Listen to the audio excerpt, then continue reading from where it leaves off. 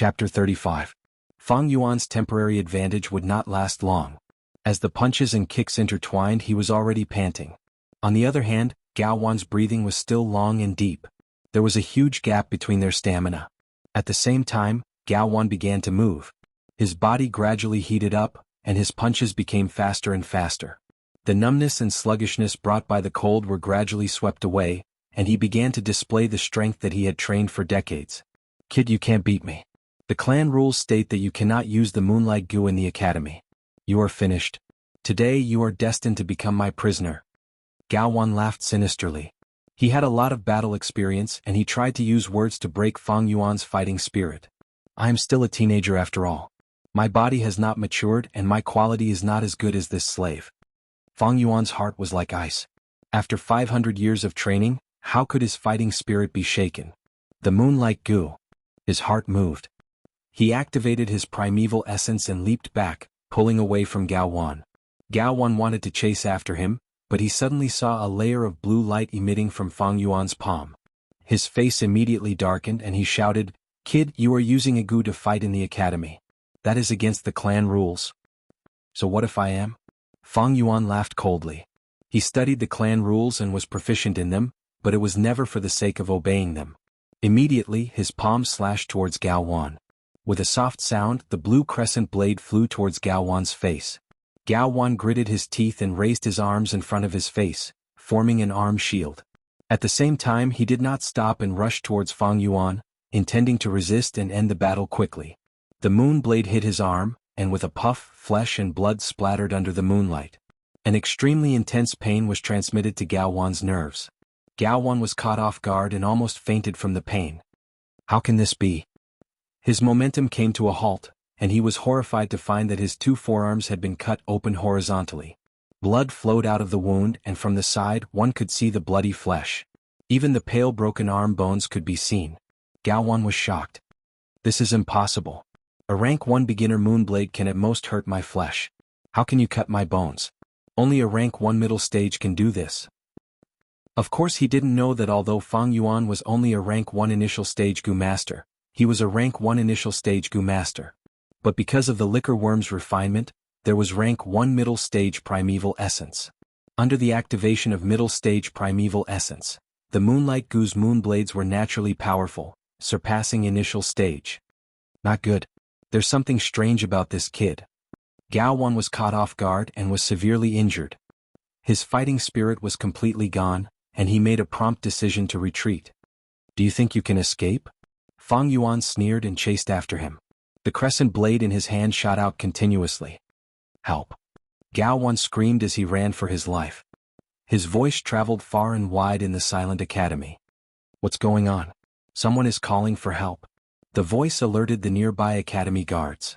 "It's a servant left behind by Miss Mo Yen of the Mo family." The guards rushed over and stopped when they saw the scene of the chase. "This is just a servant, there's no need to protect him. Letting him stay is already giving face to the Mo family. We still need to be careful to prevent him from doing something desperate and hurting that Fang Yuan." The nervous guards surrounded them, but they did not make a move and only watched from the sidelines. If this servant called Gao Wan died, then he died. It had nothing to do with them. But if Fang Yuan died or was injured, then it would be their responsibility. Seeing this, Gao Wan's heart turned cold.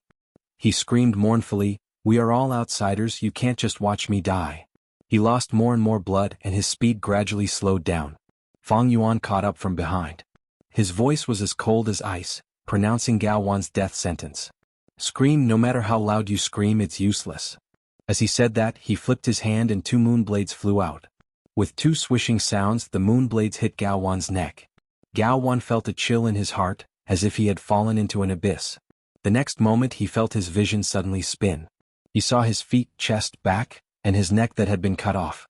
Following that, he welcomed complete darkness. Gao Wan was dead. After being beheaded by Fang Yuan's two moonblades, his head flew out.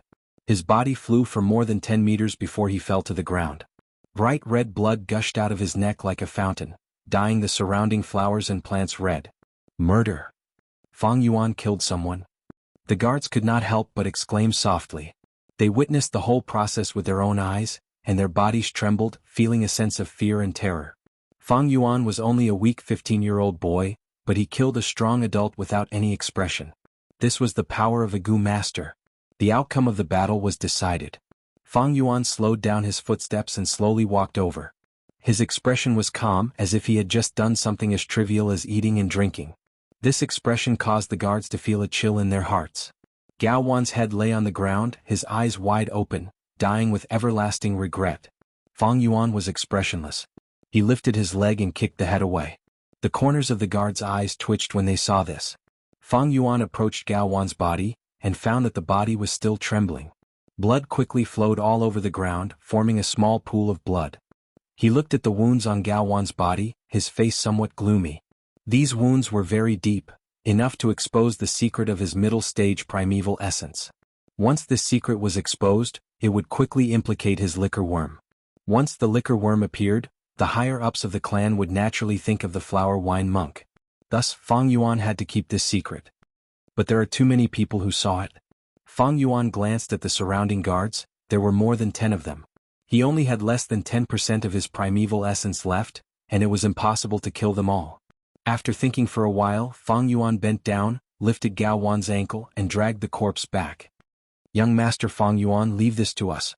The guards endured the chill in their hearts and walked forward. Fang Yuan said respectfully. In this kind of respect there was a clear sense of fear. Fang Yuan quietly glanced at the crowd. The guards subconsciously held their breath and lowered their heads. "Give me the knife." He stretched out his hand and said indifferently. In his commanding tone, there was an unquestionable power. The guard closest to him involuntarily handed over the knife at his waist. Fang Yuan took the knife and continued to walk. More than 10 guards were left standing blankly on the spot, looking at Fang Yuan's back. The sun rose from the east, and the first ray of light passed through the side of the mountain, shining into the school. The 15-year-old Fang Yuan's body was thin and weak, and his skin was pale. Under the light of the dawn, he walked unhurriedly. In his left hand he held a shining knife. In his right hand he dragged a headless corpse. As he walked, bright red blood was dragged on the greenish-black stone bricks. The guards looked at him in a daze, and a chill made their bodies stiff. The morning sun shone on them, but they did not feel a trace of warmth and light. Gulp. Someone's Adam's apple moved, and he swallowed a mouthful of saliva. Chapter 36. Did you guys hear? Fang Yuan killed someone. A student whispered to his desk mate. I heard that too. He really killed someone. His desk mate covered his heart with a pale face. Many guards saw it. Fang Yuan chased that person. That person wanted to beg for mercy, but Fang Yuan didn't allow it. He chopped off his head. Not only that, Fang Yuan killed that person. He didn't even let his headless body go. He dragged it back to the dormitory and chopped it into meat paste. Really? It couldn't be any more real. I came early this morning. I even saw the bloodstains in the cracks of the bluestone bricks. Aya, why would I lie to you? Just now, the school elder called Fang Yuan away because of this. The youngsters in the classroom weren't in the mood to listen to the lesson. They were all whispering to each other. Killing was still too foreign to this group of 15-year-old youths, and it was also very scary. Since young, they were under the protection of their families. At most, they only sparred with their fists and killed chickens and dogs. As for killing, it was still far away from them. Who did Fang Yuan kill? I heard it was a servant from the Mo branch. Hey, I know this the best. Last night, I saw with my own eyes that Senior Mo Yen from the Mo family brought a bunch of servants to cause trouble for Fang Yuan. It's the Mo family. Not good. The Mabe is in trouble. Many youngsters looked at Guiyue Mabe. The Mabe sat on his seat with a pale face. He just got the news this morning. Fang Yuan actually killed someone. He even killed someone he was familiar with, Gao Wan. The Mabe was very familiar with Gao Wan. He was very active among the servants. He was good at flattering people. He also trained hard in martial arts. He was a capable lackey. A while ago, Gao Wan even sparred with the Mabe. He didn't expect to be killed by Fang Yuan just like that. Because of this, the shock and disbelief in the Mabe's heart was twice as strong as the others. Other than shock, there was also worry and fear. Facing a murderer like Fang Yuan, it would be a lie if the 15-year-old Mabe said he wasn't afraid. In fact, he was not the only one who was afraid. The other youths were also afraid. Fang Yuan had robbed them twice, and each of them had fought with Fang Yuan. I've actually fought with such a cruel murderer? I'm actually still alive. Many people patted their chests, feeling a wave of lingering fear. It was one thing for Fang Yuan to kill people, but the key was that he had dismembered the corpses and chopped them into minced meat. This was too cruel. Such a terrifying crime deeply impacted the innocent hearts of the youths. In the room there were only the Academy Elder and Fang Yuan. The Academy Elder sat while Fang Yuan stood. No one spoke and the atmosphere was heavy and oppressive. The Academy Elder looked at Fang Yuan silently, a complicated light flashing through his eyes. Early in the morning, a guard reported to him about Fang Yuan's murder. This news made him shocked and suspicious. He was a rank 3 old Gu master and was also in charge of the academy, so he naturally knew what kind of battle power a rank 1 initial stage Gu master had. Fang Yuan could kill Gao Wan. It could be said that he had defeated the strong with the weak. In fact, yesterday evening, a guard had reported to him that Mo Yin had held Fang Yuan hostage and barged into the academy. At that time he did not care, nor did he stop it. He was the academy elder, and his goal was to nurture future Gu masters, not to protect them. As long as there were no casualties among the students, he encouraged fights in the dark. Mo Yin came to find trouble with Fang Yuan, and he was happy to see it happen. Firstly, he knew that regardless of victory or defeat, the fight would be beneficial to Fang Yuan's growth. Secondly, he wanted to suppress Fang Yuan's limelight. Fang Yuan had blocked the academy's entrance twice, snatching away all the students. This limelight was too strong and he had to suppress it. But he did not expect that Mo Yin would return empty-handed, leaving behind the family servant Gao Wan. And Gao Wan could not beat Fang Yuan, and was killed by Fang Yuan.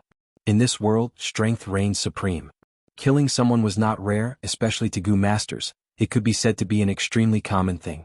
But for a 15-year-old youth to kill someone for the first time, it was not simple. The academy elder still had a vivid memory of his first kill. At that time he was already a rank 2 Gu master, 19 years old, and in a conflict he killed a Gu master from the Bai family village. After killing the person he vomited a mess and his heart was in a mess. For a few days he had no appetite and did not want to eat. He did not comfort himself when he slept, and the moment he closed his eyes, he would see the person's angry eyes when he died. Looking at Fang Yuan now, his face was calm as usual. Where was the panic? There was no discomfort, as if he had just slept the night before, and the one who killed someone was not him.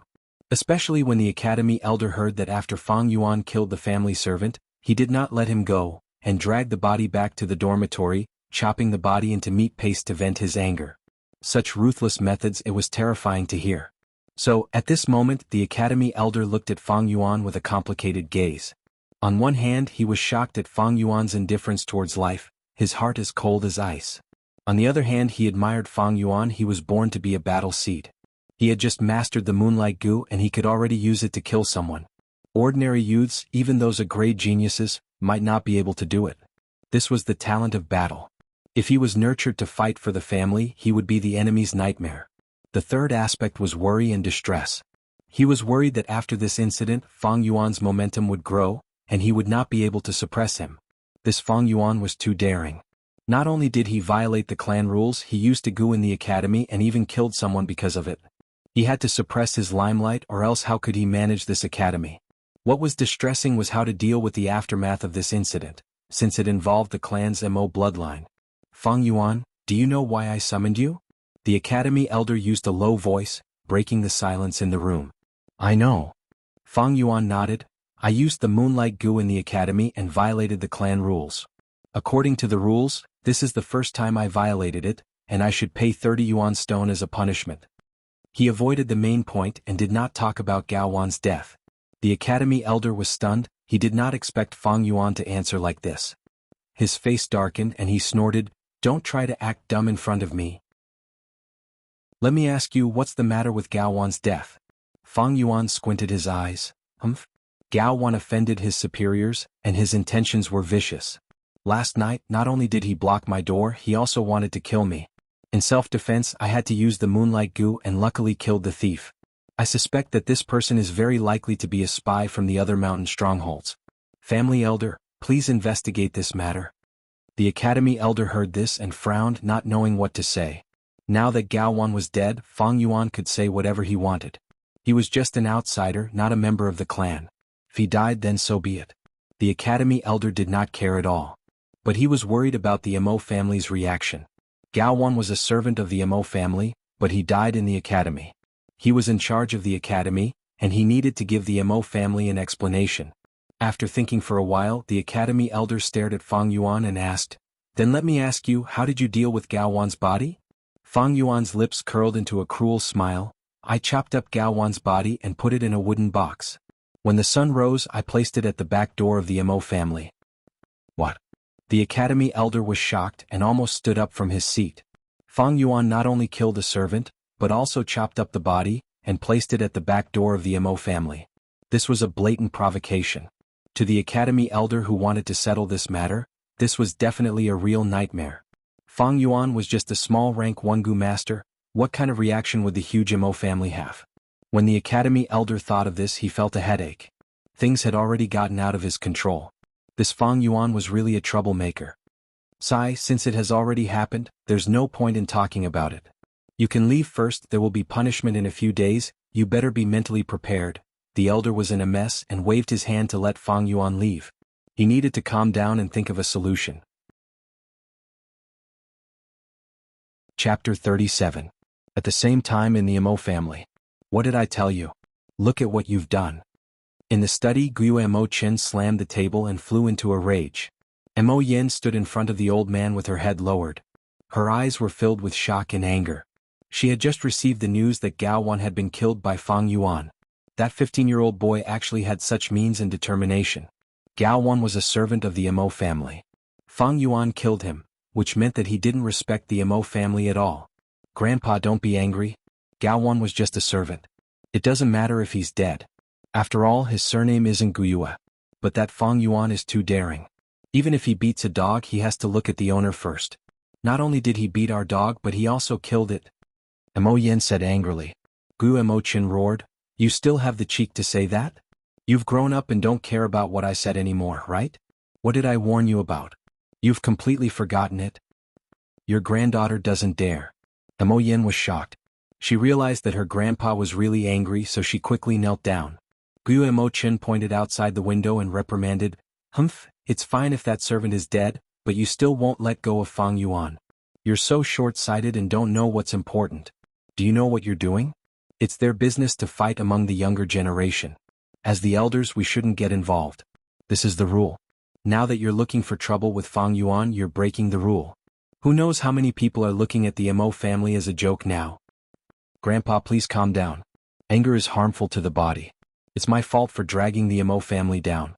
I'll do whatever Grandpa tells me to do. But I can't take this lying down. That Fang Yuan is too despicable and shameless. First, he tricked me into entering the school. Then, he hid in the dormitory and didn't come out no matter how I scolded him. Once I left, he killed Gao Wan. This is extremely treacherous and shameless." Mo Yen reported. "Oh, is that so?" Guo and Mo Chen furrowed their brows. This was the first time they had heard of this information. A glint flashed through their eyes. He took a deep breath and suppressed the anger in his heart.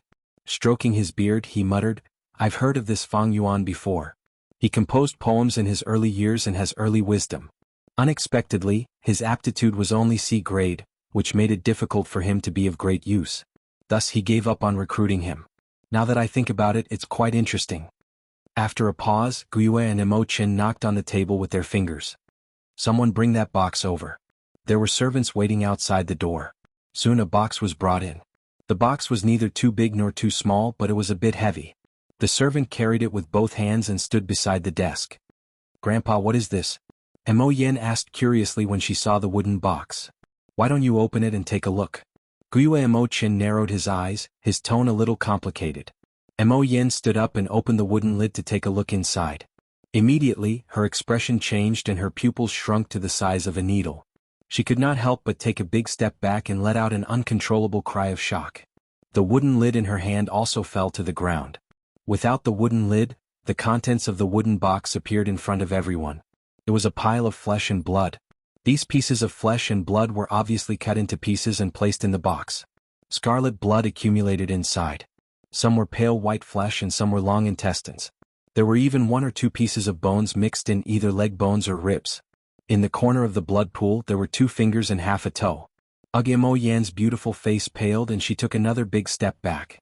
Her stomach was boiling and she almost vomited on the spot. Although she was a rank 2 master and had gone through a lot of training and killed before, this was the first time she had seen such a disgusting scene. The flesh and blood in the box was obviously a human corpse that was cut up and stuffed inside. A strong stench of blood instantly filled the entire study room. The servant's hands were trembling and his face was deathly pale.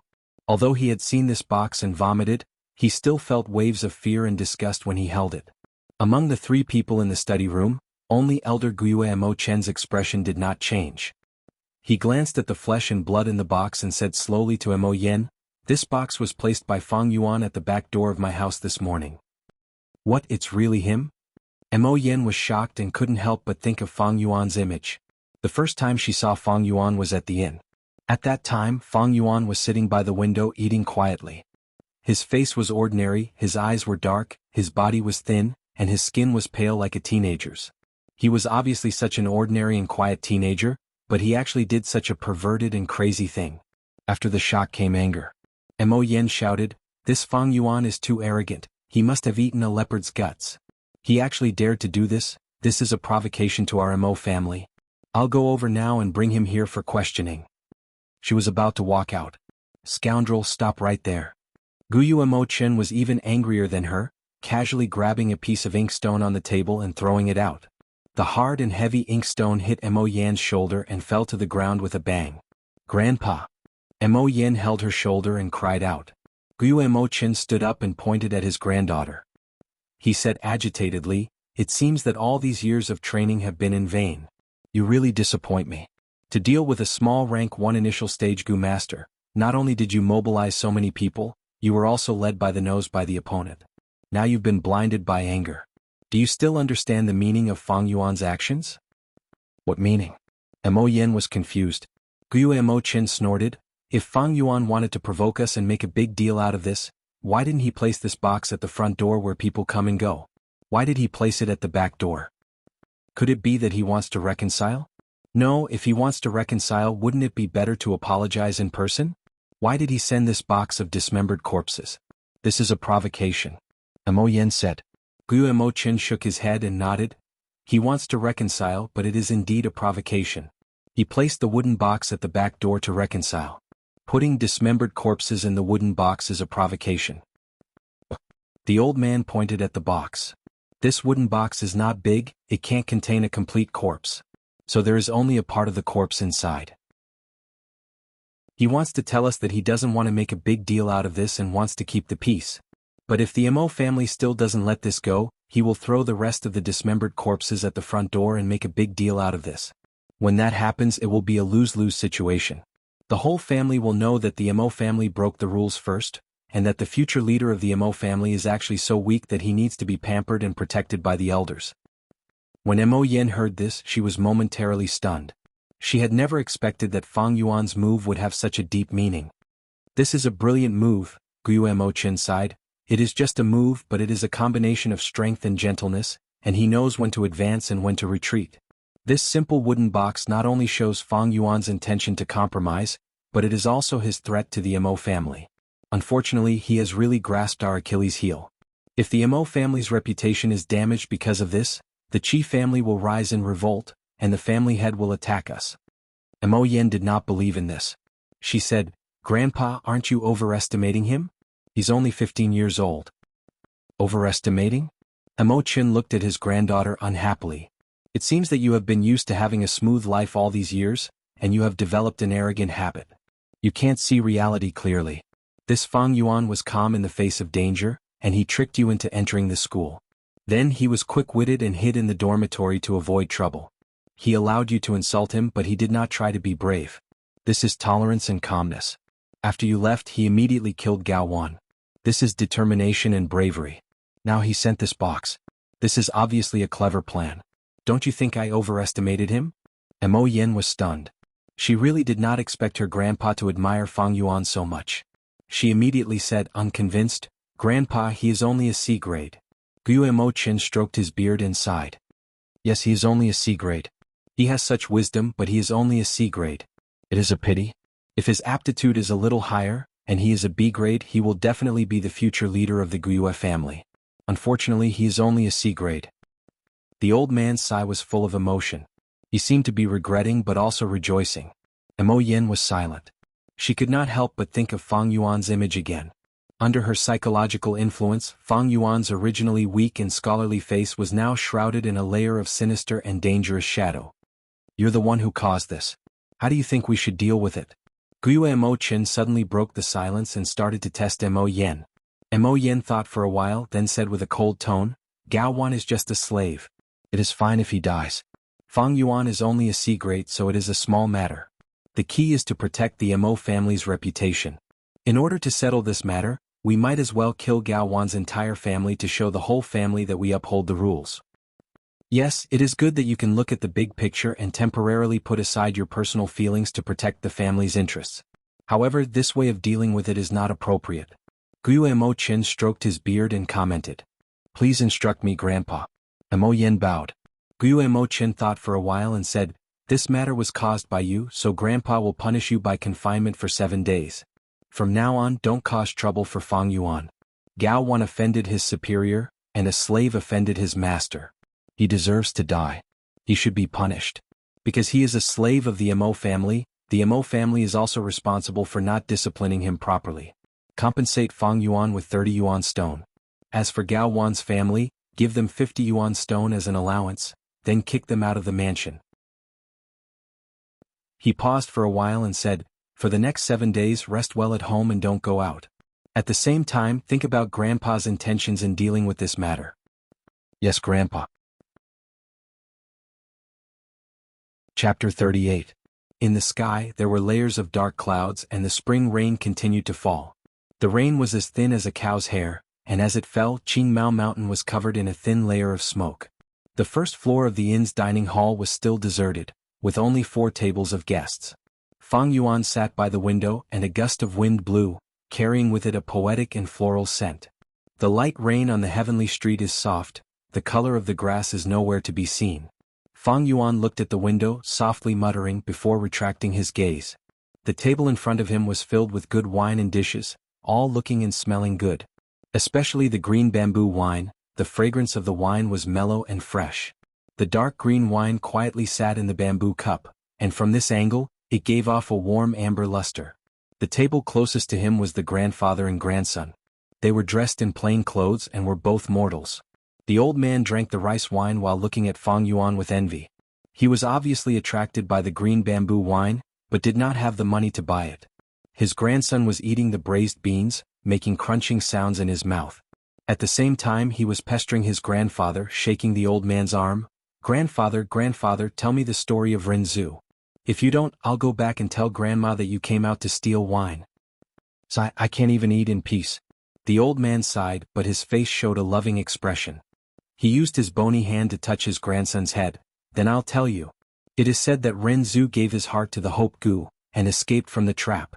The story of Renzu was the world's most widespread and also the oldest legend. The old man's story was roughly like this. It was said that Renzu escaped from the trap because of hope. But he was old, without strength and intelligence and could not continue hunting. Even his teeth had fallen out, and he could not chew on many wild fruits and vegetables. Renzu could already feel death approaching. At this time the Hope Gu told him, 'Human, you cannot die. If you die, your heart will be gone and my hope will lose its home.' Renzu was helpless. 'Who wants to die? But heaven and earth want me to die, I have no choice.' Hope Gu said, 'Everything has hope. As long as you grab the lifespan Gu, you will gain a new lifespan.' Renzu had already heard of the existence of lifespan Gu, but he shrugged helplessly. 'When lifespan Gu is still, no one can sense it. When it flies, it is faster than light. How could I possibly catch it? This is too difficult.' The Hope Gu told Renzu a secret. 'Humans never give up hope. Let me tell you, in the northwest corner of the earth, there is a huge mountain. There was a cave at the top of the mountain. There were 2 Gu worms, one round and one square, living in the cave. As long as you can subdue these 2 Gu worms, there is no Gu in the world that you cannot capture, even lifespan Gu is no exception.' Renzu was already at his wit's end, and this was his only hope. He spent a lot of effort to find this mountain. Then he braved countless dangers and climbed to the top of the mountain. At the entrance of the cave at the top of the mountain, he staggered in with his last bit of strength. The cave was so dark that Renzu could not even see his own fingers. Renzu walked and walked in the darkness. From time to time he would bump into something, causing his head to bleed. From time to time he felt that this darkness was vast and boundless, as if it was another world, and other than himself, there was nothing around him. He spent a lot of time but could not walk out of this boundless darkness. Not to mention subduing the 2 round and square goo worms. Just as he was in a daze, 2 voices came from the darkness. One said, "Oh human, you also want to capture us? Go back, even if you have strength goo, it is impossible." The other voice said, "Oh human, go back, we will not take your life. Even with wisdom goo's help, you may not be able to find us."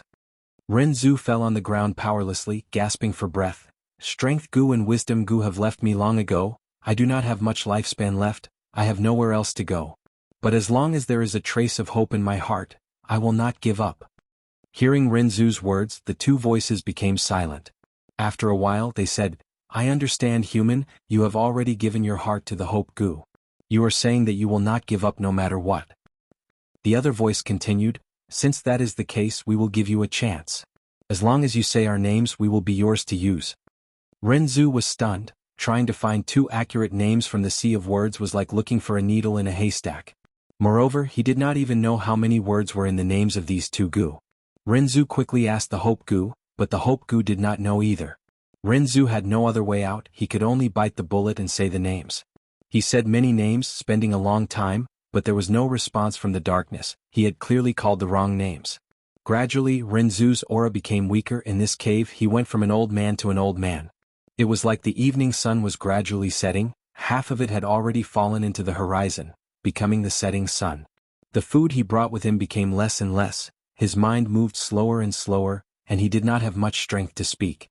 The voice in the darkness urged, "Oh human, you are dying, let us let you go. You can use your last moments to crawl out of the cave and take a last look at this world. But you have offended us. As punishment, leave the hope goo here to accompany us." Renzu tightly held his chest, resolutely rejecting, "Even if I die, I will not give up hope." The hope goo was moved, it used all its strength to respond to Renzu, letting out a pure white light. Around Renzu's chest, specks of white light appeared. But this white light was too weak, it could not light up the darkness, it could not even cover Renzu's entire body, it could only light up his chest. Renzu, on the other hand, felt a new formless strength, entering his body from the hope goo. He continued to speak, saying the names. He was already muddle-headed, there were many names that he had said before, but he could not remember them clearly, saying them again wasted a lot of effort. His life flowed with time, Renzu did not have much time left. Finally, when he only had 1 day left to live, he said the word Jew. A sigh came from the darkness, a voice said, "Oh human, I admire your perseverance. You said my name, from today onwards I will listen to your orders. But I can only be together with my brothers, to capture all the goo worms in the world for you. Otherwise, with just my goo, it is not enough. So give up, you are already on the verge of death, you might as well make use of this world, take a last look at it." Renzu, however, shook his head resolutely, he made use of his time and continued to speak, guessing the other goo worm's name. Time ticked by and he only had 1 hour left. But at this time he unintentionally said the word Jew. In an instant, the darkness disappeared.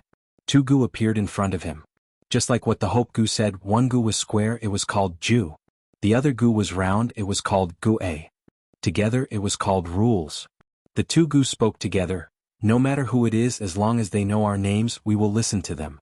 O human, since you already know our names, we will be used by you. But you must remember, it is best not to let other living beings know our names. The more that know our names, we will have to subdue them all at once. Now you are the first person to subdue us, tell us your request." Renzu was overjoyed. "Then I order you to capture a lifespan goo for me." Rules and Rules goo worked together and captured an 80-year lifespan goo. Renzu was already 100 years old. After eating this lifespan goo, the wrinkles on his face disappeared, his skinny limbs were filled with healthy muscles, and the aura of youth was once again emitted. He jumped up like a carp doing a somersault. He joyfully looked at his own body, knowing that he had once again become a 20-year-old youth. "We will stop here for today, let's go home, my good grandson." The old man finished his story and finished his wine. "Grandpa, continue what happened to Renzu afterwards?" The grandson did not give up, shaking the old man's arm. "Let's go, we will talk when we have time." The old man wore a conical hat and a raincoat, and put a small one on his grandson. The grandfather and grandson left the inn and walked into the rain, gradually getting further away. Rules? Fang Yuan's gaze was eerie. He swirled the wine cup and looked at the green bamboo wine in the cup, feeling emotional. The legend of Rinzhu was widely spread in this world. Almost no one did not know of it. Fang Yuan had naturally heard of it long ago. But whether it was a legend or a story, the benevolent saw benevolence and the wise saw wisdom. Earlier, the grandfather and grandson had only treated it as a story, but Fang Yuan could sense the deeper meaning behind it. Like that Rinzhu. When he did not know the rules, he would fumble around in the darkness. Sometimes he would stumble around, bumping into things, getting injured and in a sorry state. Sometimes, it would be a vast expanse, falling into confusion with no direction or goal. This darkness was not pure darkness or darkness. Strength, wisdom and hope could not restrain it. Only when Rinzhu knew the rules, and said the name of the rules, did the darkness disappear and Rinzhu welcomed light. The darkness was the darkness of rules and this light was also the light of rules. Fang Yuan moved his gaze away from the wine cup and looked outside the window. Far away outside the window, the sky was dark and gloomy, the green mountains were endless and the drizzle was like fog. Nearby, tall bamboo buildings appeared one after another, extending outwards. On the road, there were 2 or 3 pedestrians, their feet wet and muddy from the rain. If they were not wearing gray-green clothes, they were carrying yellow umbrellas. Fang Yuan concluded in his heart, this world is like a big chessboard, all living beings are chess pieces, moving according to their own rules. The 4 seasons have rules: spring, summer, autumn and winter cycle in order. The water has rules, flowing to the bottom. The heat has rules, rising to the top. Humans naturally have rules. Everyone has their own standpoint and principles. Take Guyue village for example, the lives of servants are cheap, but the lives of the masters are precious. This is the rule. Thus, Xin Shui wanted to climb up to the nobles, and racked her brains to get rid of her slave status. Gao Wan tried every possible way to win the favor of the masters, relying on his master's power. Towards uncle and aunt, he was greedy, wanting to swallow up his parents' inheritance. The academy elders mainly nurture Gu masters, and maintain their own position in the academy. Everyone has their own rules, every industry has its own rules and every social group has their own rules. As long as one understands the rules, they can see the situation clearly. Get rid of the darkness and obtain the light and deal with it with ease. Fang Yuan thought of his own situation and already had a plan in his heart. To the Mo family's leader, Guyue Mo Qin, it is to protect the family's prosperity and benefits. Mo Yen looking for trouble with me is already breaking the rules, and to protect the family's reputation he will definitely not make a move on me. He might even take the initiative to compensate me. Actually, the Mo family is strong, and with their damaged reputation they want to punish me and I will not be able to resist. But Guyue Mo Qin was afraid. He was not afraid that he would break the rules, but worried that others would follow him and start to break the rules. In a fight between the younger generation, if the elders interfered, the situation would escalate, and if it involved the higher-ups, it would be a huge threat to the whole village. What Guyue Mo Qin was afraid of was that in future fights, others would lay their hands on his grandson Guyue Mo Bei. In his family he only has one son and if he dies what should he do? This kind of fear perhaps even he himself does not know. He just subconsciously wants to maintain the rules. Fang Yuan's eyes were clear, and he was clear about this matter from beginning to end. Gao Wan was not Guyue, so he was an outsider, a servant. What was the big deal if the master executed a servant? In this world there were many normal things. Fang Yuan had killed Gao Wan.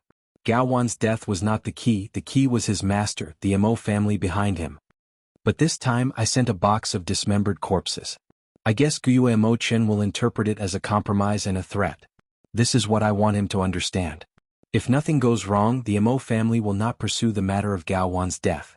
Of course, if my aptitude is a grade higher like AB grade, the Mo family will feel threatened, and even if their reputation is damaged they will suppress me this future threat. Fang Yuan laughed coldly in his heart. Strength can be relied on, weakness can also be used. Although Fang Yuan was currently in the game he was also a chess piece. But he was well versed in the rules and had the heart of a chess player.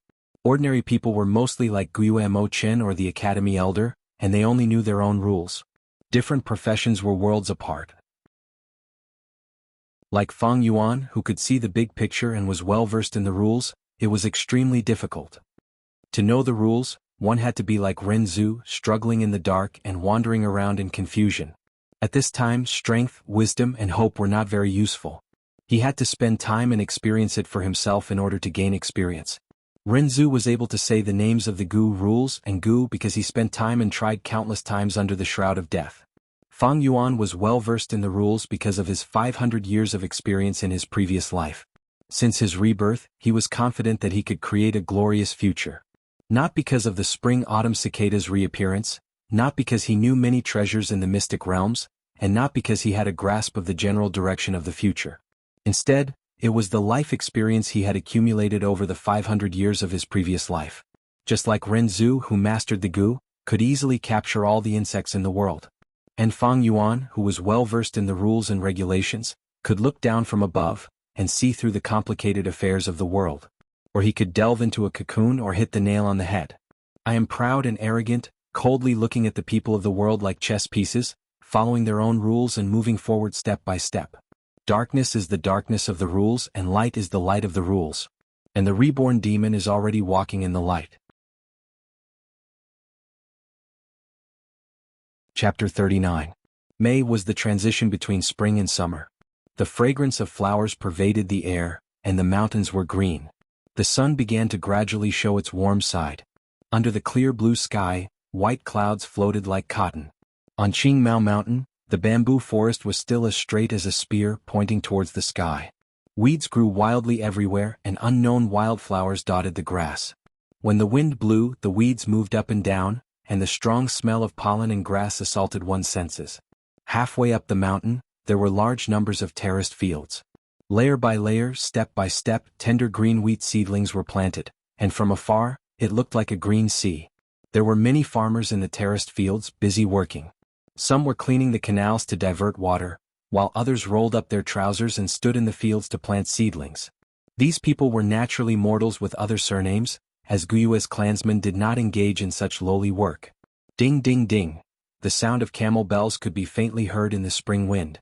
The farmers straightened their bodies, turning their heads towards the foot of the mountain, only to see a caravan like a colorful long worm, slowly peeking out from the mountain path.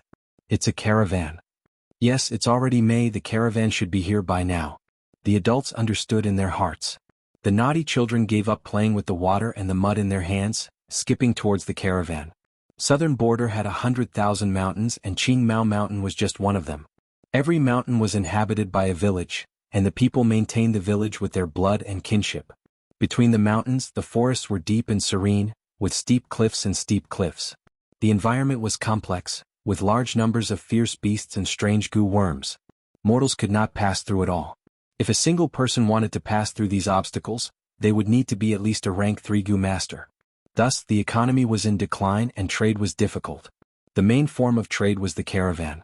Only by forming such a large-scale caravan could Gu masters form groups, and have the ability to help each other, overcoming the difficulties on the way and travel from one mountain to another.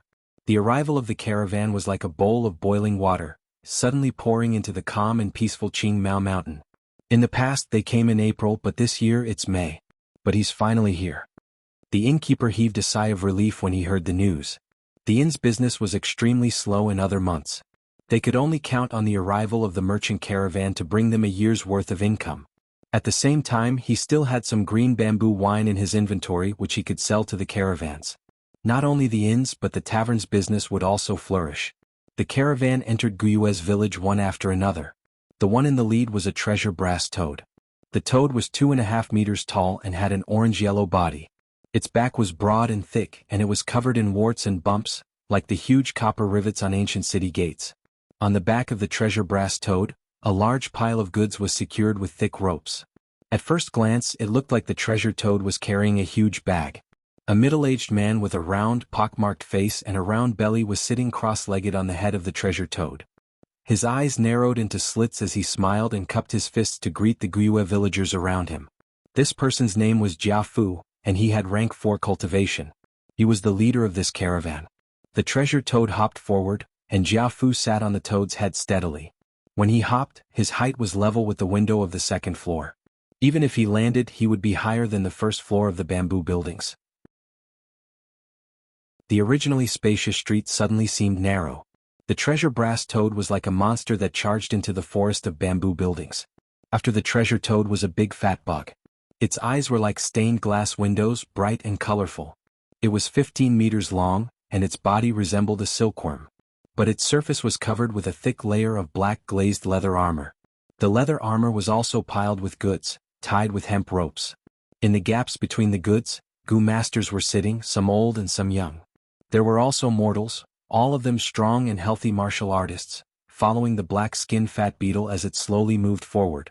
After the fat beetle, there was an ostrich with colorful feathers, a hairy mountain spider, a winged snake with 2 wings and so on. But these were only the minority and most of them were toads.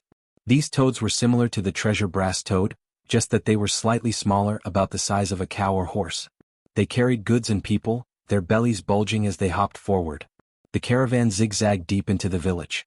Along the way the children opened their eyes wide, looking curiously, cheering and exclaiming. The windows of the second floor opened one by one, and the villagers observed closely. Some of their eyes shone with fear, while some waved their hands to express their warm welcome. "Brother Jia, you are a little late this year, it must have been hard on you." Guiyuebo used his status as the tribe leader to personally welcome the leader of this caravan. Jia Fu was a rank 4 Gu master. If a rank 3 clan elder was in charge of receiving him, it would undoubtedly be a form of neglect and contempt. Jia Fu cupped his fists, sighing. "This year was not smooth sailing. We met a group of dark blood bats on the way and lost many experts. And on Precipice Mountain we met the mountain fog and really did not dare to go. Thus we delayed a lot of time. Sorry for making Brother Guyue wait." His tone was very polite. Guyue village needed the caravan to trade every year, and the caravan also needed harmony to make money. It's good that you can come. Please, the tribe has already prepared food and wine, let me welcome you." Guyuebo extended his hand in invitation. Tribe leader is too polite, too polite. Jia Fu acted as if he was overwhelmed by the favor. The caravan arrived at Qingmao Mountain in the morning, and camped at Guyue village in the afternoon. By evening, the surroundings of the village had formed a large area of temporary shops. All sorts of red, blue, yellow and green tents were set up, and in between the tents, there were also countless small stalls. Night had fallen but the place was still ablaze with lights. An endless stream of people poured into this place from the village. There were mortals and also Gu masters. The children were jumping around in joy, and the adults also had a joyous expression as if they were celebrating a festival. Fang Yuan followed the flow of people walking in and out of the tents. The crowd was bustling, surrounding the stalls in groups or moving in and out of the tents. The surroundings were filled with shouts of hawking. "Come, come, come, let's take a look. High-quality blue sea cloud tea. Drinking this tea makes one feel as happy as a deity. Even if people don't drink it, feeding the tea gu is also cheap and delicious. One piece only costs 5 yuan stone. Brute strength longhorn beetle gu. When activated by a gu master, it can increase the strength of a bull. Don't miss it.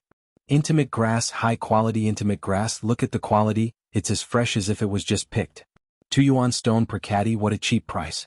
Fang Yuan heard this and his footsteps paused, looking towards the source of the sound. He saw an ostrich pulling a 2-wheeled cart. On the cart was a pile of pink-green grass. Every blade of grass was a meter long, very slender, and on average only the width of a fingernail. Some of the grass even had heart-shaped flower buds at the tip. Intimate grass was one of the supplementary food for gu worms, and its value was that it could be paired with some food to feed gu worms. For example, when Fang Yuan fed the moonlight gu, he needed to feed it 2 flower petals for every meal. If he mixed in an intimate grass, the moonlight gu would be full after eating a moon orchid petal. Intimate grass was only 2 yuan stone per caddy, and every 10 moon orchid petals were 1 yuan stone. With a little calculation, he knew that mixing in the intimate grass to feed the gu worms was more cost-effective. Half a month ago, I killed Gao Wan, and because I used the moonlight gu in the academy I was fined 30 yuan stone. But the Mo family compensated me with 30 yuan stones, so it's not considered a loss. These days I robbed twice, totaling a total of 118 yuan stone. But recently, I have been constantly using the refined middle stage primeval essence to nourish the 4 walls of my aperture. Every day I have to use 3 yuan stone. In addition to the gu worms feeding costs, my own living expenses, and the yuan stone that I continuously invested to buy green bamboo wine, I still have 98 yuan stones in my hands. Ever since Fang Yuan killed someone, his cruel and cold image was deeply ingrained in the students' hearts, and for a while no one dared to challenge him. This made robbing much easier. Every time, only a small number of people dared to go against him. Fang Yuan calculated in his heart, and shifted his gaze, continuing to walk deeper into the temporary shop area. At the intimate grass stall, a group of people surrounded it. They were all Gu masters or students, holding yuan stone in their hands, fighting to buy it. It was not that Fang Yuan did not have the money to buy this intimate grass, but he did not have the time. If I remember correctly, that mudskin toad is in that shop. In my previous life, there was a Gu master who gambled on it on the first night, and thus made a huge profit. I have to hurry, I can't lose the big picture because of a small gain. Chapter 40. The deeper he went, the more prosperous it was. There were fewer small stalls and more big tents. There were red, blue, yellow, and green tents. Some were square, some were round. Some of them had 2 pillars at the entrance, while others had red lanterns hanging from them. Some were brightly lit, while others were dark. Fang Yuan looked around as he walked and finally stopped in front of a gray tent. It's here. He looked up and saw that there were 2 pillars at the entrance of the tent. The pillars were engraved with a pair of couplets. On the left, show your courage, get the 4 seasons. On the right, show your skills, get wealth in all directions. In the middle there was a horizontal line. Luck changes? That's right, this was a casino. This casino covered an acre of land and was already a large tent. Fang Yuan walked in. Inside the tent there were 3 rows of counters. On the counters were pieces of amber or fossils. The small ones were the size of a palm, while the big ones were the size of a basin. There were also bigger ones as tall as a person. Naturally, the counters could not fit them, so they stood on the ground. Different from the liveliness of the other tents, this place was quiet. There were Gu masters in 2s and 3s standing in front of the counters. Some carefully examined the stones on the counters, some picked up the fossils and rubbed them carefully in their palms, feeling the texture. Some discussed with their companions and some discussed the price with the shop assistants. But no matter what they said, they spoke softly, trying not to disturb others. This was a gambling den. In this world of Gu, there were all kinds of strange and innumerable Gu. Gu worms had their own specific food. Without food, Gu worms could only last for a period of time before dying. But nature was cruel and merciful to life. If there was a lack of food, Gu worms had a chance of survival. That was to fall into a deep sleep and seal themselves. For example, the moonlight Gu without the moon orchid petals might seal itself. It would shrink its strength as much as possible, like hibernation, falling into the deepest sleep. At this time, its body would not only dissipate the blue light, but it would also turn from a transparent crystal into a gray stone, covered in a stone shell. As time passed, the stone shell would become thicker and thicker, turning into a stubborn stone. Another example was the liquor worm. If it sealed itself, it would form a white silkworm cocoon. It would curl up its body and sleep in the cocoon. Of course, this kind of sealed dormancy did not happen to all Gu worms. The probability of it happening was very small.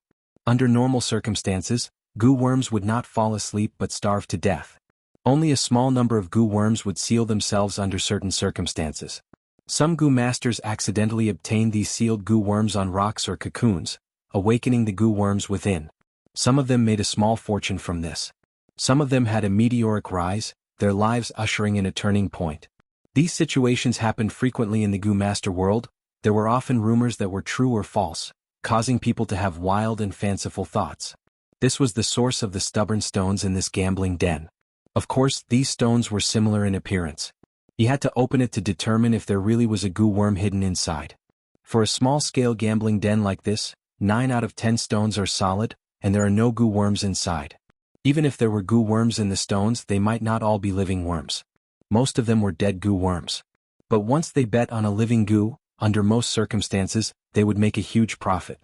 If the Gu worm is extremely rare, then they would either have a meteoric rise or they would be killed and robbed. Fang Yuan's heart was clear. He was very clear about the workings of this place. In his previous life, he had joined a caravan and worked as a worker in a gambling den. After a period of time, he even managed a gambling den that was bigger than this one. It was a medium-sized gambling den. He had cheated many gamblers but also made a few mistakes, losing valuable Gu worms to others several times. Fang Yuan stood at the door for a while, his gaze sweeping around before he slowly walked to the counter on the left. Behind the counter there was a shop assistant a few meters apart. There were both men and women. They had green belts on their waists. They were not mortals, they were all rank 1 Gu masters. Most of them were initial stage, some were middle stage. Seeing Fang Yuan come to the counter, a female Gu master closest to him walked over, a smile on her face as she said softly, "Young master, what Gu do you need?" Every stone on this counter was sold for 10 primeval stones. If it's your first time and you want to gamble a little, you can go to the counter on the right. The rocks there are only selling for 5 yuan stone. If you want excitement, you can go to the higher level counter in front. The rocks there are selling for 20 yuan stone. This was an experienced female gu master. She had been working in the gambling den for a long time. When she saw Fang Yuan come in, from his appearance, age, height and other aspects, she guessed that he was a student. Those who came to gamble were all gu masters, not mortals. And students could only be considered as reserve gu masters. They had just started cultivating and were usually short on money due to feeding their gu worms. Where would they have the spare money to gamble? Students like this often came in to take a look, to broaden their horizons and to seek novelty. Most of them only looked and did not buy. A few with good family backgrounds might buy one to give it a try. But they usually only bought the cheapest fossils. Thus, the female gu master did not look forward to how many rocks Fang Yuan could buy. Let me take a look first. Fang Yuan nodded at her expressionlessly, and then buried his head to look. In his memory, it should be this counter in this gambling den. But 500 years was really too long. Many things were very blurry, especially the 500 years of memory. It was a huge storage. Honestly speaking, Fang Yuan did not remember it very clearly. He only vaguely remembered that it was in this year, on the first night of the caravan's arrival, there was a lucky person who spent 10 yuan stone to buy a purple gold fossil. He opened the rock on the spot, and obtained a mud-skin toad. Then this gu toad was bought by someone and he earned a lot of yuan stone. Fang Yuan looked for a while, his brows slightly furrowing. On this counter, there were over 20 fossils with purple gold luster. Which one was hiding the mud-skin toad? Every rock here was sold for 10 yuan stone. Fang Yuan had 98 yuan stone on him now, and according to this estimation he could buy at most 9. But in reality it could not be calculated like this. Any risk and gamble had to be considered. Fang Yuan was no longer that kind of hothead, nor was he a gambler who thought highly of himself. Those who thought they were favored by fate usually fell under the hands of fate. I am alone without the support of friends and family. I need to leave some yuan stone to support my life, and to buy food to feed the gu worm. He calculated slightly. With the basic guarantee he could buy at most 7 fossils. This rock is decorated with purple gold, but it is flat like a cake. There is no mud-skin toad inside. This purple gold is dazzling, but it is only the size of a fist. If there is really a mud-skin toad inside, it should be at least 30% bigger. This purple gold fossil is big, but its surface is extremely smooth, while the mud-skin toad's rock skin is full of holes. Obviously not. Fang Yuan continued to size it up, eliminating and filtering. After the gu worm was sealed and hibernated, the fossil formed was 1, and blocked most of the world's detection methods. The remaining detection methods were forceful and brutal, and once used they would kill the dying gu worm inside. Thus, when gu masters chose rocks, they could only rely on guessing, experience, luck, and the occasional flash of inspiration. If not for that, this place would not be called a casino. Of course, in this world there were all sorts of strange things, and it was possible that there were some extremely gentle detection methods that could let the gu master know if there was a gu worm inside the rock. Fang Yuan had heard of some rumors in his previous life, but after verification he found that they were all rumors. Fang Yuan secretly thought, if there really is such a method, it must be a secret inheritance, and would only be in the hands of an extremely small number of mysterious people. It would not affect the overall situation of the gambling industry. It was better around Qingmao Mountain, but the further east one went, the more popular the casinos became. In the Baitu Mountain region, every village had a casino. In some of the larger villages there were also large casinos. In the 3 villages famous for their stone gambling foresight, Boulder Village, Ancient Tomb Village and Grey Whale Village, there were even larger stone gambling dens. These 3 large stone gambling dens each had a history of over 1,000 years. Even now their business was still booming and there was an endless stream of gamblers. There had never been any incidents of them being swept clean. Right now the tent that Fang Yuan was in could barely be considered a small-scale casino. But if any other 15-year-old came here, they would definitely be dazzled by all these fossils, and even if they chose a fossil, it would be purely a blind guess. But Fang Yuan was different. First of all, he already knew a portion of the answer, so the range of choices was suddenly narrowed to less than 30. Of course, from these 20 over fossils, it was not easy to choose the only one. But Fang Yuan had 500 years of experience as a foundation. Relying on this solid foundation he observed for a while, and chose the 6 purple gold fossils that fit the criteria. He was 80% sure, The mudskin toad was sleeping in one of the purple gold fossils.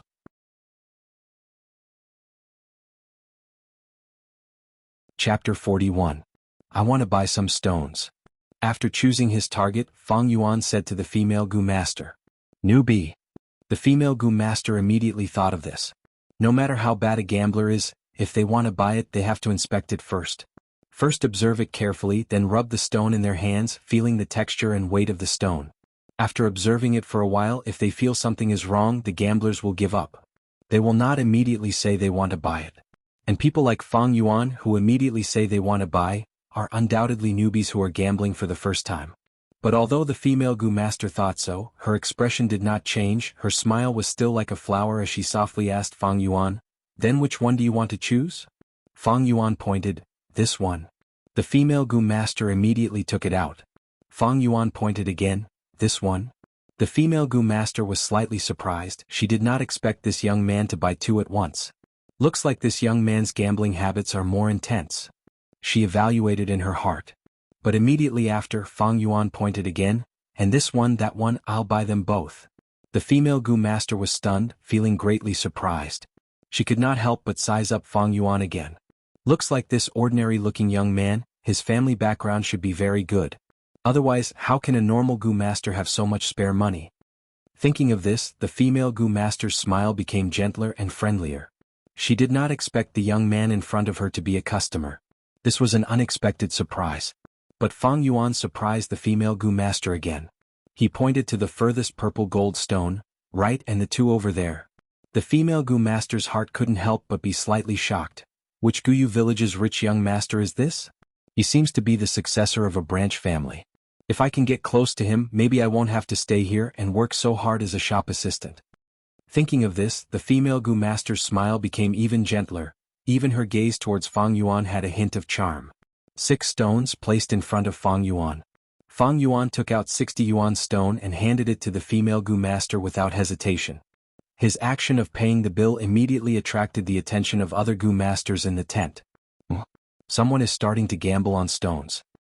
We watched for more than an hour but we didn't dare to make a move. Now that someone is testing the waters, it's good to see. He's just a student. To be able to take out 60 pieces of yuan stone in one go, he must be quite wealthy. Looks like he's a real hothead. Is stone gambling that easy to gamble? I'm going to hit my head hard today. The Gu masters stood on the spot, discussing softly as they looked at Fang Yuan. "Sir, do you want to open the stone on the spot? Our casino will open the stone for you for free." The female Gu master gently suggested, her eyes sending flirtatious glances. Fang Yuan glanced around with the corner of his eyes, and an inexplicable smile appeared on his lips. He waved his hand, rejecting the female Gu master. "Purple gold is my lucky color, this is my first time gambling on rocks, it has great significance. I want to open the stone myself." The female Gu master's eyes shone brighter, thinking, "Such heroism, he is indeed a rich young master." She would never have thought that Fang Yuan could be said to have no relatives or friends in the Guiyue village. He was like duckweed, without any backing, and had to rely on himself for everything. "Deske, so what if you have money? I wonder which rascal is it, wasting his father's hard-earned money. This kid doesn't know the immensity of heaven and earth. Who relies on lucky color to choose a stone. Sai, this kind of behavior is simply throwing a yuan stone into the water, and then smashing it into the water for fun." The gazes of the Gu masters in the tent dimmed. After confirming that Fang Yuan was a prodigal, their originally low expectations were immediately reduced to nothing. Some Gu masters even retracted their gazes, turning their heads and observing the fossils on the counter again. The changes in the surroundings did not affect Fang Yuan's state of mind at all. He was expressionless, silently mobilizing the primeval essence in his primeval sea and putting it into the moonlight Gu. In the next moment, the crescent moon mark on his right palm emitted a water-like pale blue light. Fang Yuan used this right hand to grab a purple gold stone, holding it in his palm. Then he closed his fingers, slowly kneading and rubbing the surface of the fossil. The blue light flashed continuously, the light rippling like water. The purple gold stone became smaller and smaller, and large amounts of powdery stone chips fell from between Fang Yuan's fingers, falling onto the carpet in the tent. "Good move, young master." The female Gu master seized the opportunity and immediately opened her mouth to praise. "This young man, he isn't completely useless. He has real skills. Seeing this scene, the Gu Master's eyes flashed with a trace of complex light. They had a whole new level of respect for Fang Yuan. Fang Yuan used the blue light to grind the surface of the stone. This was a subtle use of the moonlight Gu. Usually, only Gu Masters who had used the moonlight Gu for 2 to 3 years could reach this level. With Fang Yuan's age and status as a student, it was very rare to be able to do this. Look, he is using our Guyue clan's unique moonlight Gu. Some Gu Masters discovered this and immediately felt proud, looking at Fang Yuan more pleasing to the eye. But this method is still too rough to use for cutting rocks. Some of the more experienced Gu Masters shook their heads. The purple gold stone became smaller and smaller. At first, it could not be closed with one palm, but after a while, it shrunk to the size of a fist and was wrapped by Fang Yuan's fingers. The blue light became stronger and the fossil became the size of a marble. In the end, only a pile of stone powder was left, falling onto the carpet and forming a small puddle. This was completely a solid rock, there were no Gu worms inside. As expected, unreliable. The Gu Masters shook their heads. Young Master, there are still 5 more purple gold stones. The female Gu Master encouraged warmly. Fang Yuan's expression was calm, not the slightest bit affected. He grabbed the second purple gold stone and continued to grind it. But the result of this one was still a solid rock, there were no Gu worms inside. It was the same for the third one. One of the Gu Masters said impatiently, "Stop looking, there is no need to gamble on a rock chosen based on color. If he can get a good Gu, I will eat all the stone powder on the floor." Someone laughed lightly. "Young Master, don't be discouraged. Aren't there 3 more? You have only cut through half." The female Gu Master exhaled, cheering for Fang Yuan. Fang Yuan grabbed the 4th piece and when he grinded it to the size of a palm, he suddenly stopped. "Ah, there is material. The stone material has changed, it is not purple gold stone, but a black ink color. Is he really going to catch a dead mouse with a blind cat?" The surrounding Gu Masters let out a soft gasp. "Young Master, please be careful when you cut the rock. Don't move too much, the sleeping Gu worms are extremely weak. If you use too much strength, you will accidentally kill the Gu worm inside." The female Gu Master did not expect such a situation to occur, she was stunned for a moment before cautiously reminding him. Fang Yuan's movements were much slower, and as he rubbed his fingers, the stone fell off with a sizzling sound. It was intermittent, no longer as continuous as before. The black stone powder fell, the stone became smaller and smaller, and Fang Yuan's movements became even slower and gentler. The stone powder on the carpet piled up higher, and the black ink stone core in Fang Yuan's hands was finally used up. "Sigh, what a pity it is only a stone in a stone. What a waste of my emotions, I thought there was really a Gu worm. You guys are too gullible, is stone gambling such an easy thing? 10 out of 10 are empty. Otherwise how can the shop make money? Young Master, your luck is actually quite good. You got a stone in a stone on your first try, normal people can't do it." The female Gu Master used another method to console Fang Yuan, and at the same time to prepare his heart for the following outcome. It was common for people to end up empty-handed from stone gambling. From her point of view, Fang Yuan was just doing it casually, the possibility of him choosing a Gu stone was close to 0. Fang Yuan smiled and did not reply but took out the 5th piece. He carefully grinded it, and this time in just 10 breaths of time, the purple gold stone surface was ground away, revealing a bumpy yellow mud ball. Chapter 42. Ah. Don't tell me it's a rock in a rock again. Seems like it. But it's weird, this yellow soil is wrapped in a hard purple gold rock, it should be smooth and round, why is the surface uneven? The surrounding Gu Masters were puzzled. Looking at the yellow soil ball in his hand, Fang Yuan's expression did not change, but his heart moved slightly. He continued to grind and the blue light was like water, turning the soil into powder. In the powdery soil, there were many lumps of soil, falling onto the pile of stone powder at his feet. Don't tell me there's really something inside. Some Gu Masters saw this and stared with their eyes wide open. It's hard to say. Some people's tone was uncertain.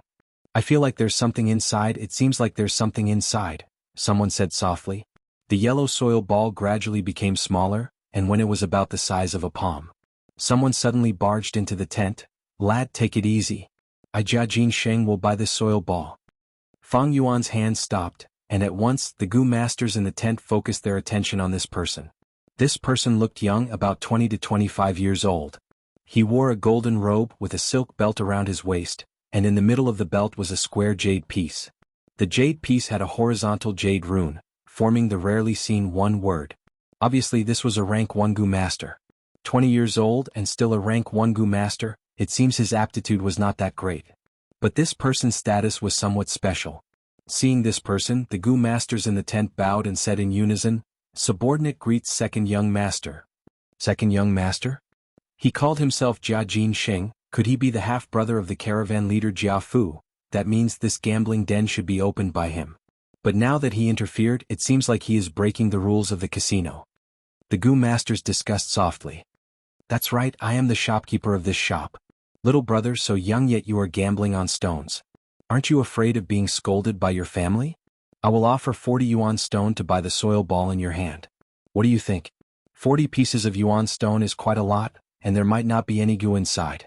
It's just that I'm in a good mood today, and since it's your first time gambling, I don't want you to lose all your money. Take it as me giving you some back." Jia Jinxing quickly walked in front of Fang Yuan and said, 40 yuan stone? Fang Yuan raised his eyebrows slightly, squinted at Jia Jinxing and sneered, "It seems that you want to forcefully buy the mud ball fossil in my hand?" Forcefully buying was against the rules of the casino. Moreover, on Qingmao Mountain you want to bully me, a person with the surname Guyue, in public? Hearing Fang Yuan's final words, the other Gu masters present could not stand still.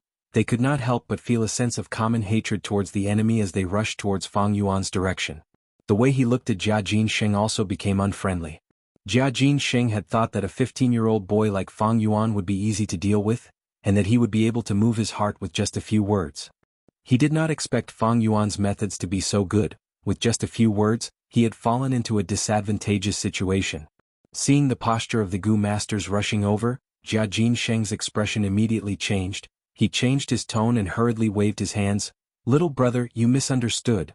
I am the shopkeeper of the gambling den. How can I destroy my own platform and break my own rules?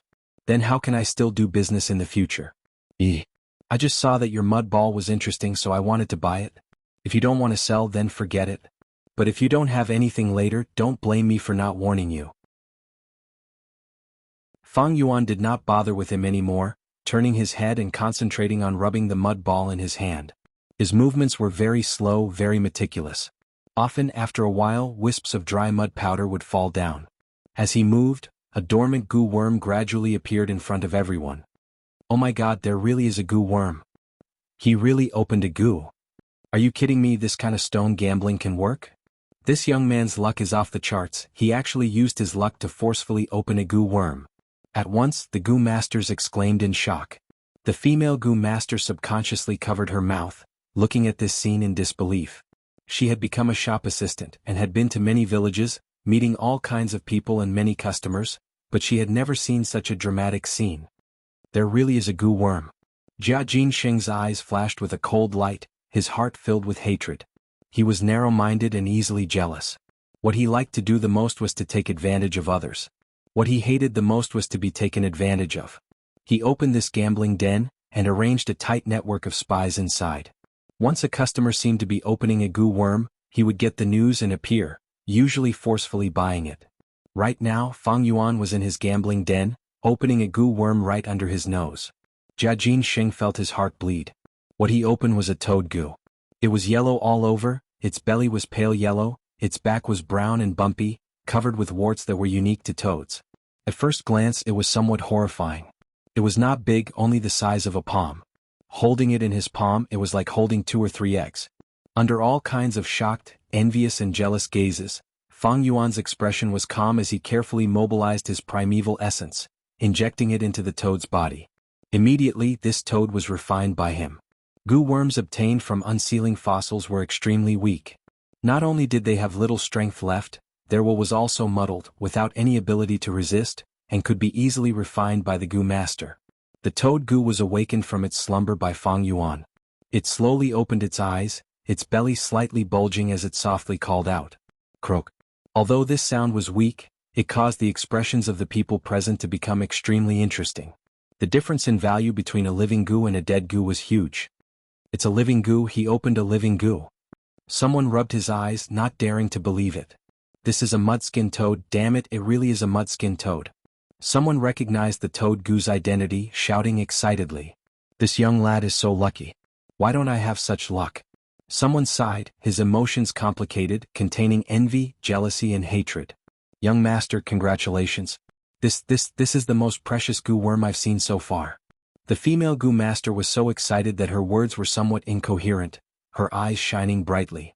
It's actually a mudskin toad. This is a rare rank 2 goo worm, worth a whole 500 yuan stone. Damn it. Someone actually opened such a goo worm in my shop. I've lost big. Jia Jinsheng's face was pale, staring at the toad. He had a strong urge to snatch it over. But he knew he couldn't. If he really did that, he would be seeking his own death. This was not his clan's village, but a foreign land, the territory of Guyue clan. Maybe I should offer a few dozen more yuan stone, maybe he will transfer it to me. That's right, he's just a student. If I offer 100 yuan stone, I'm not afraid he won't be moved. Why didn't I do that? Jia Jinsheng was filled with regret. No, maybe this lad doesn't know what's good for him. Although he opened this mudskin toad, I should be able to suppress the price and buy it. Jia Jinsheng had a glimmer of hope in his heart. But the next moment, this glimmer of hope was mercilessly shattered by Fang Yuan's words. Fang Yuan stared indifferently at the mudskin toad in his hands, not caring about the exclamations of shock and admiration from others. He used a calm tone and said to Jia Jinsheng, "Mudskin toad, rank 2 goo worm, eats a caddy of yellow mud every meal. The more fertile the mud, the better.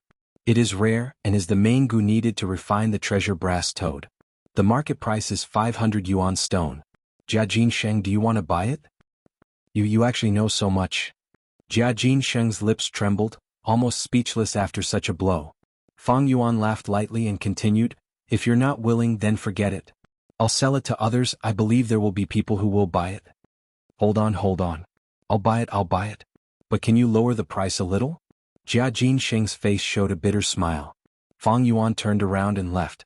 Jia Jinsheng quickly chased after him. Don't go. I'll buy it. Fang Yuan did not have any plans to nurture this mudskin toad. It was a rank 2 goo worm, and Fang Yuan was only at rank 1 initial stage. Although it ate yellow mud, Qingmao Mountain was covered in green mud, and it was troublesome to get food. Moreover, if he did not sell this toad goo, Fang Yuan would have to feed 3 goo worms at the same time with his own strength. Yuan stone consumption would increase, and the yuan stone he had now was not enough to feed them.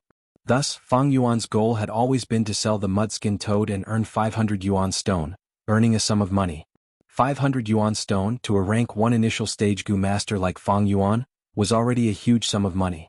The transaction was completed quickly, and Fang Yuan transferred the mudskin toad to Jia Jinsheng in front of everyone, and at the same time received 5 heavy money bags. Each money pouch contained 100 pieces of primeval stones. Fang Yuan's original wealth was 98 pieces, and after spending 60 in stone gambling, he was left with 38 pieces. This way, his wealth multiplied by several times, and he now had 538 yuan stone.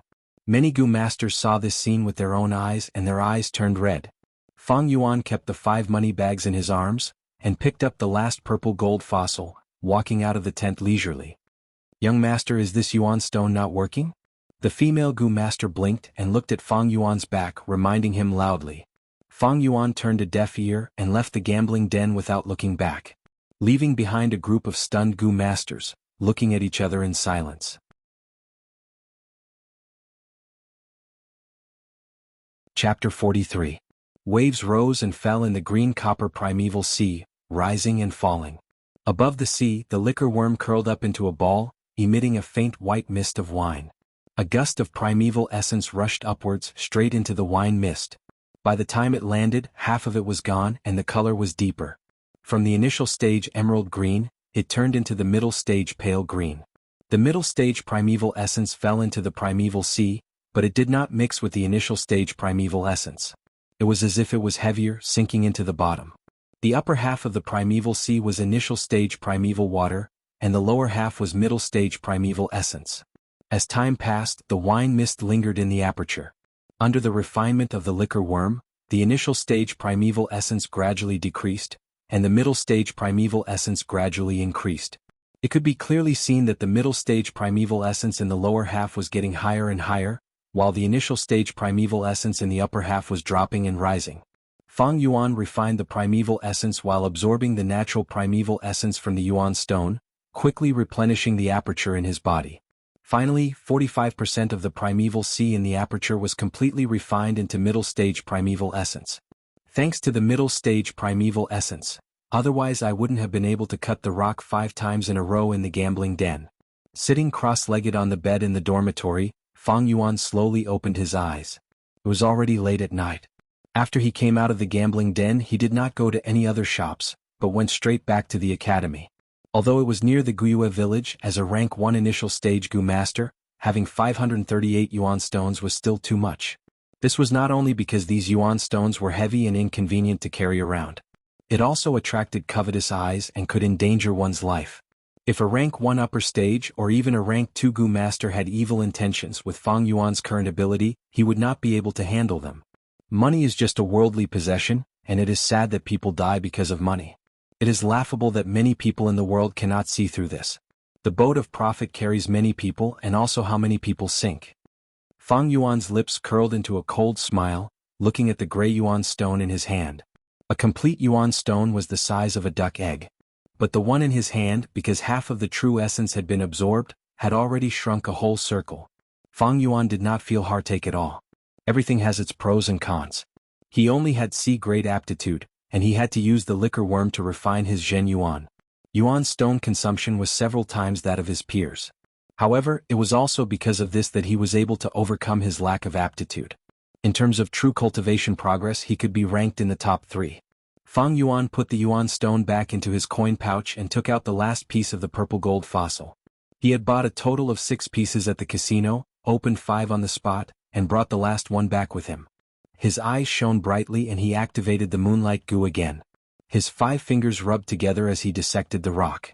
Under the blue light, the purple gold fossil rapidly shrunk, and in the end, it was ground into nothingness, leaving only a small pile of stone powder on the ground beside the bed. Fang Yuan was not surprised.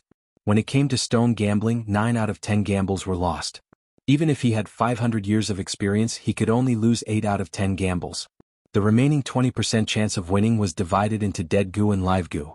The dead goo did not have much value. As for the live goo, it might not be that rare goo.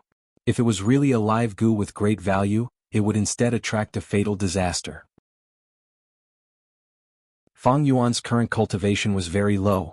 He was at the bottom of the Gu master hierarchy. If the mud-skin toad that he had just opened was not near the Guiyue village, he might have been robbed by Jia Jinsheng. Gambling was never a way to get rich. Instead, many people went bankrupt because of it. This was not Fang Yuan's path of development. Although the last purple gold fossil did not have a Gu worm, Fang Yuan was not disappointed. But Fang Yuan was not disappointed. Instead, looking at the pile of stone powder on the ground, he gradually smiled. That's right, his ultimate goal in entering the casino was this pile of stone powder. As for the mud-skin toad, it was just something he did in passing. He dissected the rock in private, and other than him, no one knew the true result. From now on, he could make an excuse and say that the liquor worm was awakened from this purple gold fossil. This was a great idea. First, no one could be sure what kind of goo was sealed in the fossil. Who would dare say that the liquor worm could not sleep in the purple gold fossil? This was completely possible. Secondly, he had a few eyewitnesses. Him opening the mud-skin toad must have left a deep and distinct impression on the Gu masters in the casino. Thirdly, even if someone did not give up, he could attribute it all to luck. Luck was the hardest thing to understand. Even if someone suspected that this was the flower wine monk's liquor worm, with the excuse of luck, there was nothing they could do. In the dark room, Fang Yuan's gaze was gloomy. Blindly hiding it was like trying to cover a fire with paper. One day he would be exposed. To get rid of the liquor worm, he had to take the initiative. This was Fang Yuan's style. Moreover, he had thought about it carefully. In the following cultivation process, he needed to expose the liquor worm. A rank 1 Gu like the liquor worm is very precious to a rank 1 Gu master. But at rank 2 it is no longer useful. Thus, if it is exposed, it will at most attract some attention. It does not affect the big picture, so it is not important. It is not like the spring-autumn cicada. If the spring-autumn cicada is exposed, I might die without a burial place. With 500 years of life experience, Fang Yuan had long since seen through people's psychology, and understood it like the back of his hand. The flower wine monk's inheritance and the mud-skin toad. In my memory, these were the only 2 things that could be taken advantage of, and now I have picked them up. From now on, I can only rely on myself to cultivate step by step. Fang Yuan sighed and stretched his body, feeling a kind of fatigue. A Gu master's primeval sea cultivation could not replace sleep. Fang Yuan pulled up the bedding and laid on the bed, his eyes still half open. Although there were more than 500 pieces of yuan stone hidden at the head of the bed, and many jars of green bamboo wine stored under the bed, he still felt a faint sense of danger. These 500 pieces of yuan stone was already a limit. Extreme prosperity leads to decline. Fang Yuan was clear that his primeval stone expenditure would only increase in the future. And most of his income came from extorting his classmates. He could already feel that the classmates around him had obvious improvements. Especially in the recent extortions, Guiyue Mabe, Qiqing and his brother Guiyue Fangjing, these three had great improvements in their fist and leg skills. In the past they could be dealt with in 1 or 2 moves, but now they needed 5 or 6. After 3 or 4 more robberies, their fist and leg skills will be honed. They will challenge me one by one, and with my current stamina, I can't take that kind of continuous battle. 500 pieces of yuan stone may seem like a lot, but with my intense consumption of 4 pieces of yuan stone a day, it is actually not much. There are no more treasures on Qingmao Mountain, but the nearby Baigu Mountain has a secret inheritance left behind by a rank 4 righteous Gu master. But to obtain this inheritance is very troublesome. There is an important checkpoint that requires 2 people to work together to pass. Sai, the main thing is that the flower wine monk's inheritance is too little, and I only got a liquor worm. There is still that image wall. Maybe I can sell it to one of the merchants in the caravan. As Fang Yuan pondered, his eyelids became heavier and heavier until he fell asleep.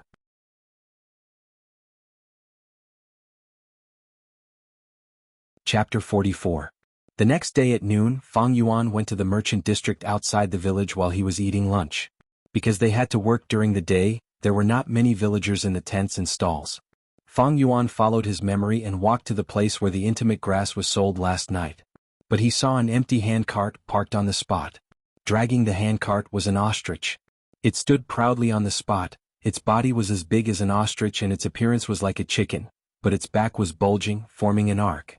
A pair of wide wings were folded at its side, its colorful feathers bright and dazzling. The chicken's head was raised high, its bright red comb like an agate crown. Under the illumination of the sun, it shone with a lustrous luster.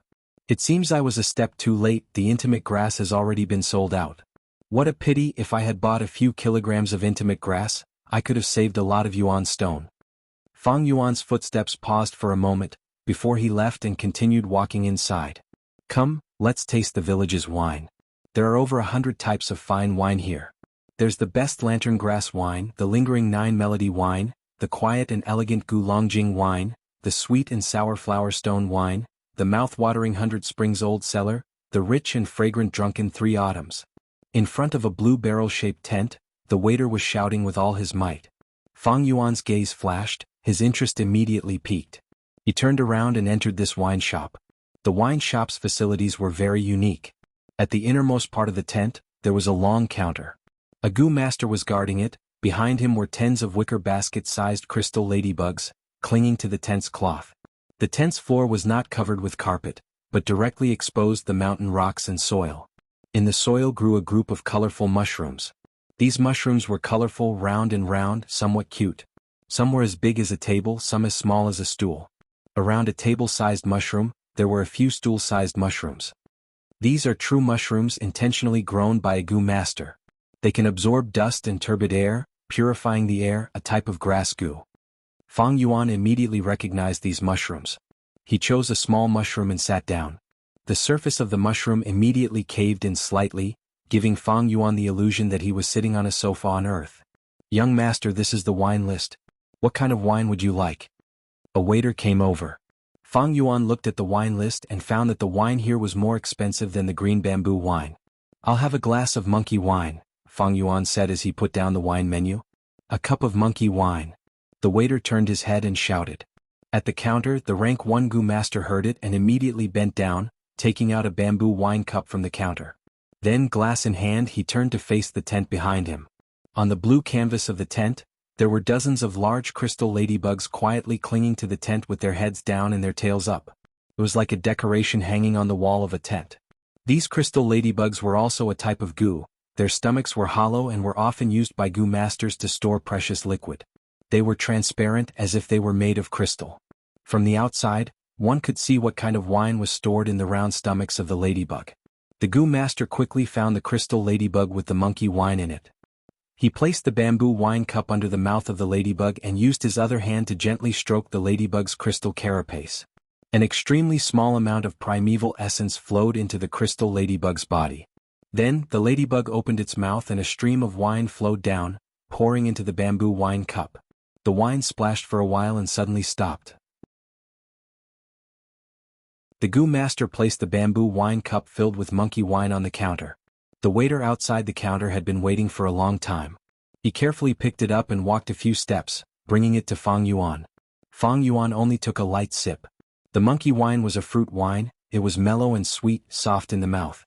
He did not drink again, but with a thought, he called out the liquor worm. The white and fat liquor worm turned into a white light, drawing a half arc in the air, and with a plop, it fell into the wine cup. The wine splashed everywhere, splashing on the mushroom table. The liquor worm happily rolled around in the wine cup, the monkey wine dropping at a speed visible to the naked eye. In a few breaths, the wine cup was empty, not a single drop left. It's the liquor worm. The goo master at the counter exclaimed, his eyes shining. He was a rank 1 goo master with only D-grade talent. He followed the caravan and worked in this wine shop. He wanted to travel while looking for opportunities. The liquor worm could refine primeval essence and raise a small realm. To a rank 1 goo master, it could be said to be an extremely precious goo worm. Wasn't this the opportunity he was looking for? Young master, I wonder if you can part with your liquor worm? He excitedly walked over, his face full of sincerity. Fang Yuan shook his head, firmly rejecting him, then got up and left. His purpose in coming here was to expose the liquor worm, he never thought of selling it. Young master, please wait. I'm very sincere, maybe we can sit down and slowly discuss. The goo master reluctantly followed Fang Yuan to the entrance of the tent. But Fang Yuan did not respond. In the end, he could only stand still, looking at Fang Yuan's back with great regret as he turned the corner and disappeared from his sight. Unknowingly, the sun gradually set, the crescent moon flying up. In the night, the moonlight shone like water, but was evaporated by the lights of countless shops. Tonight, the shops were crowded and business was still booming. Fang Yuan was pushed forward by the crowd, all kinds of discussions unavoidably entering his ears. Shops usually open for 3 days and 3 nights. Tonight is already the second night. By the morning of the day after tomorrow, the caravan will set off again.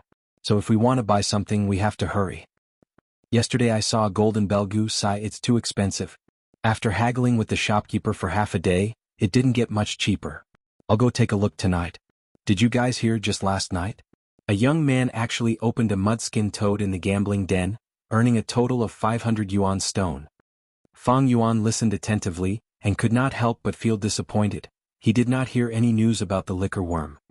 The liquor worm is only a rank 1 goo, it is very important to rank 1 goo masters, but to rank 2 and rank 3 goo masters, it cannot refine their primeval essence. So it is normal that no one paid attention to it. But the matter of exposing the liquor worm, I can't be too hasty. If I do it too pretentiously, I will be exposed, Fang Yuan thought to himself as he walked. At this moment, the crowd in front of him surged. Immediately after, Fang Yuan heard someone shout, "Come and see, there is a black-hearted shop, selling fake goo to our clansmen." Immediately, there were people in the crowd who were filled with righteous indignation.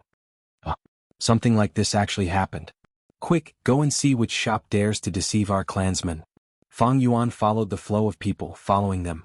He saw a group of people surrounding the entrance of a large red tent, 3 layers inside and 3 layers outside.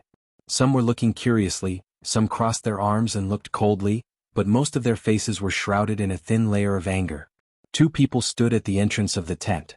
One was a young rank 2 goo master. Looking at his attire, he was obviously a Guiyue clansman. The other person was a familiar face, it was the owner of the gambling den, Jianghu. The young goo master held a black goo worm in his hand, raising it up high and shouting at the surrounding people, "Clansmen, this is the person in front of me. Yesterday he sold me a fake goo. He lied to me and said it was a black boar goo, selling me 250 yuan stone. But when I bought it and refined it, I found out that it was not a black boar goo, it was just the most common smelly fat worm." Jianghu laughed coldly, "Don't slander me. When did I say this goo was a black boar goo? What proof do you have?" The young goo master saw Jianghu's denial and was furious, grabbing Jianghu's arm, "You unscrupulous merchant, You dare to deny it. You dare to lie to your Lord Guyue on Qingmao Mountain? Are you looking for death? Let go. Jia Jinsheng was also furious, swinging his sleeves and slapping the young Gu master's hand away. You want to cause trouble and extort money, but you don't know who you are dealing with. I'm not afraid of you. My brother is Jiafu, a rank 4 Gu master. What can you do to me? The young Gu master stared angrily, but did not dare to make another move. The title of a rank 4 Gu master had already scared him. Apoi. Jia Jinsheng spat on the ground, raising his head and looking at the young Gu master, letting out a disdainful laugh. You are the one who wanted to take advantage of me. Why don't you use your brain to think? The black boar Gu can increase a Gu master's strength from the root. It is such a rare rank 1 Gu, its market price is even higher than the liquor worm, usually selling for 600 yuan stone. You think you can buy a black boar Gu with 250? Dream on. Bastard. The young Gu master gritted his teeth, his face red and his body trembling in anger. His chest was filled with anger from the humiliation. The crowd was buzzing, restless and discussing. But no one dared to step forward. Jiafu's title as a rank 4 Gu master was like an invisible mountain, suppressing the crowd. This lad is too despicable, what an unscrupulous merchant.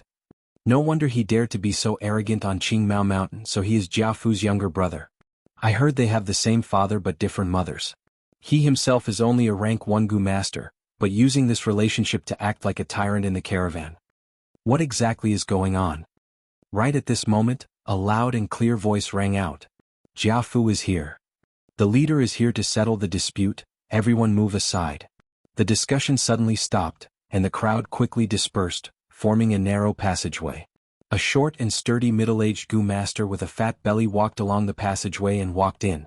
He wore a long-sleeve yellow robe. It was the leader of this caravan, Jiafu. Lord Jiafu, greetings. Even though the young Gu master was filled with anger, he did not dare to show it. He forcefully held it in and cupped his fists towards Jiafu. Jia Jinsheng stood on the spot, as if he did not expect his brother to come. His face turned pale and his eyes flashed with anger.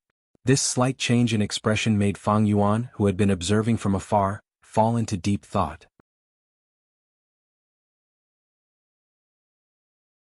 Chapter 45. Hello, young Gu master, do you have any questions? Jiafu walked to the center of the crowd and asked in a friendly manner.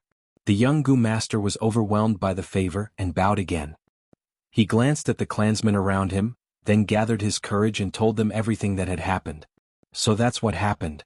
Jiafu listened and nodded. He then asked Jia Jinsheng, little brother, is there such a thing? Jia Jinsheng turned his head and snorted, not looking at him. Jiafu muttered to himself. The surrounding people were quiet, not daring to disturb his thoughts, and were waiting for his judgment. Speaking of this matter, it was all Jia Jinsheng's business scam. But this young Gu master was at fault. If not for his greed clouding his mind, how could he have fallen for it? If Jiafu wanted to protect his brother with his rank 4 cultivation, even the Guyue clan leader could not do anything to him. Jiafu muttered to himself for a while before finally speaking, I understand this matter, it is all my brother's fault, causing this brother to suffer losses and buy fake goods, I am really sorry. Saying so, he cupped his fists towards the young Gu master. Lord Jiafu. The young Gu master was surprised and quickly declined, You are a rank 4 Gu master, I am only a rank 2. This cannot be done, this cannot be done. Jiafu waved his hand. This has nothing to do with the Gu master's cultivation, I only deal with matters and not people. A mistake is a mistake, I represent the caravan to apologize to you. As for compensation, how about this, you lost 250 yuan stone, I represent the Jia family to compensate you double. He was a man of his words, and immediately a follower beside him took out 5 money bags, handing them to the young Gu master in front of everyone. Every money pouch was bulging, each containing 100 primeval stones. The young Gu master received the money bags, and was so excited that he could not say anything.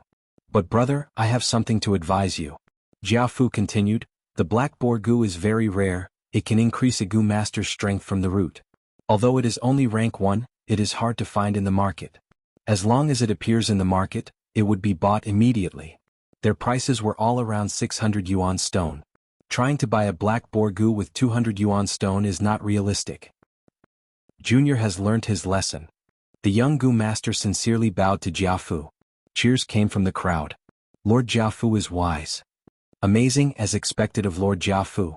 As a rank 4 Gu master, he doesn't use his strength to bully the weak. Lord Jiafu is truly a role model of the righteous path. No. Jiafu smiled and cupped his fists towards everyone. He said humbly, "Our Jia family has always been doing business with integrity. Everyone, my younger brother is young and ignorant, and likes to tease others, but he is actually kind-hearted. I hope everyone can be magnanimous." The surrounding cheers became even louder. Jia Jinsheng's face was livid. He stomped his feet angrily and turned around to enter the tent. Then he passed through the tent and walked out from the back of the tent. Fang Yuan watched coldly from the side. Seeing this, his heart settled. Looks like the image wall left behind by the flower wine monk can be sold now. The flower wine monk used the photo audio gu to record the ugly state of the 4th generation Guyue clan leader. Before he died, he was filled with indignation and used this photo audio gu, slapping it on the stone wall and forming an image wall. The images on the image wall cycled continuously, showing the truest scene of that time to the world. Following the principle of maximizing profits, Fang Yuan had wanted to sell this image wall for a long time. He was sure that the other 2 clans on Qingmao Mountain, the Bai clan and Xiong clan, would be very interested in this image wall. But for him to personally sell this image wall was not appropriate. His cultivation was still too weak. If he brought the image wall to the other clans, he would most likely be killed. Even if the transaction was successful and he returned safely, there is no such thing as an impenetrable wall. If the news leaked to the higher-ups of the Guyue clan, he would be chased out of the clan at the very least. According to Fang Yuan's plan, he still needed to make use of the Guyue clan. Thus, the safest method was to sell it to one of the merchants in the caravan. These merchants were outsiders, and not participating in the power struggles of Qingmao Mountain was the most ideal choice. In another day this caravan would set off, leaving the Guyue village towards the Xiong clan and then the Bai clan. Selling it to them, Fang Yuan would be able to minimize the risks of the transaction. It was the safest and most reliable method. Another cup of wine. Wine, where's the wine? Quickly bring it over. Are you afraid that I can't afford it? Jia Jinsheng slammed the mushroom table, roaring, "Young Master Jia, your wine." The waiter quickly brought the wine over. Jia Jinsheng immediately grabbed the bamboo wine cup, raising his head and drinking it in one gulp. "Good wine." He laughed loudly, his voice desolate and hoarse. With a bang, he slammed the wine cup on the table and shouted again, "Give me another cup, no, as much as you have." The waiter in the wine shop naturally did not dare to offend him, and could only do as he said. Fortunately, the tavern was already overcrowded. Not only were there people sitting around the mushroom table and stools, even the surrounding aisles were crowded with people. Jia Jinsheng was in a drunken frenzy, shouting and yelling, but in this noisy tent, it did not stand out. Jia Jinsheng drank cup after cup, trying to drown his sorrows. His back was facing the crowd, and no one noticed that as he drank, 2 streams of tears flowed down his cheeks. Who could understand his pain? Who could understand his sorrows? A pitiful place would definitely have a hateful person, and vice versa. Everyone had their own backstory. Among the brothers, he was the youngest, the most handsome, and the most similar to his father, so he was doted on by his father. But the heavens played a trick on him, and he only had a mere D-grade talent. Ever since he was young, he had lived under the oppression of his brothers. He was not satisfied, he wanted to resist, but due to his lack of talent he could not do it. His father felt that his time was up, and wanted to split the family property. He let his brothers lead a caravan in pairs. He promised to split the family property according to their results. Jia Jinsheng wanted to rely on his own methods to obtain the family property, as well as the acknowledgement of the clan. But he did not expect that he would once again become his brother Jiafu's stepping stone. The moment Jiafu appeared, he knew that he had fallen into a trap again. This whole thing was a conspiracy from the beginning to the end. But what could he do? Ever since he entered this caravan, he had always been firmly suppressed by Jiafu. The huge difference between a rank 4 and a rank 1 made him even more powerless. Jiafu. He squeezed out this name from between his teeth, his eyes burning with the flames of hatred. He was really not satisfied. "You want to deal with your brother? I can help you." At this moment, a voice entered his ears. Jia Jinsheng was stunned. He turned his head to look, and found that there was someone sitting beside him.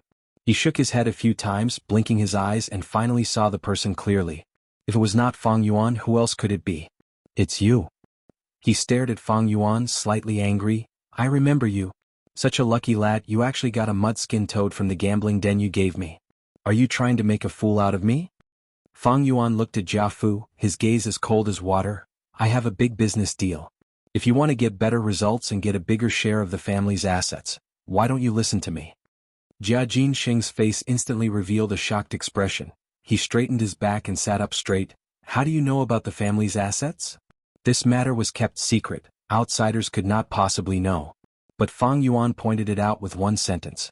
These trivial matters of the Jia clan are not secrets, why can't they be hidden from the people of this world? Fang Yuan laughed coldly, and could not help but think of the memories of his previous life. The Jia clan leader was a legendary figure. He had started from scratch, made his fortune with a caravan and revitalized the Jia clan. He was old and sensed that his life was coming to an end, so he let his children lead a caravan in pairs, and split the huge family assets according to their results. The better the results, the more assets they would get. But his eldest son Jiafu and his second son Jianghu were both extremely outstanding. They competed for 6 to 7 years, and there was no clear winner until the Jia clan leader died of old age. After the Jia clan leader died, he left behind an extremely huge family assets.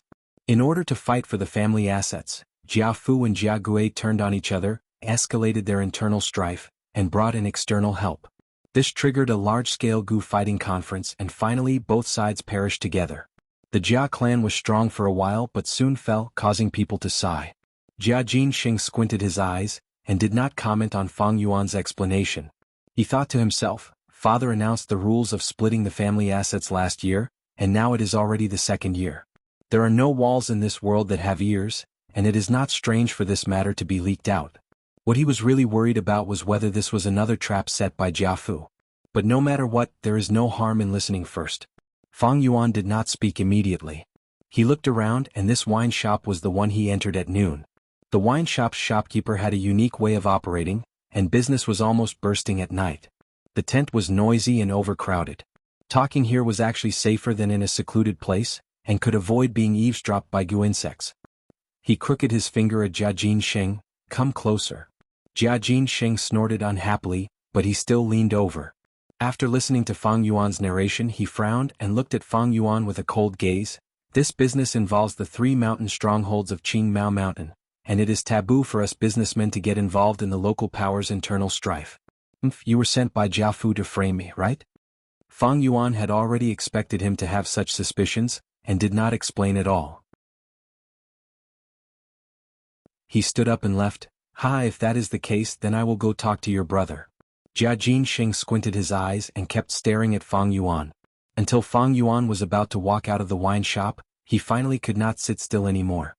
He stood up and chased after Fang Yuan outside the tent. Don't go, we can talk again. Fang Yuan put his hands behind his back and glanced at him, saying coldly, I know you have doubts about me, but now you are completely suppressed by your brother and have almost lost everything. If you believe me, there is still a sliver of hope. If not, there is no hope. Let's see if you dare to take this gamble. Jia Jinxing's expression changed and he corrected, Jiafu is just a little older, I have never promised him that he is my brother. But what you said is right, I will take this gamble. Fang Yuan said solemnly, 2,000 yuan stone, no bargaining. Jia Jinxing smiled bitterly, this price is too high, this business is risky. The higher the risk, the higher the profit. Fang Yuan shook his head and his attitude was firm. If you sell it to those 2 strongholds, I guarantee you will earn even more. Jia Jinxing nodded and a trace of seriousness appeared on his face. I believe you on this point. These years, the Bai clan's power has been expanding rapidly, and they have produced a great genius called Bai Ningbing who has great prospects. The power structure of Qingmao Mountain is already gradually changing. Your Guyue stronghold's position as the overlord has already been shaken. If I sell it to the Bai clan, I believe I can at least double the profit. Hearing that Jia Jinxing had such a thorough understanding of Qingmao Mountain's situation, Fang Yuan could not help but re-evaluate him and thought to himself, this Jia Jinxing after all has a background and has been nurtured by his family, he is not a good-for-nothing playboy. Jia Jinxing sighed, whether this is a trap or not, I have jumped into it. I promise you 2,000 yuan stone deal. But I want to see the goods first. Of course, follow me. Fang Yuan laughed and immediately turned to lead the way. Jia Jinxing was already in the trap and everything was in his control.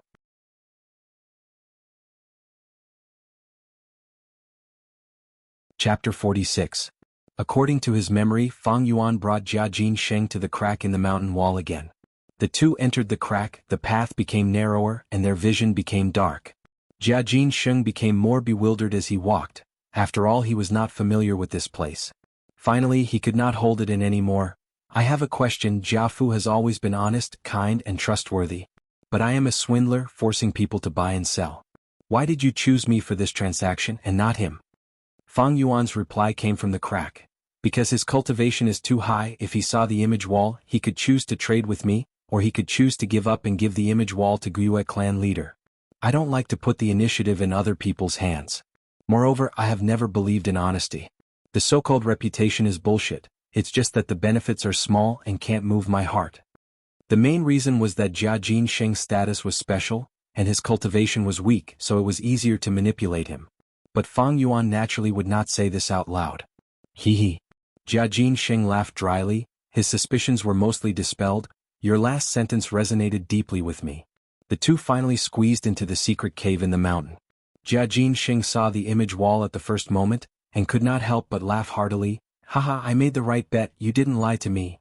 Fang Yuan stood behind him, laughed lightly, and did not say anything. Jia Jinsheng looked at the image wall. The images on the mountain wall kept changing, replaying the enmity between the flower wine monk and the fourth-generation clan leader.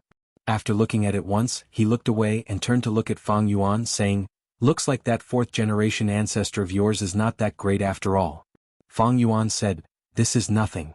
The Guiyue clan needs a hero, so the fourth generation became a hero. Not long after, the Bai clan needs a despicable villain, and the fourth generation will become one. Hero-villain, these are just other people's opinions. That's wonderful. Jia Jinsheng clapped his hands and laughed as he looked around the secret cave.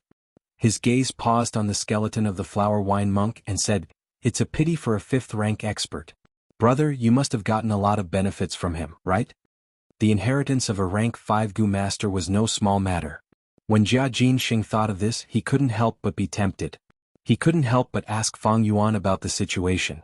Fang Yuan shook his head. It has been so long, many of the Gu are dead, I only got a liquor worm. Jia Jinsheng didn't believe him. Brother, don't lie to me.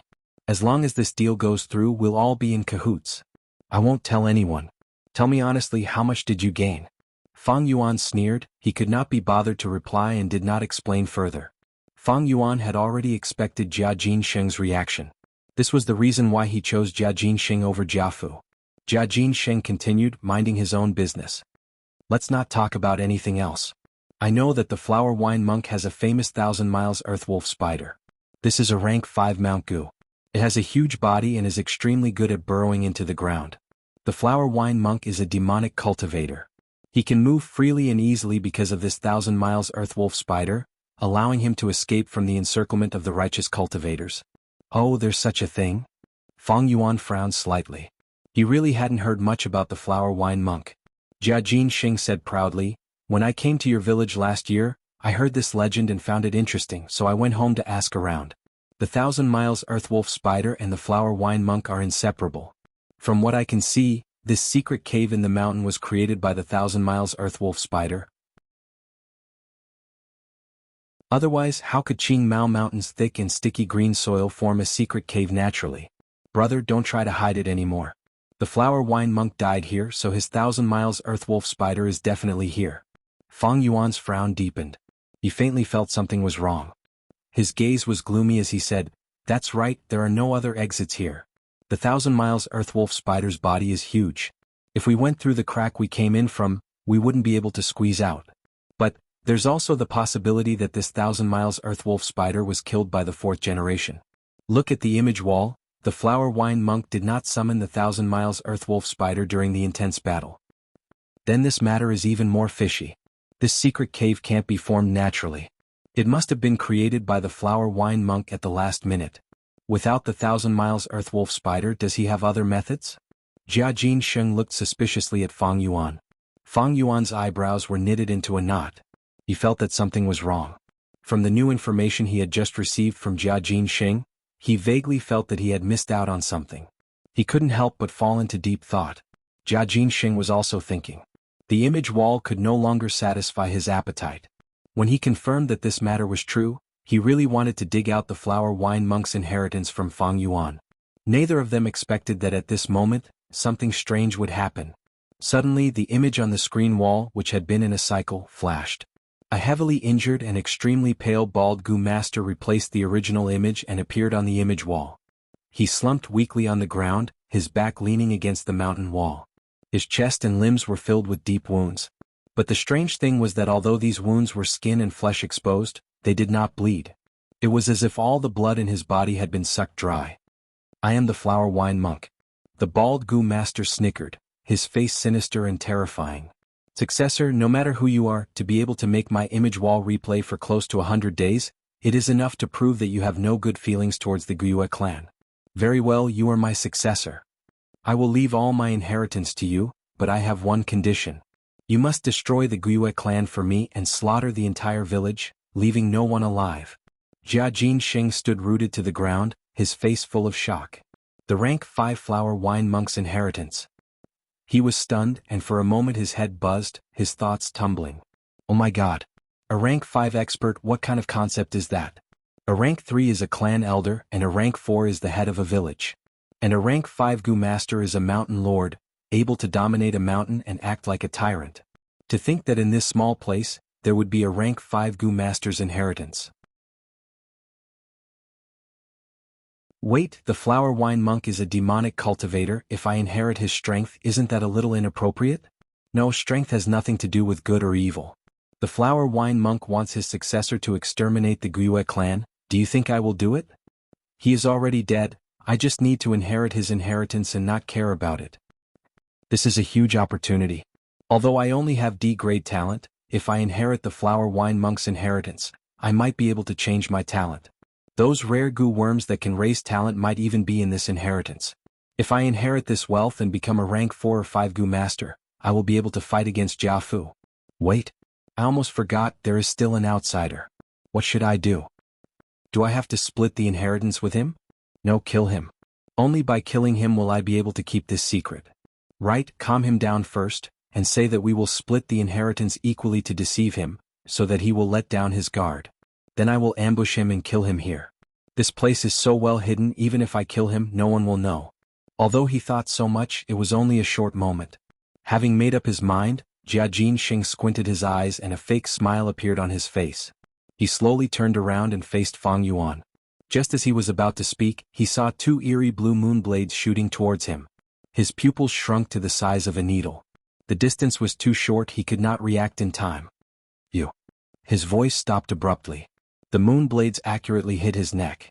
In an instant, his head flew up into the sky, blood gushing out like a fountain. After a second or two, his body fell to the ground with a thud. Boiling hot blood sprayed on the mountain wall, dyeing the withered vines red. Killing is killing, why think so much? Fang Yuan looked at the corpse on the ground indifferently, before turning his gaze to the image wall. To think that there would be such a twist. Really interesting. He mumbled, his eyes shining with a faint light.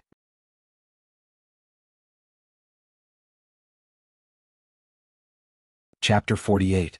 The rain continued to fall. Dark clouds covered the sky, and the mountains in the distance merged into a lump of ink. The curtain of rain interweaved heaven and earth together. Crack. The sky suddenly brightened, and a bolt of lightning like a silver snake cut through the sky, then suddenly disappeared.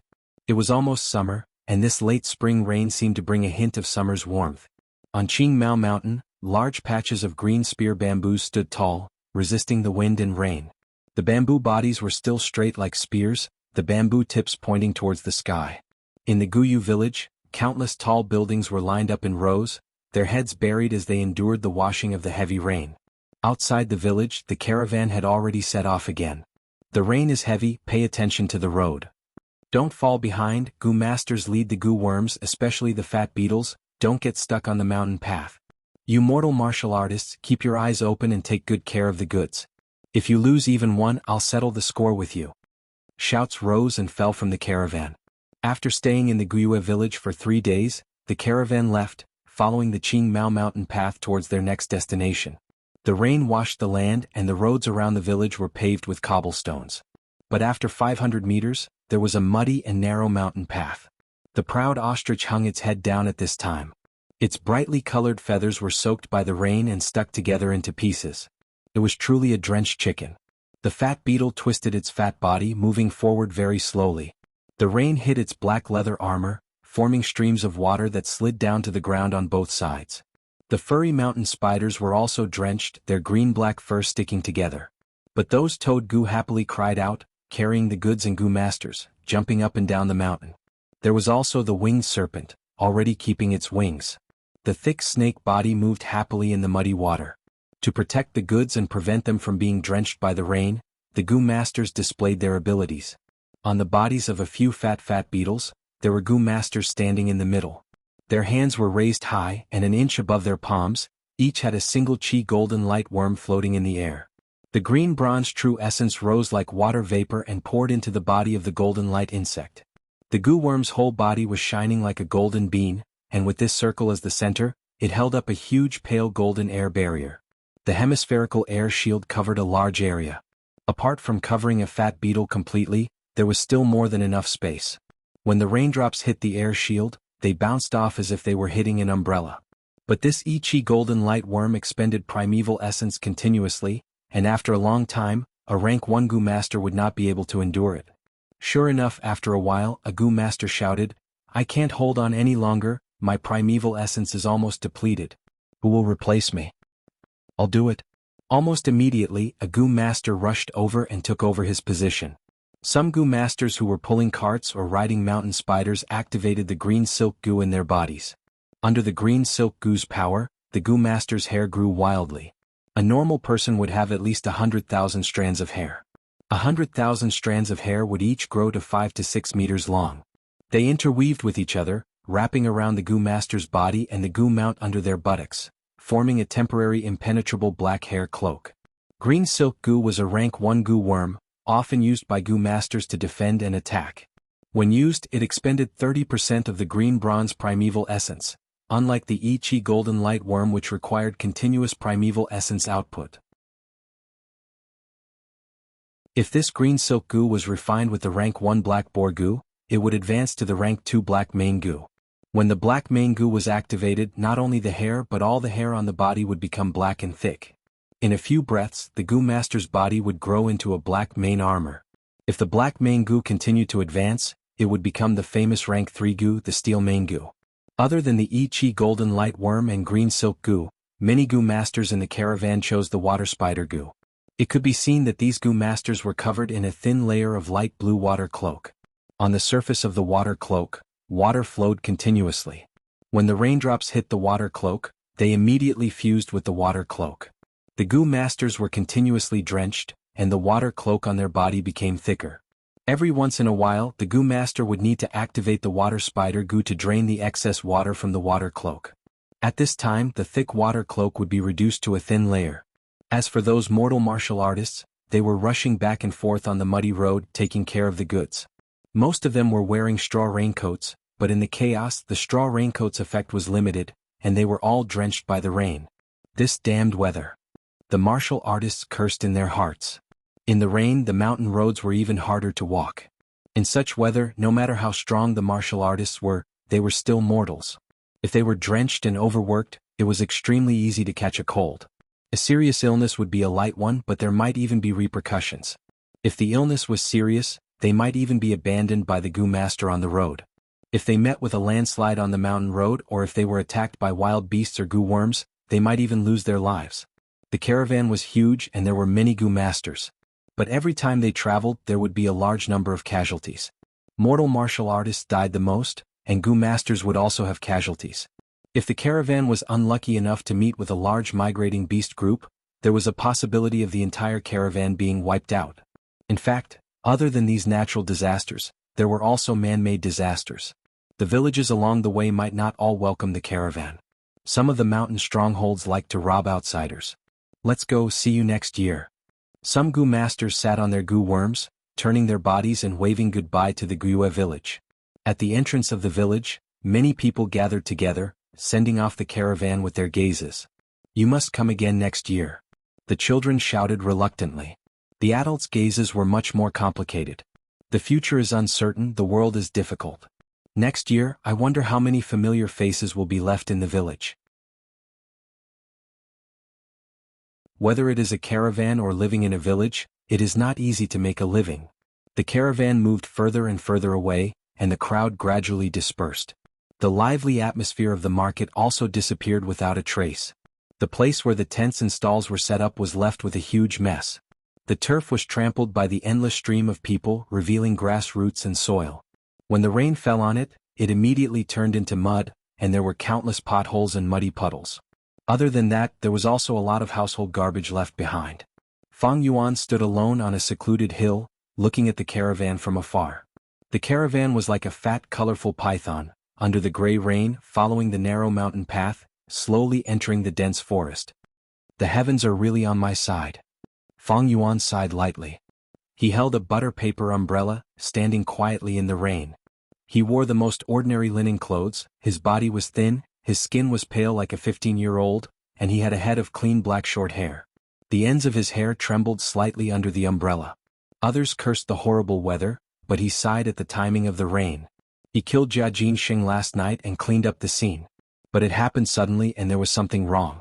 Especially the smell of blood, because the secret cave was not ventilated, it was not easy to get rid of. This heavy rain washed the land and the air, and greatly weakened the detection methods that relied on smell.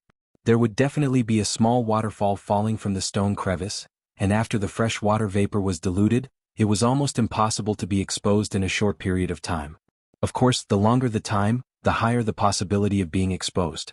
In this world, there were all kinds of wonderful goo worms and a variety of detection methods. Even Fang Yuan only knew a part of them. The rain hit the surface of the butter paper umbrella, making dripping sounds.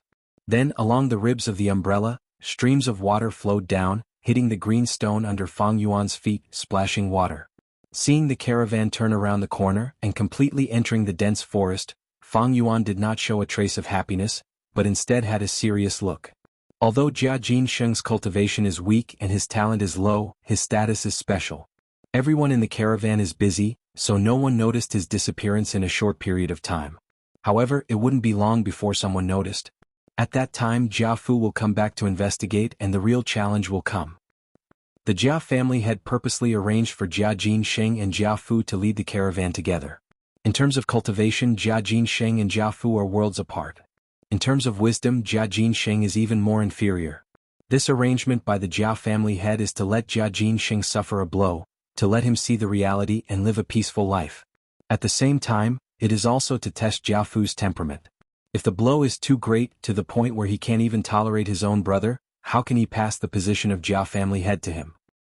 Jia Jinsheng never truly understood his father's good intentions. Although he has some intelligence, it is a pity that he is only a superficial person. What a pity. What a pity for such a good chess piece. Fang Yuan sighed in his heart. With 500 years of experience, he had long seen through the surface, and perceived the deep nature of this matter. When he saw the complicated relationship between Jia Jinsheng and Jia Fu in the dispute last night, he immediately had a vague plan in his mind. In his plan, Jia Jinsheng was a very suitable chess piece. His cultivation was weak, but his status was very high. Although he was clever, his experience was too shallow, and he could completely control him. Once this chess piece was controlled, it would be very useful. Firstly, he could establish a stable channel to dispose of stolen goods, and prepare to kill and rob in the future. Secondly, Fang Yuan would hide behind the scenes and use him and the shadow wall to provoke the conflict between the three villages on Qingmao Mountain, causing a civil war and benefit from it. Thirdly, he could rely on him to infiltrate the Jia family. In the future, the Jia family's property dispute would cause the venomous insect fighting conference, and it would be a major event. There were many benefits and Fang Yuan could definitely get the most out of it. My current cultivation is too low and my hands and feet are tied when I do things. If I have a chess piece that I can use, I can do things that I cannot do. Not only is it convenient, but the risk is also greatly reduced. If I am exposed in the future, I can just abandon this chess piece and I will still be free. The people around me are all loyal to the family and not easy to manipulate. Only an outsider like Jia Jinsheng can solve the problem easily. What a pity, I did not expect the flower wine monk to leave behind an inheritance of strength. The flower wine monk was a rank 5 Gu master, and his inheritance was naturally more valuable than a chess piece like Jia Jinsheng. Of course, if he could have both, that would be the best. But facing such a precious treasure, Jia Sheng could no longer be controlled, so he could only abandon it. Most things in this world do not go your way. Fang Yuan shook his head and sighed. The appearance of the flower wine monk's inheritance broke Fang Yuan's original plan. And after the shadow wall changed, the previous scene disappeared, and only a line of words appeared, telling Fang Yuan to break the shadow wall, and a hole would appear. Walk down the hole and you will receive the inheritance of strength. The words only appeared for a few breaths and then disappeared. The shadow wall also returned to the most ordinary mountain wall. Fang Yuan had been busy last night dealing with the murder scene, and had no time to break the shadow wall. Killing Jia Sheng in a hurry, there are many repercussions, just that it has not been revealed yet. Although I have successfully destroyed the corpse, there will definitely be a lot of trouble. This way the method of exposing the liquor worm will have to be changed. Also, I can't go to the secret cave in the rock crevice for now. I have to hide in the village for the time being, and guard against the investigation. Fang Yuan turned around, holding the umbrella, and walked towards the village in the rain. But this is also good. Recently, I have been consuming large amounts of Yuan stone, and have refined middle stage primeval essence. Using middle stage primeval essence to nourish my aperture, I can break through to middle stage in the near future. Once I reach middle stage, my strength will double. At that time, I will have a higher chance of inheriting the flower wine monk's inheritance.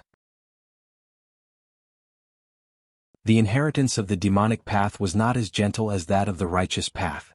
There would usually be dangerous tests. If one could not pass the test, the price would often be their life. Life is hard to predict, but it is also because of this that it is interesting. Fang Yuan's lips curled into a cold smile. Under the heavy rain, the green mountains stretched endlessly, suffused with grayish-green, appearing oppressive and heavy. A gust of wind blew and the raindrops slanted, hitting Fang Yuan's shoulder, and a chill assaulted him. He then thought of Jia Sheng. He sighed in his heart. Jia Sheng, actually?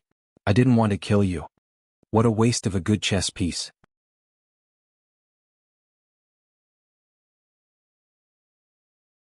Chapter 49. This heavy rain lasted for 4 days before it stopped. The sun rose high into the sky, lifting the curtain of rain, as if it was opening the curtains for summer. The breath of summer was already faintly discernible. The weather became clearer, sweeping away the lingering breath of spring, and the temperature gradually rose. In the spring night, the active dragonpill crickets retreated, hiding deep in the ground to lay eggs. The unique green spear bamboo on Qingmao Mountain began to grow crazily, growing taller almost every day. The leaves of the plants started to turn from emerald green to dark green. The green mountains stretched on, looking even more verdant. The sky was clear, blue like a crystal. Clap, clap, clap. In the arena of the academy, there was the sound of fists and legs clashing. After more than 10 moves, Guiyue Mabe was kicked in the stomach by Fang Yuan. He staggered back 5 to 6 steps just out of the circle drawn on the ground. The martial arts instructor stood outside the arena, presiding over the match. Seeing this, he immediately announced, Guiyue Mabe has been knocked out of the arena. Guiyue Fang Yuan wins 33 rounds in a row. I lost to you again this time. Guiyue Mabe gritted his teeth, his eyes staring at Fang Yuan. But don't be arrogant. One day I will defeat you. And I can already feel it, that day is getting closer and closer. Fang Yuan looked at him expressionlessly, then lowered his eyelids. That kick just now has caused you to bleed internally. You'd better heal your injuries first before we talk. What's this small injury? Guiyue Mabe had just retorted half a sentence when his expression suddenly changed. His throat could not help but roll and he vomited a mouthful of blood. His face turned pale. This was the first time he had suffered such an injury. He could not help but reveal a look of terror in his eyes. The martial arts instructor quickly walked over, comforting him.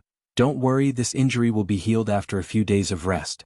Just that you have to stop training for a few days, you can't do any intense activities. The moment he said that, 2 healing Gu masters outside rushed over and carefully supported Guiyue Mabe out. Guiyue Machen didn't dare to speak again. He looked deeply at Fang Yuan, his eyes filled with anger, resentment, regret, and unwillingness. Although Mabe's martial arts are very good, he still can't beat Fang Yuan. Fang Yuan is too powerful. No one can beat him. The Mabe was actually beaten to the point of vomiting blood. How terrifying. I don't want to fight this guy. Sigh, but the instructor said that today is actual combat practice, fighting in the arena. Everyone has to go up and fight. The students stood outside the arena. Some looked at Fang Yuan in fear, some sighed, some looked pale, and some were on tenterhooks. Among them there were even some who were injured. Some of them covered their bruised and swollen faces, while others pressed down on their arms and sucked in cold air. There were even some lying on the ground, massaging their thighs. Next. No one went up for a long time and the instructor shouted. But no one answered. Usually only Guyue Mabe, Guyue Cheng, and Guyue Fangjing had the courage to challenge Fang Yuan. But these three had already been beaten down. The students were silent and some of them even took a few steps back. The instructor looked at the students' cowering expressions and frowned. He couldn't help but think of the academy elder's words, "These days Fang Yuan's limelight is too much, we need to suppress him." The other students are suppressed by him to the point they can't even lift their heads. If this goes on, their courage will be destroyed. Our academy is nurturing tigers and wolves that dare to fight against strong enemies, not lambs that are afraid to fight. What's wrong with all of you? No matter how strong Fang Yuan is, he is only 15 years old, he is the same age as all of you. He is the same age as all of you, he eats the same food and drinks the same water as all of you. He doesn't have 3 heads and 6 arms, he is not a monster.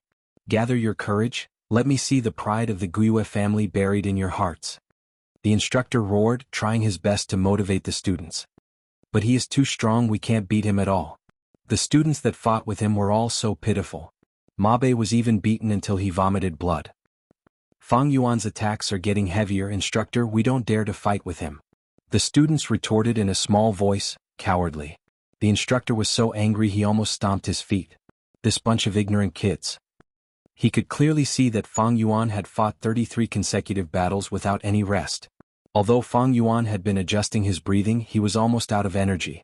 Fang Yuan's attacks were getting heavier, this meant that he was no longer as skilled as before, he was slowly losing control of the situation. If they put in a bit more effort, they could force him to show signs of fatigue. If they put in a few more people, they could defeat him on the spot.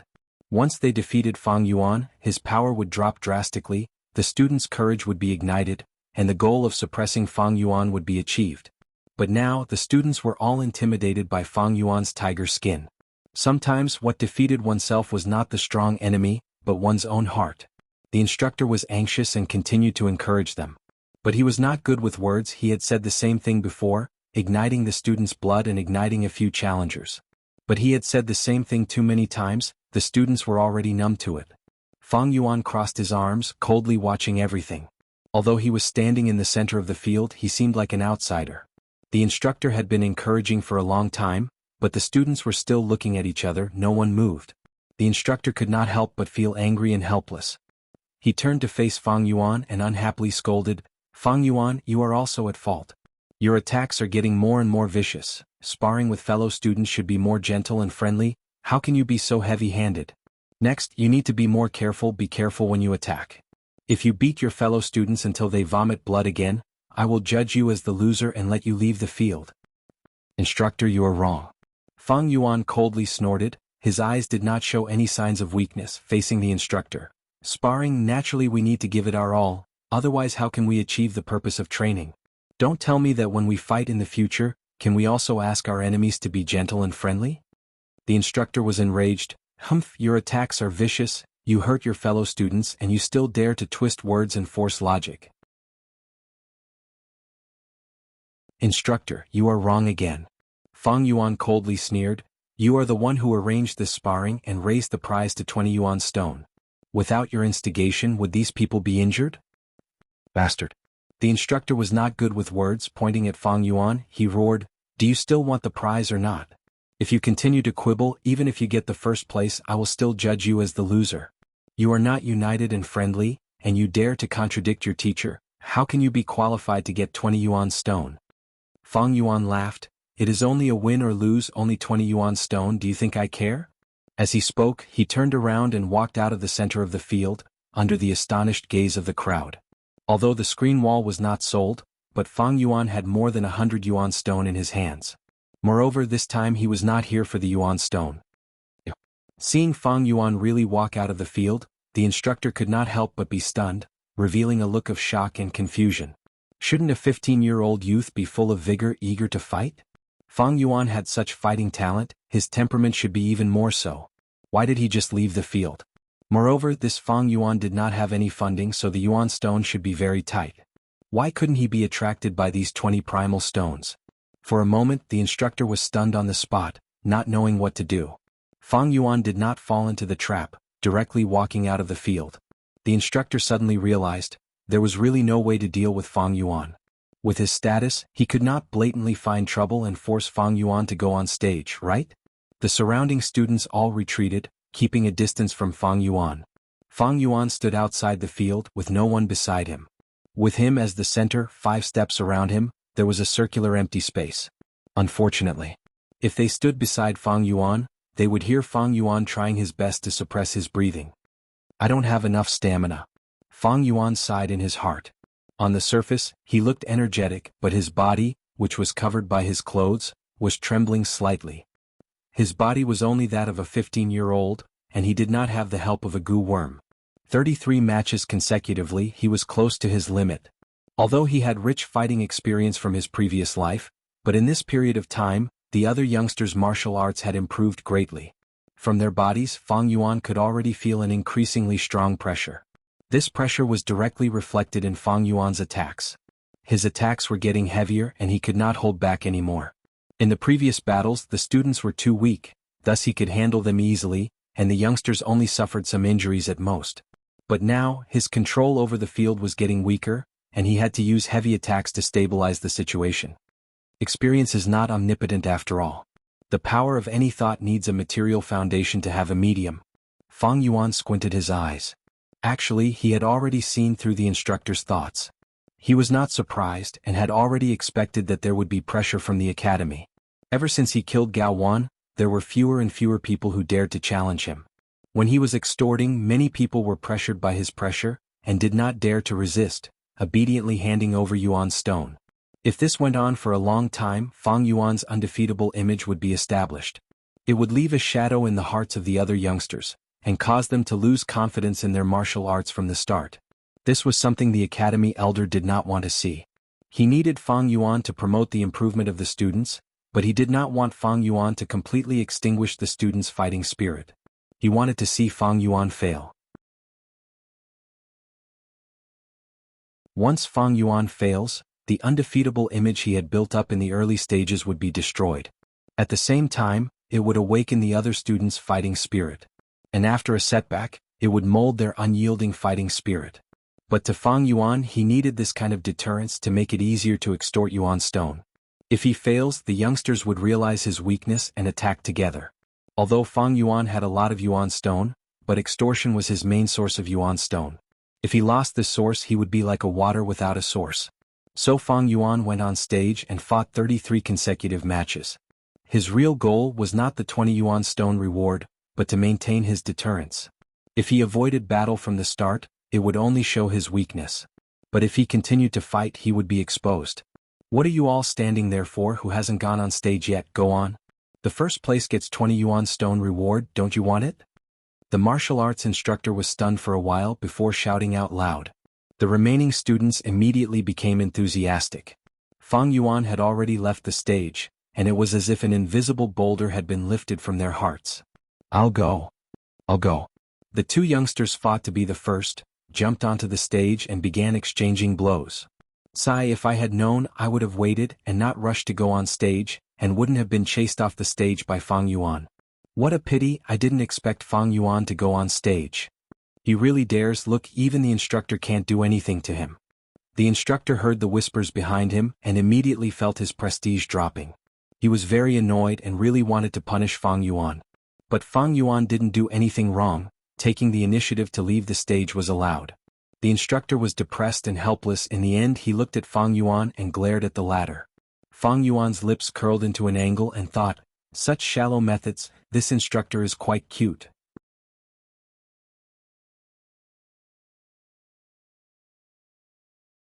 Chapter 50. A pair of deep eyes stared at the training field from afar. The academy elder stood by the window on the 3rd floor, watching everything that happened in the training field. He frowned deeply. The moment Fang Yuan took the initiative to enter the stage, he could not help but feel astonished. He did not expect Fang Yuan to do so. This kid, he is quite slippery. He is well versed in the academy's rules and has never made any mistakes. Although he often sleeps in class, but once he is asked, his answers are always comprehensive, and no one can pick out any mistakes. To catch his weakness and suppress his aura, it will be difficult. Unknowingly, the academy elder felt a slight sense of disgust towards Fang Yuan. As a teacher, he naturally liked obedient and smart students. He hated those who did not follow the rules and were mischievous. But the academy elder had been in charge of the academy for many years, and was very experienced. He had seen countless students. Among them, there were those who were extremely obedient and obedient. There were also those who caused trouble all day long and always broke the rules. He had already achieved a state of calm and treated everyone equally. And at the same time he carved the words, "As a teacher, teach without discrimination" on the right corner of his study table as his motto. He had never felt such disgust towards a student. Feeling the disgust in his heart, the academy elder was a little surprised. In the previous years, even the most mischievous students, he was able to tolerate them. Why did he lose his composure when facing Fang Yuan? He thought about it carefully, and after a while he finally found the reason. Fang Yuan, this kid, had a kind of arrogance in his bones. It was as if he did not care about the teachers at all. Not only did he not listen to the martial arts instructor's words, he even publicly refuted him. Actually, the phenomenon of students refuting their teachers in public was a common occurrence in the previous years. But those kids always had agitated emotions. If it was not rebellious, then it was anger, arrogance, etc. The academy elder was very clear: the more agitated the youths were, the more fearful they were. But Fang Yuan did not have any. He did not have the slightest bit of fear in his heart, as if he had seen through the academy's tricks. His face was cold, and even when he stepped down from the stage, there was no change in his expression. It was as if he had done something insignificant. Yes, he treated the matter of disobeying his teacher as a trivial matter. In short, he was not afraid. It was this point that caused the academy elder to feel displeased and disgusted. The academy elder could tolerate youngsters who were 10 times more troublesome and mischievous than Fang Yuan. That was because these students all knew fear, and they were all controlled by their agitated emotions. As long as they were afraid, as long as they were impulsive, they would be easily manipulated. But not Fang Yuan. He was calm and collected, not taking his teacher seriously. He did not revere it. If one did not revere the clan, even if he was raised, how could he be used by the clan? Once such a person appears, he must be suppressed. He must be suppressed. Otherwise, his existence would plant the seeds of resistance in the hearts of the other students. As time went on, it infected the others, and they no longer respected their teachers. As a school, how are we supposed to manage the students? The academy elder squinted his eyes and made up his mind. But soon, a worried expression appeared on his face again. How was he going to suppress Fang Yuan? Fang Yuan did not make any mistakes, and he could not find any weaknesses. Fang Yuan's slipperiness gave him a helpless feeling of not knowing where to start.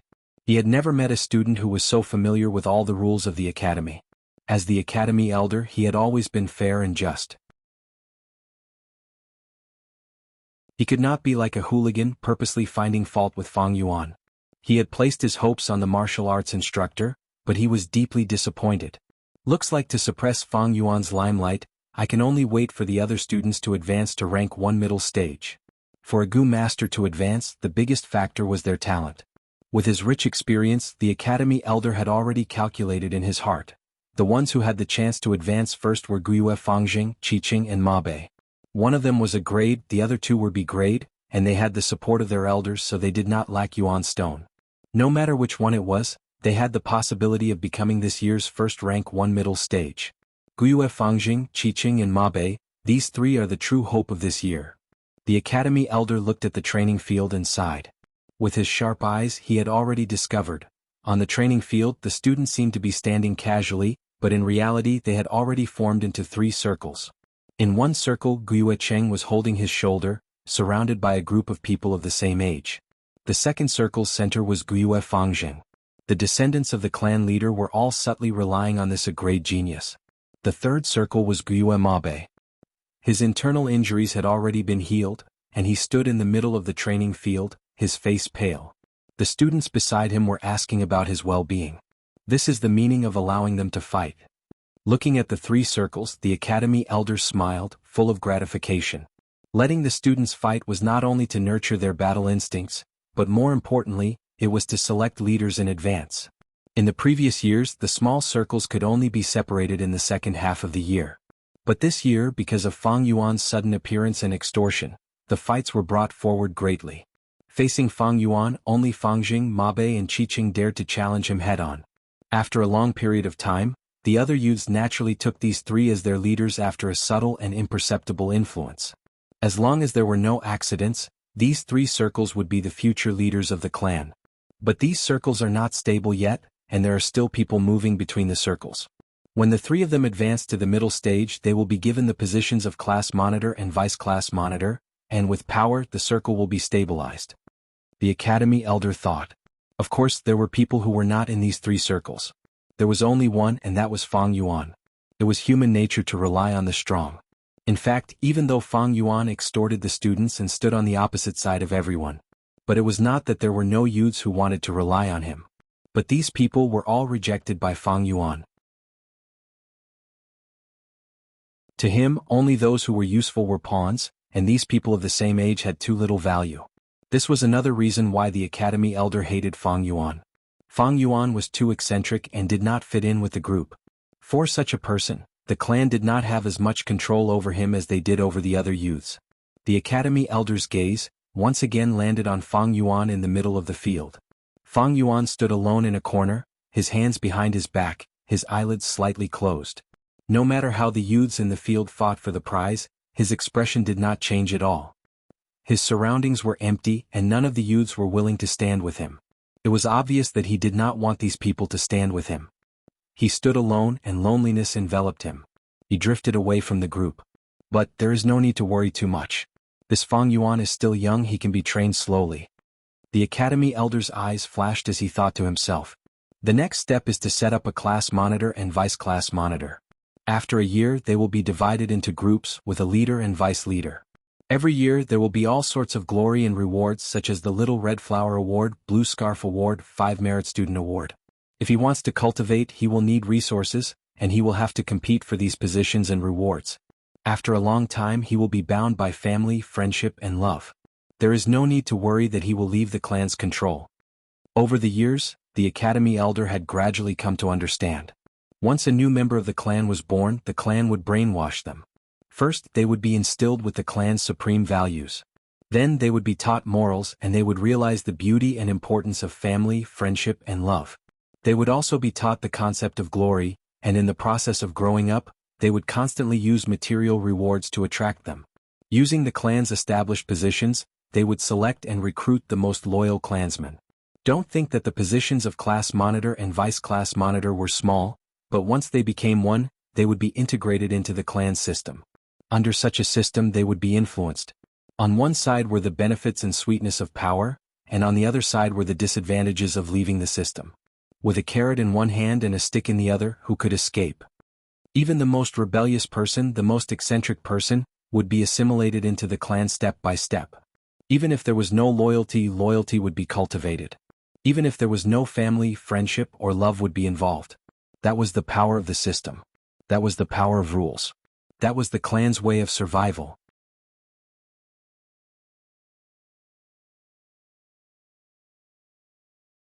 Chapter 51. Night fell. The moon was like a silver plate, appearing between the clouds. Sparse stars adorned the surroundings. Guo Mabe stood in the yard, looking up at the moon, his eyes shining. "Little brother, I heard you got injured today." Guo's Mo Yan's voice came from behind him. "Sister, are you worried that I'll be traumatized after being beaten up so badly?" The Mabe turned around and smiled. Mo Yan looked at her brother's smile and heaved a sigh of relief. Even though she was worried, she said, "Of course not. I know you the best. My good brother, you have an indomitable fighting spirit. You are the future leader of the Mo family. How could you be scared by such a small injury?" I know you love me the most." The Mabe scratched his head and laughed. "Do you know, sister?" Under the bright moonlight, this 15-year-old youngster's eyes shone with a bright luster. "Although I failed again this time, I heard that Fang Yuan guy's hurried breathing during the battle. In the past I was beaten down by him in 2 or 3 moves, but he was always calm and composed. His panting already revealed his weakness.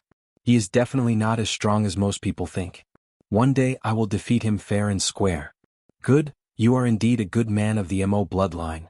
Mo Yin laughed and patted her brother's head, showing concern on her face. But you have internal injuries, so don't practice for the next few days. Sister, don't touch my head like that, I'm already a grown-up. The Mabe shook his head and said in a slightly dissatisfied tone, I know what you are saying. I already have a plan. I will use these few days to nourish my aperture walls and complete my advancement from initial stage to intermediate stage. I will first get the class monitor position and suppress Fang Yuan's limelight. I will let him know that a Gu Master's cultivation focuses on talent. If you think that way, I can rest assured. I was only a vice class monitor in the past. If you become a monitor, it will make up for my regret. Sister, don't worry. I must take the position of class monitor. Almost at the same time, in the Qi family, in the secret room, there was only a torch inserted into the groove of the bluestone wall. The fire burned fiercely, illuminating the small secret room. Guiyue Lian, one of the two elders in power, was facing his grandson, Guiyue Cheng. The two of them sat cross-legged on the cattail hassock. Their shadows were cast on the ground, swaying along with the dancing flames. Guiyue stretched out his hand and pressed his palm against Qiqing's lower abdomen. Strands of white-silver primeval essence followed the old man's thoughts and poured into Guiyue City's aperture. Guiyue Cheng's face was filled with nervousness. His mind was completely focused on his aperture, trying his best to suppress the fluctuation of his primordial sea. In this world there are no two identical leaves. To different Gu Masters, there was no such thing as identical primeval essence. Once foreign primeval essence entered the aperture, it would cause the primeval essence in the aperture to resist. If Guiyue Cheng did not suppress it and allowed the primeval essence to resist, it would definitely cause a clash of primeval essence. The violent fluctuation caused by the clash would cause damage to the aperture. The primordial sea in the aperture was the foundation of a Gu Master's cultivation. It was of utmost importance. Once the aperture was injured, the cultivation would drop and the aptitude would drop. Once the aperture was completely destroyed, the Gu Master would die immediately. After a while, Guiyue Lian slowly stopped the primeval essence injection and retracted his hand. Guiyue Cheng immediately heaved a long sigh of relief, his tense body relaxing. Thank you, grandfather, you have to pour primeval essence into me every 3 days to nourish the aperture. I've made you tired. Guiyue Lian's forehead was full of sweat. He sighed and said, there is no other way. Your aptitude is only C grade. If you rely on your strength to advance to middle stage, it would take a long time. This time is usually twice the time of B grade and 4 times the time of A grade. This way you will be exposed. So although this method is dangerous, it has to be used. Grandson understands grandfather's good intentions. It's good that you understand. The old man sighed again. This method has a huge side effect. The aperture walls are being nourished by my white-silver primeval essence. Although the effect of the white-silver primeval essence is outstanding to you, it is still a foreign primeval essence. From now on, even if the aperture walls change from a light film to a water film, it will still be mixed with my aura. The more foreign aura there is, the more the aperture will not exist. This is pulling up seedlings to help them grow. It will shrink your future development space. Guiyue Cheng tightly pursed his lips. Grandfather, for the future of my Qi family, grandson is willing to sacrifice my own future. Guiyue Lian's heart was immediately at ease. He nodded and stroked his beard. You have such thoughts, very good, very good. But heaven's secrets always leave a way out. You are not without hope. If you can find the cleansing water Gu in the future, you can cleanse your aperture walls and get rid of the foreign aura in the aperture primeval sea, eliminating this side effect. Also, grandfather has already used my connections to get people to buy the liquor worm for you. This worm can help a Gu master refine their primeval essence in the rank 1 realm, advancing by a small realm. The primeval essence refined this way is your own primeval essence and not a foreign primeval essence. If you use it to nourish the aperture, there are no side effects or risks, and the nourishing effect is even better. Guiyue Lian was overjoyed. Thank you, grandfather. But the liquor worm is hard to find. Among the rank 1 Gu worms, the liquor worm, boar Gu, bookworm and so on are the rarest Gu. Once they appear on the market, they are bought almost immediately. Of course, there are some Gu worms in this world that are rumored to be able to change a Gu master's aptitude. But for most of my life, I have only vaguely heard about it and have never seen it with my own eyes. The old man said leisurely. The night wind blew into the room from the window. Guiyue Fangjing sat on the bed with his eyes closed, both hands holding a yuan stone. The green-bronze primeval sea surged without any wind, waves crashing against the white aperture walls. He had a great aptitude, and his primeval C took up more than 80% of the aperture. His primeval essence recovery speed was 2 times that of Fang Yuan. This unique advantage allowed him to be close to rank 1 middle stage. After a long while, Guiyue Fangjing breathed out a mouthful of turbid air, and slowly opened his eyes. Outside the window, the moon was bright and the stars were sparse. The green bamboo buildings were lined up, and it was quiet and peaceful. When cultivating, time always passes very quickly. In the blink of an eye, it's already late at night. Fangjing's mouth moved and he muttered softly. He slowly opened his hands and immediately 2 handfuls of gray stone powder fell from his hands onto the floor in front of the bed. Once the natural primeval essence in the Yuan stone is completely absorbed, it will turn into a pile of stone powder. Seeing the stone powder fall, Fangjing frowned slightly. He took out his money pouch, which had already dried up. Opening the pouch, he saw that there were only 3 Yuan stone left. Every 7 days, Fangjing would receive 3 Yuan stone from the academy as an allowance, but Fang Yuan would snatch 1 away, so he only had 2 left. Uncle and aunt would also give him a living allowance, which was also 3 Yuan stone every 7 days. How could these Yuan stones be used? Fangjing wanted to surpass his brother Fang Yuan, so he took the initiative to look for uncle and aunt many times to ask for some Yuan stone. After a few times, aunt would talk to him and tell him that their family was in dire straits, and that they had no spare money. Fangjing was too embarrassed to ask for more. Father and mother have already done their best to nurture me for my cultivation. I can't make things difficult for them anymore and ask for Yuan stone from them. There are only 3 Yuan stone left, so I have to use them sparingly. I will use 1 every day. This way I can use it for 3 days.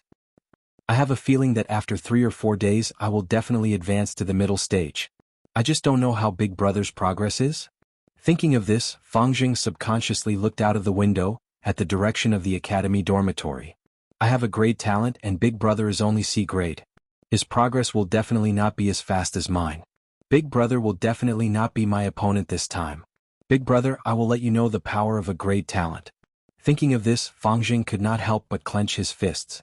Academy dormitory. In the dark, he did not sleep but sat cross-legged on his bed. In the darkness he did not sleep. Instead he sat cross-legged on the bed. In the dark he did not sleep but sat cross-legged on his bed.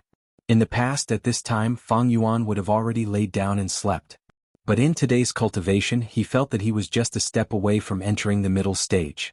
I might as well not sleep tonight and directly rush to the middle stage. His eyes flashed with determination. Then he closed his eyes and his mind entered his aperture. 44% of the green copper primeval C had just been refined by the liquor worm into pale green middle stage primeval essence. Rise. Fang Yuan's mind moved, and the calm green copper primeval C immediately began to ripple. The ripples became more and more numerous, becoming bigger and bigger, forming wave after wave. Whoosh whoosh whoosh.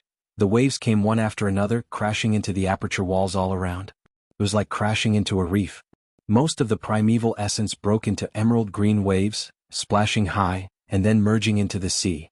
A small portion of the primeval essence was consumed, turning into traces of mysterious invisible energy, seeping into the white light membrane aperture walls. Rise again. Fang Yuan's mind stirred, and the scale of the pale green waves grew larger and larger. The previous waves were at most like dogs and rabbits running, but now they were like a herd of horses, crashing into the aperture's light membrane. Horses like dragons, waves flying into the sky. The primeval essence was consumed intensely, and the water level continued to drop. Whoosh whoosh whoosh. The waves were endless, and finally the quantitative change triggered a qualitative change. That white light membrane suddenly trembled, and the originally gentle white light suddenly blossomed with an aggressive light. Seeing this, Fang Yuan was overjoyed. Knowing that it was a crucial moment, he quickly activated his primeval essence and continued to wash it. The white light became brighter and brighter, and the light rays began to distort and intertwine, giving people a feeling that it was getting thicker and thicker. In a dozen breaths' time, streaks of light appeared on the light membrane. The streaks of light were like streams of water that flowed continuously, colliding with each other. In the process of collision, they continued to merge and strengthen, forming a white stream of light. Finally, the light streams merged into one, and completely covered the light membrane. The white light dimmed, and the original white light membrane around the aperture walls had disappeared, and was replaced by a spherical white water membrane.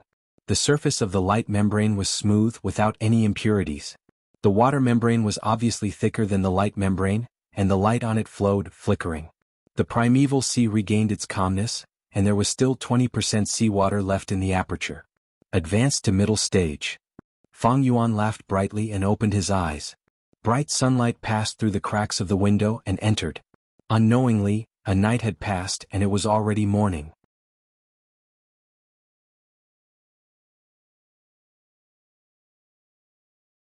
Chapter 52. Fang Yuan actually didn't come to class today. Look, his seat has always been empty. How can he be so daring? It's the Academy Elders class this morning, and he actually dares to not come. Not good. The elder's face is ugly. Looks like Fang Yuan is going to be unlucky. In the classroom, the youths discussed in low voices. Some gazes kept sweeping towards Fang Yuan's empty seat, and the Academy Elder's face was getting darker and darker. Ever since Fang Yuan started his robbery and extortion, he stood on the opposite side of everyone else.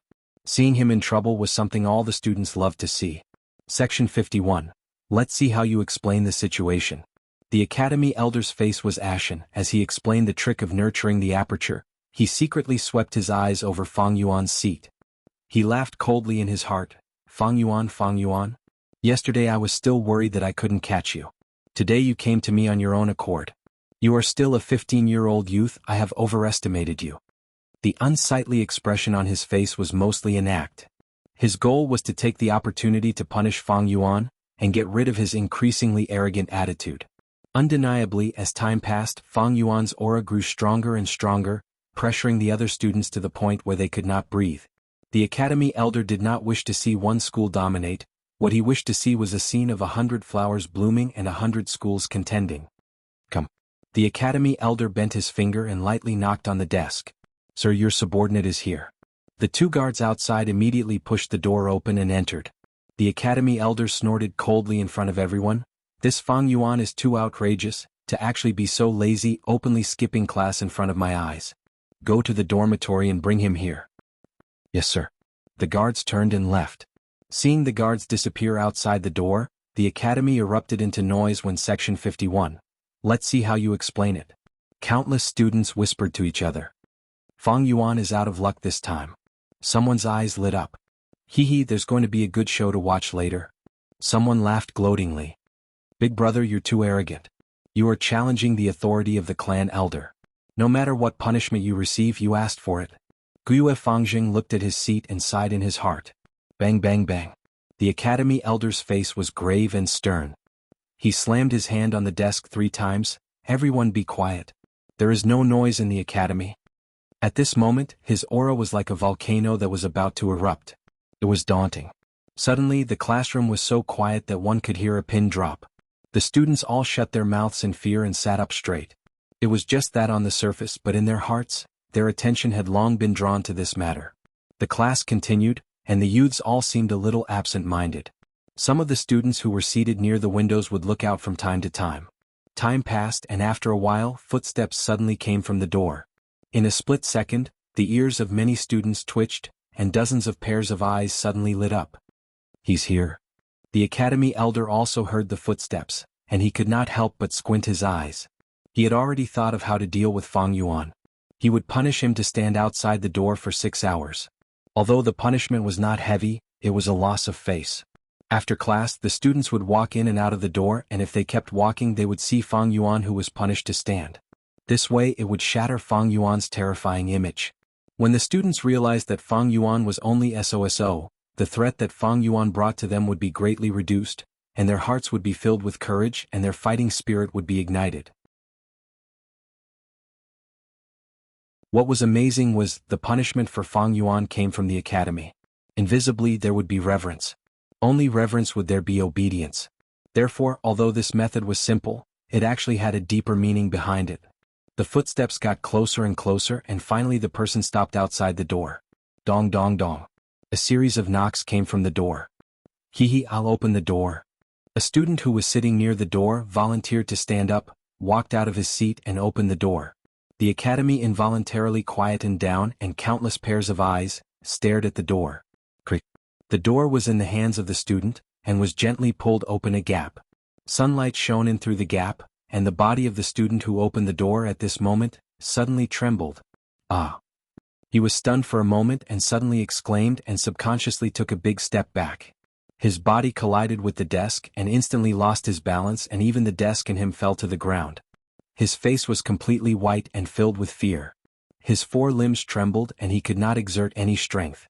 Falling to the ground, he clumsily tried to get up and then fell back down again. What's going on? For a moment, everyone's heart was in their throat, and they frowned deeply. Countless pairs of curious and inquiring eyes shot towards the door. The door was slowly pushed open by the person outside. The academy elder also subconsciously stopped his lecture. The first thing that caught his eyes was a hand that was supporting the door. A young man's left hand. It was a bloody left hand. A bloody hand. Seeing this bloody hand, many of the female students covered their mouths and let out an uncontrollable cry of shock. The door slowly was completely pushed open. The bright sunlight shone in, the light was blinding, and everyone could not help but squint their eyes. The incandescent sunlight became the background, and a pitch-black silhouette, outlined the outline of a skinny young man, appeared in everyone's vision. For some reason in the academy elder's heart, there was suddenly a strong sense of unease. It's Fang Yuan. Someone let out a shout filled with shock. Everyone quickly adapted to the sunlight and clearly saw the person who came. They saw Fang Yuan covered in blood, standing at the door with his head held high, as though he had just experienced an intense battle. His left hand that was pushing the door slowly retracted, and his right hand was pulling on his hair, dragging a person. This person's left arm was already broken, and he did not move and had already fainted. He allowed the wound on his left shoulder to gurgle with blood. It's one of the guards that went to find Fang Yuan. Someone recognized the person's identity. What on earth is going on? Someone went crazy. He killed again, and this time he killed a guard. Someone pointed at Fang Yuan and screamed in fear. It was as though the louder they screamed, the more they could release the fear and panic in their hearts. For a moment, the academy was in an uproar. Many of the students forgot their discipline at this moment, and unconsciously stood up from their seats in shock. They stared at Fang Yuan at the door with eyes filled with shock and panic. In their imagination, Fang Yuan would be escorted here by 2 guards, one on the left and one on the right.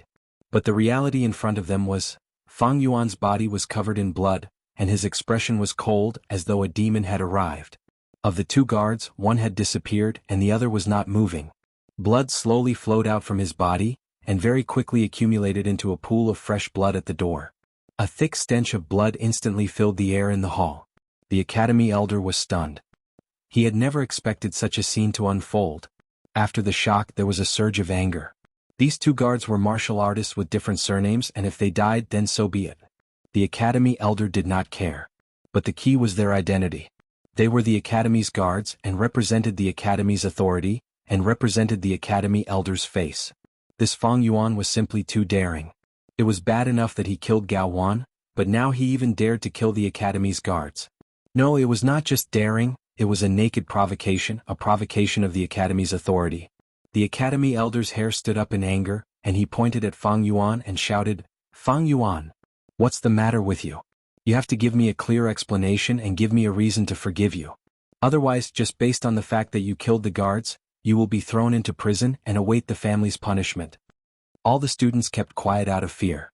The windows were shaking and the academy elder's roar echoed throughout the academy. Only Fang Yuan's expression was calm, and his eyes were deep as usual, without a trace of emotion. Looking around, Fang Yuan loosened his right hand, and with a plop, the guard's head fell into the pool of blood on the floor, and blood splattered, staining Fang Yuan's trousers. He cupped his hands towards the academy elder, and in the silent academy, his calm voice rang out, "Sir Academy Elder, this junior indeed has something to report. Speak." The academy elder clasped his hands behind his back, and raised his head to look at Fang Yuan, his gaze like ice. In his heart, he was laughing coldly. "Fang Yuan, you have made one mistake after another, and your mistakes are getting bigger and bigger. I want to see how you explain yourself."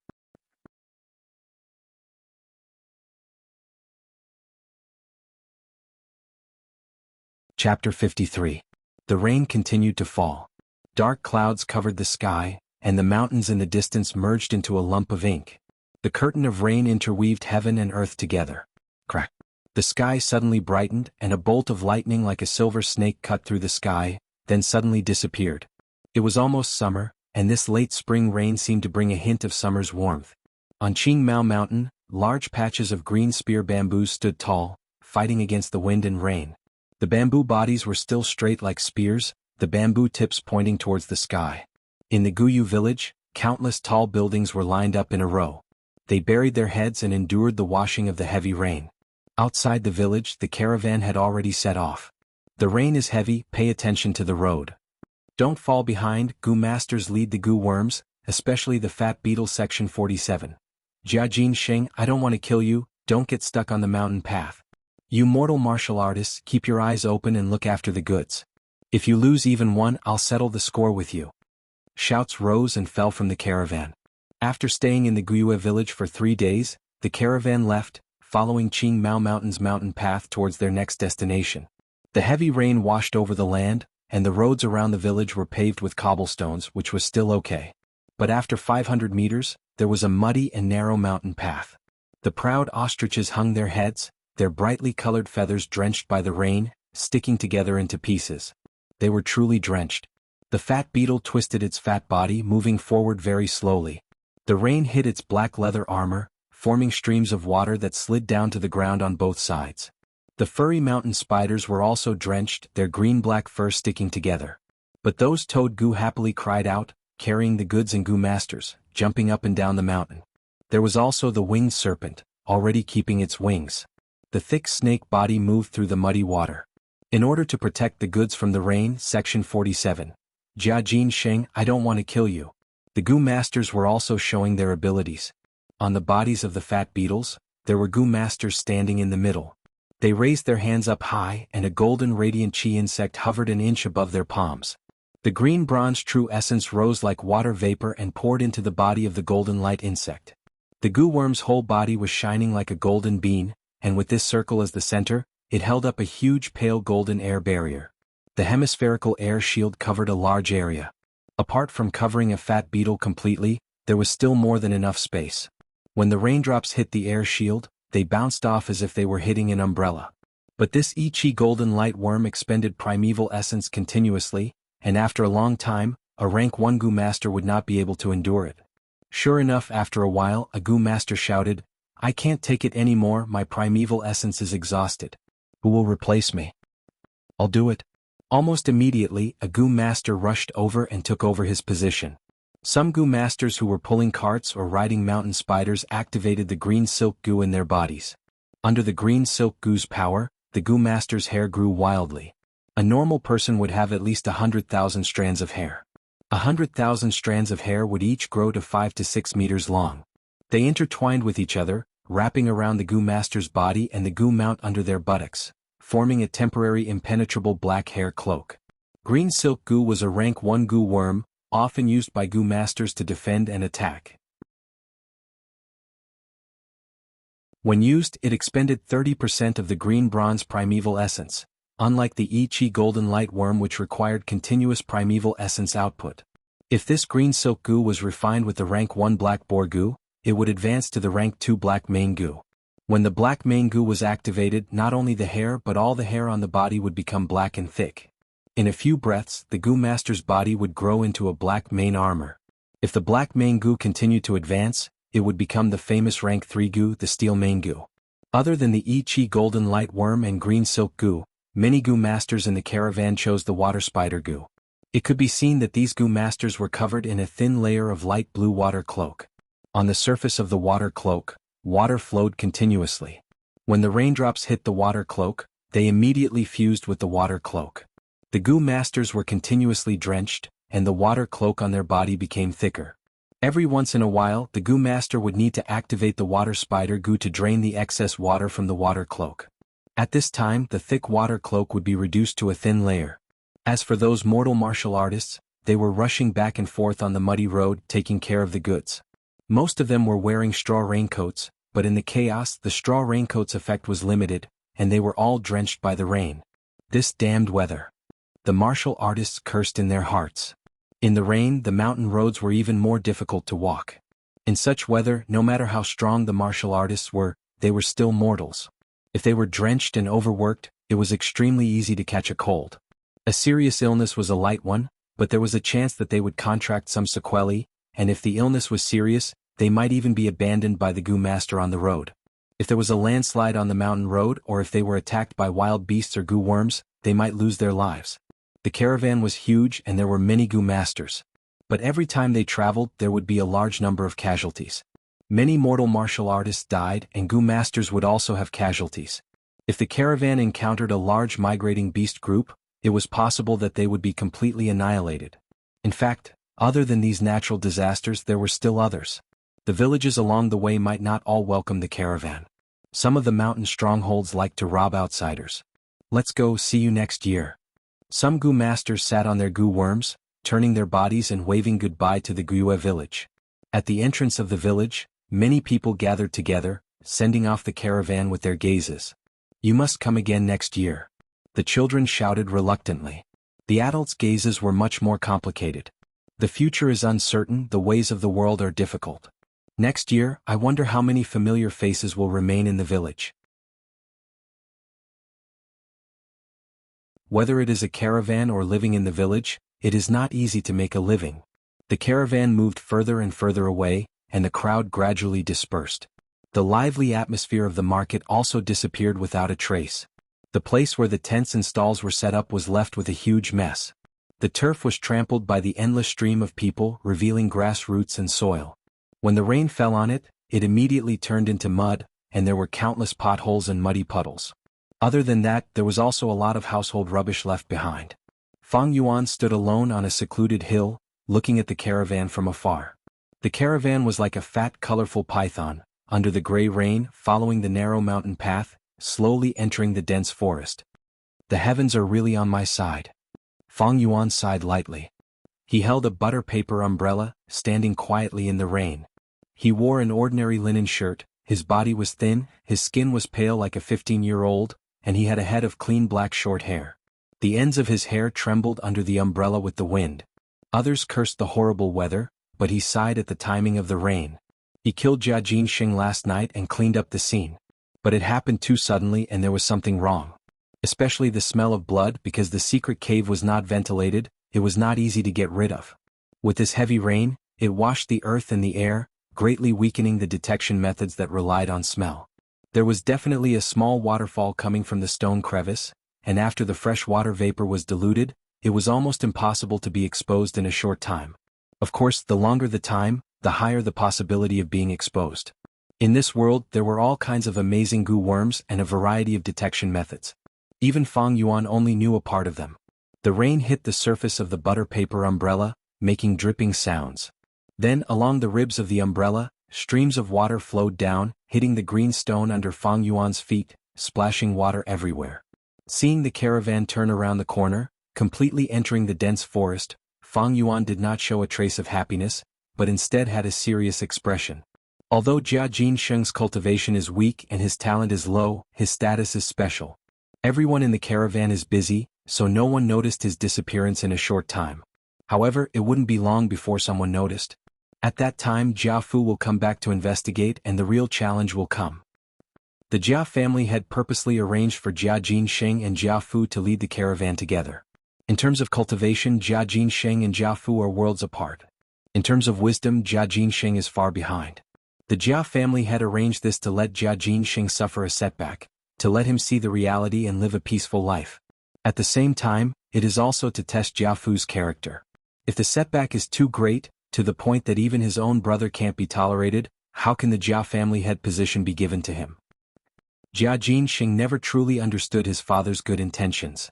Although he has some intelligence, it is a pity that he is only a superficial person. What a pity. What a pity for such a good chess piece. Fang Yuan sighed in his heart. With 500 years of experience, he had long seen through the surface, and perceived the deep nature of this matter. When he saw the complicated relationship between Jia Jinsheng and Jia Fu in the dispute last night, he immediately had a vague plan in his heart. In his plan, Jia Jinsheng was a very suitable chess piece. Jia Jinsheng's cultivation was weak, but his status was high. Although he was a little clever, his experience was too shallow, and he could completely control it. Once this chess piece was controlled, it would be very useful. Firstly, he could establish a stable channel to dispose of stolen goods, in preparation for killing and robbing in the future.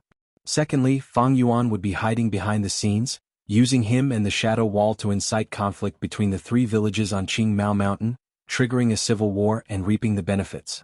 Thirdly, he could rely on him to infiltrate the Jia family. In the future, the Jia family's property dispute would cause a Gu fighting tournament, and it would be a huge matter.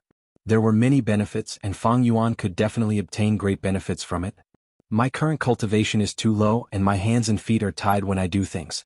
If I have a chess piece that I can use, I can do things that I cannot do. Not only is it convenient, but the risk is also greatly reduced.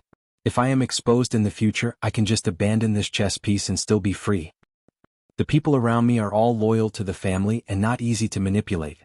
Only an outsider like Jia Jinsheng can easily break out of this situation. What a pity, I did not expect the flower wine monk to leave behind an inheritance of strength. The flower wine monk was a rank 5 Gu master, and his inheritance was naturally more precious than Jia Jinsheng. Of course, if he could have both, that would be great.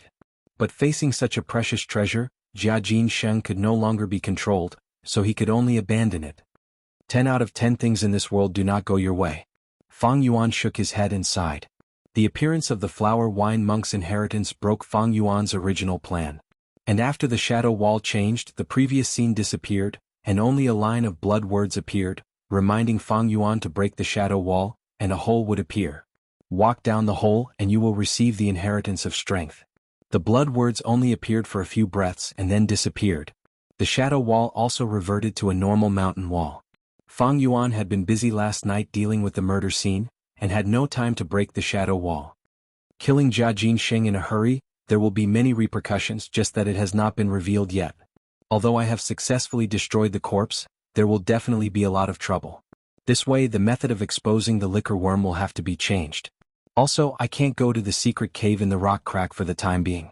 I have to hide in the village for the time being, and guard against the investigation. Fang Yuan turned around, holding the umbrella, and walked towards the village in the rain. But this is also good. In this period of time, I have consumed large amounts of Yuan stone, and refined middle stage primeval essence.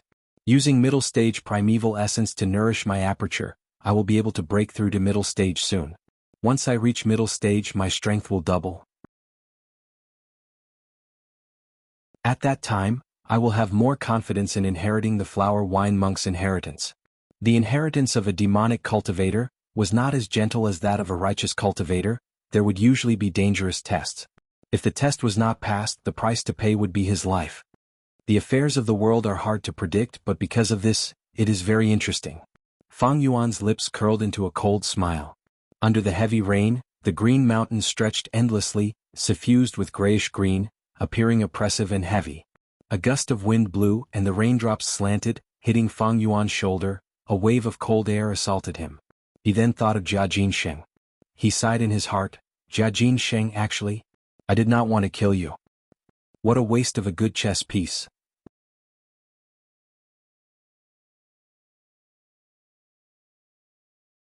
Chapter 54. In the academy, everyone's gaze was focused on Fang Yuan. These gazes contained shock, fear, mockery, and coldness. Fang Yuan turned a blind eye to these gazes. He looked at the academy elder, pointing at the unconscious guard on the ground, his expression solemn. Reporting to elder, these two guards had malicious intentions, they deserved to die. They forcefully broke in at the critical moment when I was about to break through to the middle stage. As everyone knows, a Gu master's cultivation cannot be disturbed, especially when breaking through to a higher realm. If one is careless, not only will the breakthrough fail, the aperture will also be damaged. Fortunately, I was lucky enough to step into the middle stage the moment they barged in. But, without waiting for the others to react, Fang Yuan continued, these two still refused to admit the mistake they made earlier, actually boasting shamelessly about attacking me, and even insulting my clan's ancestor, falsely claiming that it was Lord Clan Elder's idea to disturb this junior's cultivation. The student did not believe it and resisted fiercely. These two were highly skilled and I fought bravely, defeating them both. But seeing that these two are the academy's guards, I didn't kill them. Only one had his arm cut off and the other had his leg cut off. Although they lost a lot of blood, they did not die. This matter is like this, please uphold justice for me, elder. Finishing, Fang Yuan cupped his fists towards the academy elder. His tone was hurried, saying a lot, and the others did not have the right to interrupt. After he finished, the surrounding people slowly reacted. What did Fang Yuan just say? I don't think I heard it clearly. I think he said he advanced to the middle stage. How can it be? He's just a C-grade talent trash. How could he be the first to advance to the middle stage? He must be lying. He's afraid of the academy's punishment, so he lied. The students all began to discuss loudly. Compared to Fang Yuan advancing to the middle stage, the life and death of the two guards were no longer important. They were not surnamed Guyue who would care about their life and death. You said that you have already advanced to rank 1 middle stage? The academy elder's voice was cold, a cold glint flashed in his eyes. Fang Yuan, you can't say such things carelessly. If you admit your mistake now, I can still deal with you leniently because it's your first offense. However, if you continue to make mistakes and try to cover up with lies, then this old man will tell you right now that lies are easy to see through. Fang Yuan did not try to defend himself. He only chuckled and said to the academy elder, "Elder, please check." Without needing him to say anything, the academy elder had already walked over. He placed his hand on Fang Yuan's lower abdomen and diverted a bit of his attention into it. He immediately saw the scene of Fang Yuan's aperture. Inside the aperture there was no goo. The spring-autumn cicada had already hidden itself. A rank 6 goo's level was far higher than a rank 3 academy elder's. If it wanted to hide, it would not be easily discovered. As for the liquor worm, Fang Yuan temporarily put it in the wine jar in the dormitory and did not carry it with him. The academy elder closed his eyes and saw a bronze primordial sea, calm and undisturbed. Every drop of primordial water was the pale green color of middle-stage primordial essence. Looking at the surrounding aperture walls, the white aperture walls were rippling with light, as if they were made up of water. Waves of water were flowing rapidly. Water membrane. He really advanced to middle stage. How is this possible? The academy elder shouted in his heart, a trace of shock flashing in his eyes. But he tried his best to hide it, his face as solemn as water. After a moment, he digested this fact and slowly retracted his hand, saying in a low voice, "It is indeed middle stage." The students had long held their breaths, quietly waiting for the result. Once the academy elder said this, the entire academy seemed to explode. The students were bewildered, each of their faces showing an expression of disbelief. Fang Yuan was only a C grade, but he was the first to advance to middle stage. This was something that defied common sense. When a Gu master cultivated and broke through realms, the most important thing was talent. Are you kidding me? Even a C grade could advance first? How could those A and B grade talents endure this? Guyue Fangjing's face turned pale. He was still full of confidence last night, but now the truth was in front of him. He could not take the impact and sat down. Guyue Mabe clenched his fists. Guyue Fangjing gritted his teeth. The academy elder could not be fooled, so how did Fang Yuan do it? At that moment all the youths stared at Fang Yuan. They all had the same question in their hearts. With Fang Yuan's C-grade talent, how did he advance so quickly? The academy elder's heart was also filled with doubts. Under such a huge doubt, he threw the idea of suppressing Fang Yuan to the back of his mind, and asked directly, "Fang Yuan, I hope you can explain how did you advance to middle stage?" Fang Yuan smiled silently. "Heaven rewards the diligent. As a student, I studied hard and trained hard, accumulating over time so success came naturally." Liar. Tisich, if heaven rewards the diligent, I would have been number 1 long ago. Studied hard and trained hard? Just a while ago, I saw him leisurely strolling around the shops. The students were obviously not satisfied with such an answer. Is that so? The academy elder did not deny it. His eyes were cold as he stared at Fang Yuan. Fang Yuan's face was calm, and he stared back at the elder without fear. He was bathed in blood, and his linen clothes were messy, as if he had just gone through an intense battle. His eyes were as deep as a lake, revealing a kind of calmness, a kind of indifference and even a hint of mockery. Seeing such a pair of eyes, the academy elder's heart could not help but waver. This Fang Yuan is not afraid, not scared, not shocked. How could I force him to reveal it? With his C-grade talent he was able to advance to middle stage first. There must be a secret. But since he does not want to reveal this secret as the academy elder, I cannot force him to reveal it. Looks like I can only investigate in secret. Thinking of this, the academy elder could only retract his gaze, and his cold and stern face softened. But Fang Yuan did not let it go. This student is terrified. Sir Elder, how are you going to deal with these 2 guards? These 2 have lost too much blood, and if they are not treated, they will die. You are terrified? The academy elder could not help but snort coldly in his heart. His eyebrows furrowed deeply. Now that things had developed to this stage, as the person in charge of the academy, he had to step up and deal with it. But how should I deal with it? The academy elder could not help but feel that it was a little tricky. He could not help but ponder. Fang Yuan took in the academy elder's change of expression. He laughed in his heart. The academy elder must be in a difficult position right now. These two guards were just servants with a different surname, and their lives were as cheap as grass. If it was under normal circumstances, it would be fine. If they died, no one would care. But the situation now was different. These two were personally sent out by the academy elder. If they really died, it would be a disgrace to the academy elder. So these two guards would not die, and the academy elder would treat them. What really troubled the academy elder was the way to deal with Fang Yuan. In his original plan, Fang Yuan played truant first, and then killed the guards, going against his teacher and being arrogant.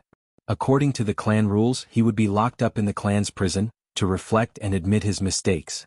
But these mistakes, when added to the fact that Fang Yuan had advanced to the middle stage, suddenly became different. Fang Yuan, because of his cultivation, had no choice but to play truant and kill the guards. This was pardonable. The key was that he had successfully advanced to the middle stage, becoming the first person in this batch. This was the right thing to do.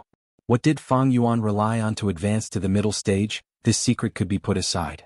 Winner takes all. Everyone cared about the results. No one would criticize such an outstanding junior. The academy elder could not punish him in any way. What did the academy do? It was to nurture outstanding Gu masters, to inject fresh blood into the clan. With such an outstanding youth appearing as the academy elder, it would be a dereliction of duty to suppress him. Just like when a student achieved good results as the teacher, he had to praise and encourage him, not punish or criticize him. A teacher who criticized and punished a student because of their outstanding results would never be acknowledged. Maybe the other elders, because they were afraid of Fang Yuan's development prospects, or because of grudges, would suppress Fang Yuan in the dark. But only you, the academy elder, cannot. Because you are in charge of the academy, you have to be fair and just, at least on the surface. These are the rules. Are we just going to let him go like this? It was not easy to get a hold of his weakness. The academy elder felt very unresigned. He knew in his heart that all the youths in the academy were outsiders. Outsiders could only watch the show, unable to see the intricacies, unable to experience the excitement in the dark. In fact, this was the first time he, the academy elder, and the scholar, Fang Yuan, exchanged blows. First, he did not let go of the rules, wanting to punish Fang Yuan and destroy his strong image in the hearts of the other youths. Then, Fang Yuan brazenly counterattacked. His move seemed rash, but it hit the nail on the head. Using the excuse of advancing to the intermediate level, he immediately regained his footing. As for the two unlucky guards, they were just pawns that were innocently implicated in the fight between the two and were sacrificed. This Fang Yuan, he is too scheming. If he really killed the two guards, I could still use this reason to counterattack. Although his talent is not much, but his methods are so experienced and thorough, it is hard to imagine that this was done by a 15-year-old youth. But I can't even counterattack. No wonder in the early years, there were rumors of his early intelligence and poetry. The academy elder suddenly realized that he had already lost. His failure was due to his identity. He was the academy elder in charge of the academy. This was his strength, but it was also his weakness. One point of strength was one point of weakness. Fang Yuan had long seen through this logic. The academy elder felt helpless and annoyed. He had once asked Fang Yuan to explain, but Fang Yuan's explanation was actually full of loopholes, and could not stand up to scrutiny. These guards were all chosen by the academy elder, and their temperaments could not be so rash, and would not be so stupid as to insult the ancestors of Guyue. Fang Yuan's words were said on purpose. It was undisguised slander, and was framing in front of an insider. The academy elder was very clear on this point, but he was clear that he could not pursue this matter. This was a trap. Once he pursued this matter and the truth was revealed, how would he deal with this matter? If he did not punish Fang Yuan, the two guards would be wronged, and he, as the academy elder, would not be fair in handling matters. How would he be able to convince the masses in the future? If he punished Fang Yuan, he would be suppressing the good, and being jealous of the talented. For the sake of two foreign servants, suppressing the younger generation of the clan, if this matter were to spread, it would cause the dissatisfaction of the clan. So the best way to deal with this was to turn a blind eye, and treat these two guards as disposable. Then he would determine that these two had committed a grave mistake. At the same time he would commend Fang Yuan. This way the clansmen would be satisfied and the guards who had been deceived would also think that this was fair. This way of dealing with it was undoubtedly in the best interest of the Academy Elder. Logic told the Academy Elder that this was the way to deal with it. But emotionally the Academy Elder could not overcome this hurdle. This Fang Yuan was too despicable. This time not only did the Academy Elder not suppress Fang Yuan's limelight, but he had become a stepping stone, stepped on by Fang Yuan, and lost face in front of everyone. Fang Yuan did not respect him in the slightest, and dared to target him in front of everyone. This made him, the Academy Elder, feel a sense of shame and humiliation. The key was, in the future if these two guards felt wronged and wanted to expose the truth, in order to protect his image and identity, the Academy Elder would have to be the first to jump out and suppress these two guards. But this was all caused by Fang Yuan. What kind of feeling was this? To make an analogy, it was as if Fang Yuan had pooped on the Academy Elder's face, and the Academy Elder had to praise Fang Yuan, and at the same time clean up his mess. If there was an outsider who wanted to point it out and say that the Academy Elder had pooped on his face, he would have to shut the outsider's mouth at the first possible moment.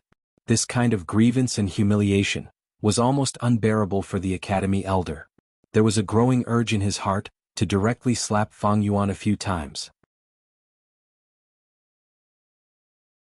But in the end the Academy Elder only reached out his hand and lightly patted Fang Yuan's shoulder. So small. The Academy Elder's face was as dark as water, and he squeezed out these words from between his teeth. It's all thanks to the Academy's nurturing. Fang Yuan's tone was calm.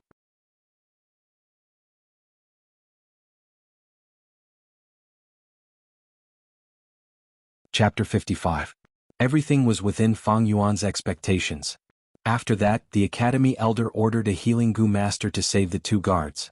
The guards' lives were saved, but they were heavily injured, and were chased out of the academy by the Academy Elder. Fang Yuan did not receive any punishment, but was instead praised. Such an outcome caused the other youths to feel even more fear. But this matter was far from over. As time passed, the storm spread to the entire clan. Fang Yuan was the first to advance to middle stage with his C-grade aptitude, and this became the topic of discussion in the clan. After meals, many people were discussing this matter. After the initial shock, people started to speculate about the mystery of Fang Yuan's advancement. Actually, with C-grade talent, surpassing A and B grade, advancing to middle stage first, is not a strange thing. That's right, there are many ways to achieve this in this world. For example, the relic Gu. Once this Gu is used, it can refine the aperture walls and boost one's cultivation. Advancing a small realm is a piece of cake. At once, there were all sorts of opinions and all sorts of possible answers were discussed. As for the liquor worm, variant primeval essence and so on, many people naturally brought up the topic. If Fang Yuan had revealed the existence of the liquor worm at the first moment, there would not have been such an uproar. But by covering it up like this, he had unknowingly attracted everyone's curiosity. Guyue village looked calm on the surface, but there was already an undercurrent. Countless pairs of eyes stared at the academy, waiting for the Academy Elder's explanation. As the Academy Elder, if he did not even know how his students advanced, that would be a dereliction of duty. So the Academy Elder had to give an explanation. Time passed day by day. The second youth to advance from initial stage to middle stage appeared. It was Guyue Mabe. Soon after, with just a difference of 3 hours, Guyue Fangjing also advanced successfully. He was dragged down by the lack of Yuan stone. Of course, there was also the fact that Fang Yuan's matter dealt a blow to him. The third was Guyue Cheng. Even though he had Guyue personally pouring his true essence into it, the efficiency of this method was not very high. It could only be used once every 3 days and it was also very dangerous.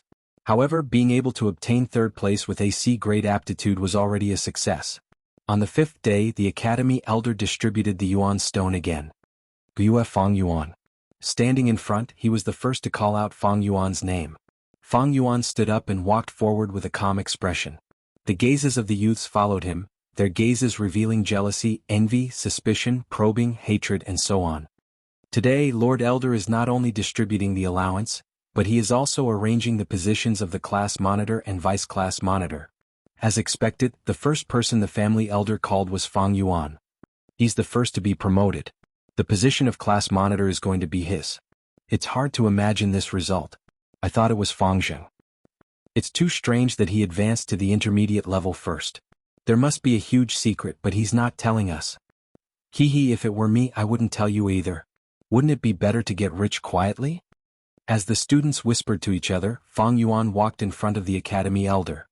Gue Fang Yuan, you are the first rank 1 middle stage Gu master this year. This is your reward. Saying so, the academy elder passed him a blue and white coin pouch. Fang Yuan took the coin pouch and opened it in front of everyone, looking inside. Don't worry, there's a total of 30 yuan stone inside. The academy won't shortchange you. The academy elder squeezed out a smile. To be honest, he did not expect that the first youth to advance to the intermediate level would be Fang Yuan. Fang Yuan did not hear the academy elder's words. He rarely trusted others, but he trusted himself the most.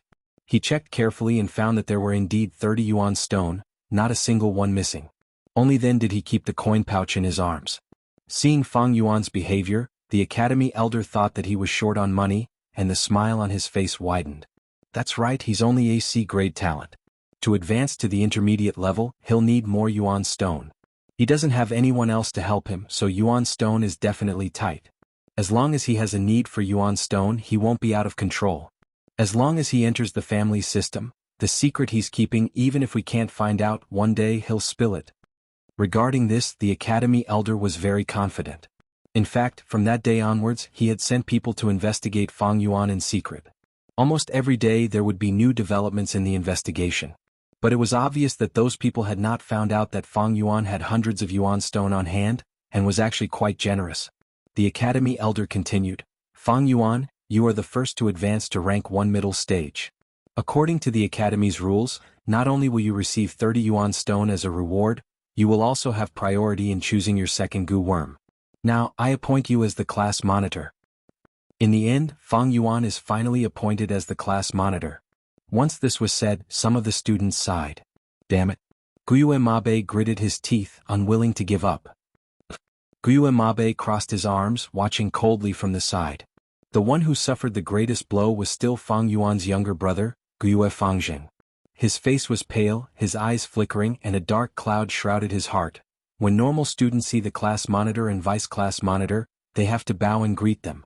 With my results, I'll definitely be able to get the position of vice class monitor. But in the future, when I meet my brother, I still have to bow. Wait. But just as Fang Yuan opened his mouth, he smiled at the academy elder and said slowly, Sir Elder, your student's talent is shallow, and it's hard for me to take on the position of class monitor. Such a position should be given to a talented person.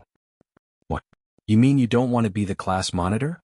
If you become a class monitor, you'll receive 10 yuan stone every time. Are you sure you want to reject? The academy elder's eyebrows immediately twisted into a knot. He had been teaching for decades and had never seen anyone reject this position. Actually, he had thought about it. Letting Fang Yuan be the class monitor had its benefits.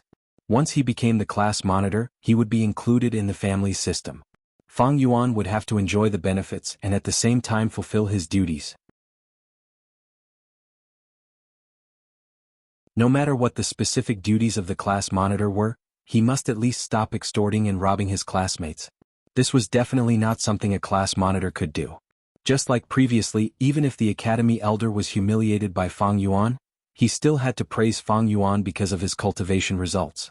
Under the system, he couldn't handle things as he pleased, and many times he wouldn't have the freedom to do as he pleased. Of course, it wasn't that the academy elder disliked Fang Yuan for extorting so many yuan stones every time.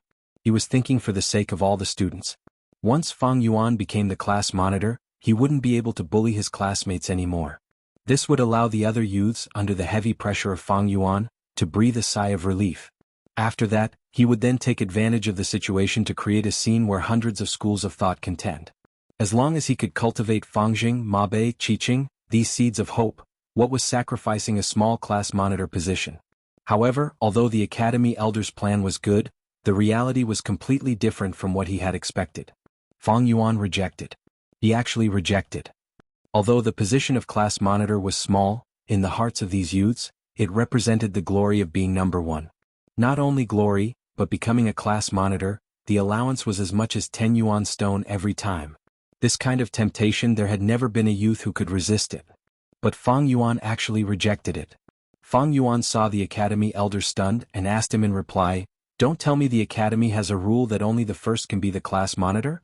Can't one reject the position of class monitor?" The academy elder's face sank. Of course there isn't such an unreasonable rule. Fang Yuan laughed heartily. "Thank you for your understanding, elder." After saying that, he cupped his hands, walked down and returned to his seat. The students who had witnessed this with their own eyes were instantly in an uproar. For a moment the academy was boiling. Fang Yuan actually rejected it? Are you kidding me? Is there something wrong with his brain? I don't know what's wrong with his brain, he'll regret it in the future. Fang Yuan gave up the position of class monitor. Does that mean I'm the class monitor now? The surprise came too quickly. The second place Guiyue Mabe couldn't react in time. Guiyue Cheng's face was full of disbelief. He really couldn't understand. Someone actually gave up the position of class monitor? What a complete idiot. Brother? Guiyue Fangjing's eyes widened, and he stared blankly at Fang Yuan as he walked back to his seat. According to Fangjing's results, he would definitely be the assistant class monitor. But when Fang Yuan gave up the position of class monitor, Fangjing suddenly felt that his position as the assistant class monitor was so dull and uninteresting. The academy elder's face was livid. He was really livid this time. Previously when Fang Yuan skipped class, his face was also very ugly, but that was just an act for others to see. He was in a terrible mood, even worse than the previous time. Fang Yuan gave up the position of class monitor, which meant that he refused to join the family system. The academy elder had been in charge of the academy for decades, but this was the first time he had seen such a student, who could actually refuse such a great temptation. He had wanted to invite him into the trap, but Fang Yuan refused, and the academy elder couldn't do anything about it. The subsidies were distributed. In the end, Guiyue Mabe obtained the second place, which was unprecedented, outside of the class monitor. Fangjing and Qiqing were each assistant class monitor. The allowance for the class monitor was 10 yuan stone. The allowance for the assistant class monitor was increased to 5 yuan stone.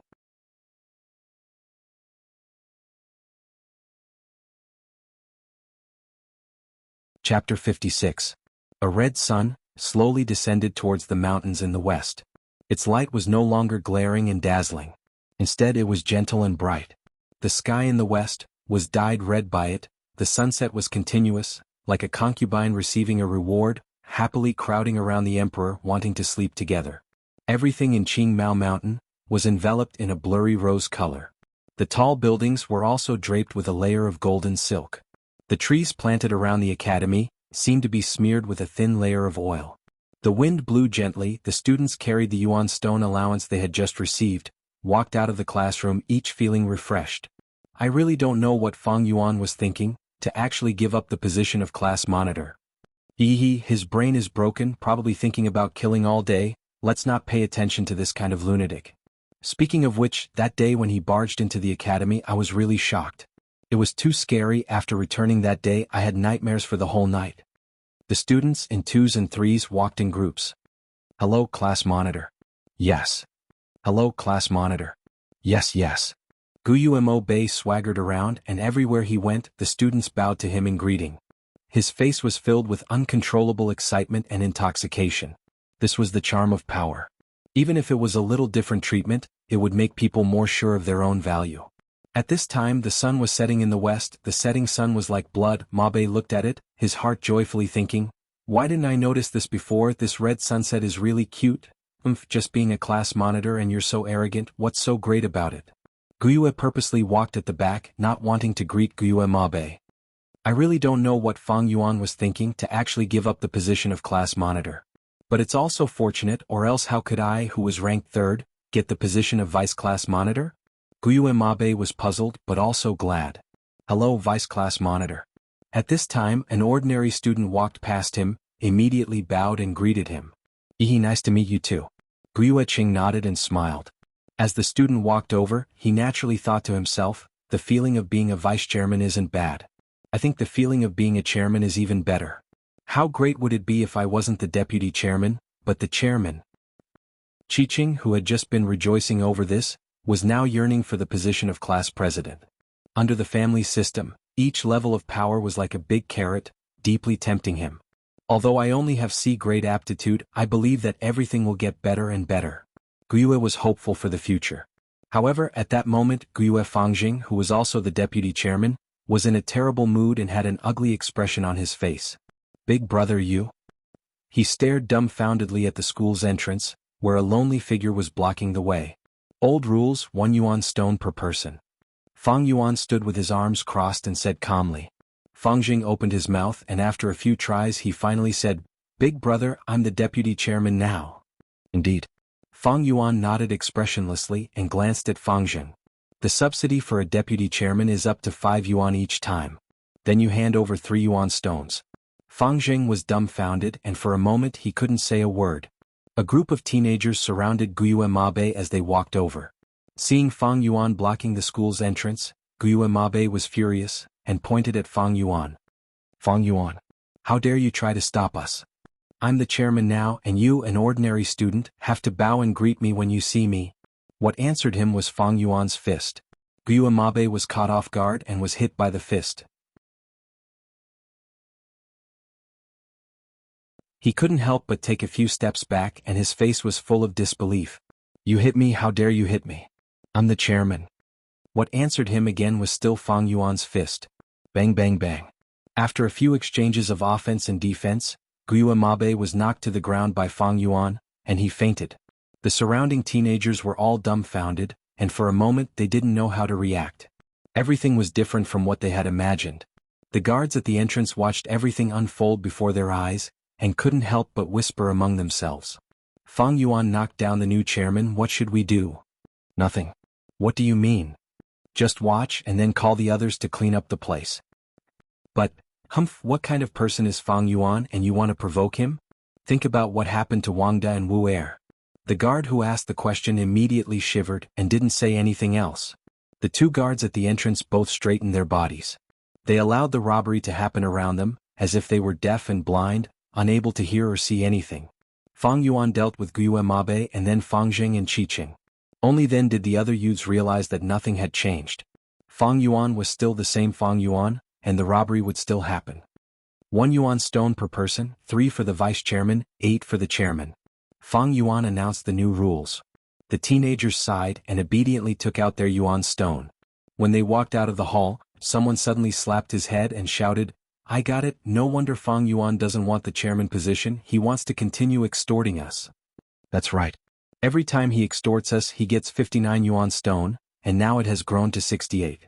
If he were the chairman he would get 10 yuan stones at most. Many people came to a sudden realization. Too treacherous, too cunning, too vicious. Someone slapped his thigh and said angrily, Sai, if that's the case the chairman and vice chairman are nothing. They are still being robbed and there are still only 2 yuan stone left, exactly the same as us. It was unknown who said this, but when the teenagers heard it, they couldn't help but fall silent. Bang! The academy elder fiercely slapped the table and flew into a rage. This Fang Yuan is too much, what is he trying to do? He even dares to robbing the chairman of 8 yuan stone, and the vice chairman of 3 yuan stone. If that's the case, what's the difference between the chairman and the other normal students? The academy elder tried his best to lower his voice, and his words were filled with anger. Fang Yuan rejecting the chairman position was equivalent to refusing to be part of the family's system. To put it more seriously, it was a form of betrayal to the family. This had already made the academy elder very angry. Following that, Fang Yuan robbed his classmates. His hands were stretching further and further, and had already exceeded the academy elder's bottom line. After being extorted like this, the chairman and vice chairman's power and position would be completely weakened. Over time, the normal students would also lose their respect and interest towards these 2 positions. Fang Yuan's actions seemed small, but the significance was huge. This was already using his own strength to challenge the family system. This was a scene that the academy elder absolutely did not want to see. He was grooming the family's new hope, and not a traitor to the family. However, even though Fang Yuan's actions had challenged his bottom line, the academy elder knew that he could not personally deal with this matter. If he really did that, the first person who would not let him off would be the clan leader. The second and third people who would have opinions against him would be Guiyue Lian and Guiyue Mochen. The clan leader had placed his hopes on Guiyue Fangjing. Fangjing was, after all, the only A-grade genius in the past 3 years. The clan leader needed a tenacious and independent genius, not a delicate flower that needed to be cared for. At the same time, Qi Lian and Imo Chen also hoped that their respective grandsons could grow up in this kind of setback. If the academy elder intervened and punished Fang Yuan on behalf of the students. If word got out, it would be the future successor of the Imo and Qi family couldn't beat Fang Yuan, so he had to ask for help from his elders. How ugly would that sound? This would be a huge blow to the Imo and Qi family's reputation. The academy elder was obviously not afraid of a mere Fang Yuan, but he was worried that if he interfered, he would attract pressure from the clan leader, the Imo family, and the Qi family. This was practically the entire upper echelon of the Guiyue family. How could he, a mere elder, withstand it? The root of this matter still lies in Fang Yuan's secret. What did he rely on to advance to the intermediate level so easily? The academy elder suppressed the anger in his heart and focused his gaze on the 3 investigation reports on the desk. On the first report, there was a detailed background of Fang Yuan's family. Fang Yuan came from a good background this time, his identity was not suspicious, and his background was also clean. Both his parents died and he was taken in by his uncle and aunt. But they did not get along, and ever since he entered the academy, Fang Yuan had been living in the academy dormitory. On the second report, there was a record of Fang Yuan's life. He had early intelligence at a young age, and was looked upon favorably by the clan, thinking that he might have an A-grade talent. But after the awakening ceremony, he was tested to be a C grade, causing the clan to be greatly disappointed. On the third party's report, there was Fang Yuan's recent whereabouts. His daily life was very simple, almost 3 points in one line. During the day he attended classes in the academy and at night he slept in the dormitory. He was very hard-working in his cultivation and every night, he would undergo Gu Master cultivation to nourish his aperture. Sometimes he would go out for a trip to the only inn in the village to improve his meals and buy wine to drink.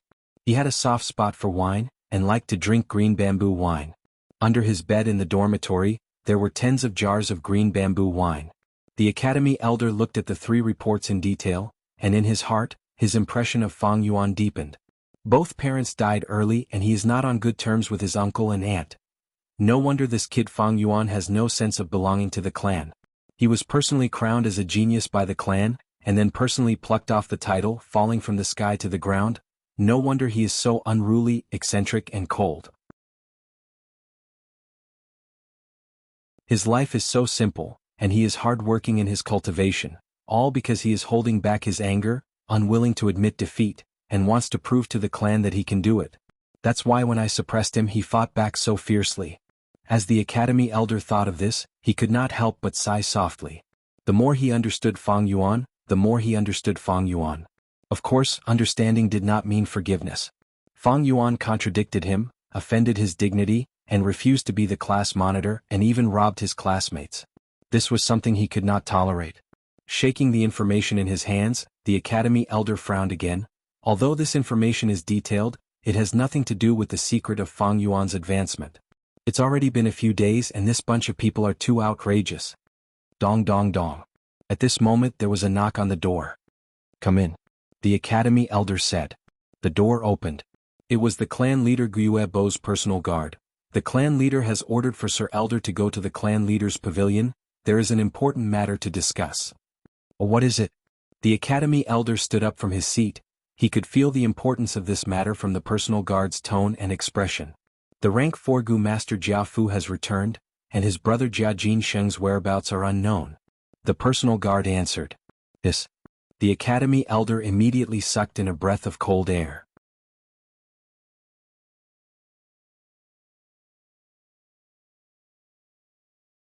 Chapter 57. A full moon was faintly discernible in the clouds. The academy elder hurried along the road. His face was shadowed by the flickering moonlight, and his expression was indistinct. It was hard to survive in this world and Gu Masters going missing was a common occurrence. His rich life experience told the academy elder that under normal circumstances, this kind of mysterious disappearance usually meant death. But anyone could die but he, Jia Jinsheng, could not. Especially not in the Guiyue village. His identity was special, his father was the Jia clan leader, and his brother was Jia Fu, a rank 4 Gu Master. Rank 4 Gu Masters had yellow-gold primeval essence and great battle strength. In the entire Guiyue clan, only the clan leader was a rank 4 and could match him. The other clan elders were only rank 3. The Jia clan leader's cultivation was rank 5, and under his leadership the Jia clan prospered and became a large clan, occupying all the resources in the mountain and having many clansmen. Compared to them, the Guyue village was only a mid-sized clan. Once the two sides started fighting, the Guyue village would definitely be at a disadvantage. More importantly, if this matter were to spread, the reputation of the Guyue clan would also be tarnished. Many other caravans would also choose their routes carefully. If the Guyue village did not have trade with caravans, their surplus local resources could not be sold, and their need for external resources could not be purchased. As time passed, the village would definitely decline. This is no small matter. If it is not handled well, it will be a disaster. The academy elder was worried, rushing to the clan leader's pavilion. Once he stepped into the clan leader's pavilion discussion hall, the academy elder felt the heavy atmosphere. On the main seat sat the current generation Guyue clan leader, Guyue Bo. And the short and fat Jianghu with 5 to 6 followers, stood in the middle of the hall, looking like he was going to interrogate them. Under the illumination of the bright lights, many of the clan elders stood beside the chairs, their solemn expressions clearly visible. Jianghu was a rank 4 Gu master, and even he did not sit. These clan elders were only rank 3, and naturally did not dare to sit. This was the deterrence of a rank 4 Gu master. It was also a form of reverence for power. Greetings. Just as the academy elder was about to bow, he was stopped by clan leader Guyue Bo. The gray-haired Guyue Bo was currently massaging his temples with his fingers, a distressed expression on his face. Let's not talk about this anymore. You've always been in charge of the family's academy. Let me ask you, where is Guyue Fangyuan? The academy elder was shocked, thinking to himself, how did this matter get related to that lad Fangyuan again? He respectfully replied, right now at this hour, he should be cultivating in the academy's dormitory. The clan leader sighed. Now brother Jia is very suspicious that the disappearance of his brother Jia Jinsheng is related to Guyue and Fangyuan. I order you to go immediately and bring Fangyuan here. The academy elder's heart trembled. Yes. He knew the severity of this matter, and hurriedly bowed before turning to leave. Brother Jia, that Fangyuan will be here soon. Take a seat. Guyue Bo pointed to the seat beside him and said to Jianghu. Jianghu laughed bitterly and cupped his fists towards Guyue Bo. Apologies to brother Guyue. I'm really anxious now. I haven't seen my brother for a few days already. I'm afraid he's in trouble. I really can't sit still. Some things can only be understood after losing them. Jianghu only reacted recently. Why did his father arrange for Jia Jinsheng, a burden, to lead the caravan with him? It was to test his character, to see if he could pay attention to family while suppressing others, and at the same time take care of his brother Jia Jinsheng. If Jia Jinsheng were to die, how would his father view Jianghu? When he realized this, he immediately investigated the caravan, and quickly locked onto the Guyue village. Almost without stopping, he rushed back. Now that he was standing in the middle of the hall and not sitting down, he wanted to create an aura of someone who was determined to get what he wanted. This was to put pressure on the Guyue clan, and also to answer to his father when he returned to the Jia clan. Reporting to clan leader, Fangyuan has arrived. Soon the academy elder brought Fangyuan to the hall. Guyue Fangyuan greets clan leader, Lord Jianghu, and all the elders. Fangyuan's face was indifferent and he bowed. Is it him? Jianghu sized up Fangyuan coldly, and asked a female Gu master beside him. This female Gu master was the one Fangyuan had bought purple gold from when he entered the gambling den. It's him. There's no mistake. The female Gu master looked at Fangyuan with a burning gaze and said with certainty. Jianghu nodded, and in that instant his gaze was like two blades, cutting at Fangyuan. But he did not interrogate him directly. This was the Guyue village, and he had to give face to the Guyue clan leader. So he looked at the Guyue clan leader who was sitting down. The Guyue clan leader's face was solemn. He knew that Jianghu purposely spoke loudly to the female Gu master, not only to confirm Fangyuan's identity, but also to put pressure on him.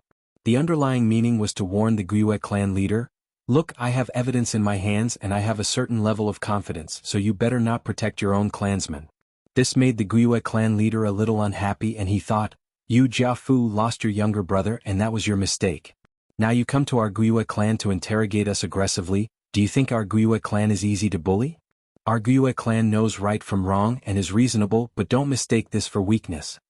Thinking of this, he did not interrogate Fangyuan directly, but said to the female Gu master sternly, look carefully. I'm not afraid to tell you this Fangyuan has a twin brother who looks like him. Are you sure it's him? The female Gu master was only a rank 1 Gu master, and under Guiyue Bo's imposing manner, she immediately showed a hesitant and nervous expression.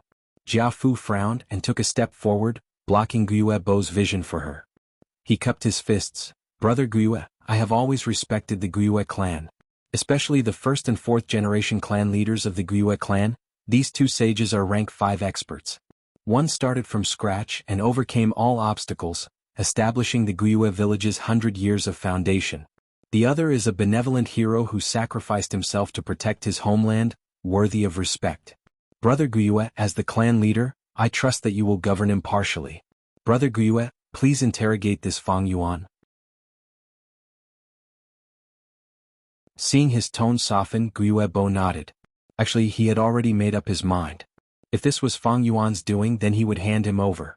Anyway, he was just a C grade, there was no pain in handing him over. As long as he could resolve this conflict, it would be fine. If it was Fang Jing, then it had to be this Fang Yuan. Fang Jing was an A-grade genius, the only one in the last 3 years. The clan's higher-ups were still hoping to nurture him, to fight against that by clans by Ningbing. Fang Yuan, don't be nervous.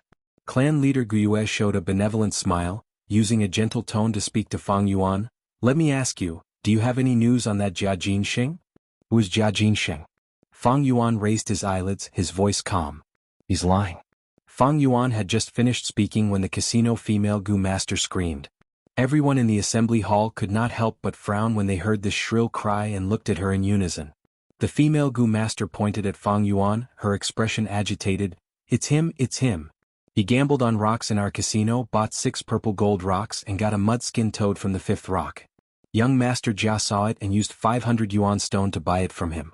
This incident left a deep impression on me, I won't forget it even after a year or two. And it's not just me, all the other Gu masters in the casino saw it. Is that so? The smile on clan leader Guiyue Bo's face disappeared, his expression was stern as he dragged his tone towards Fang Yuan.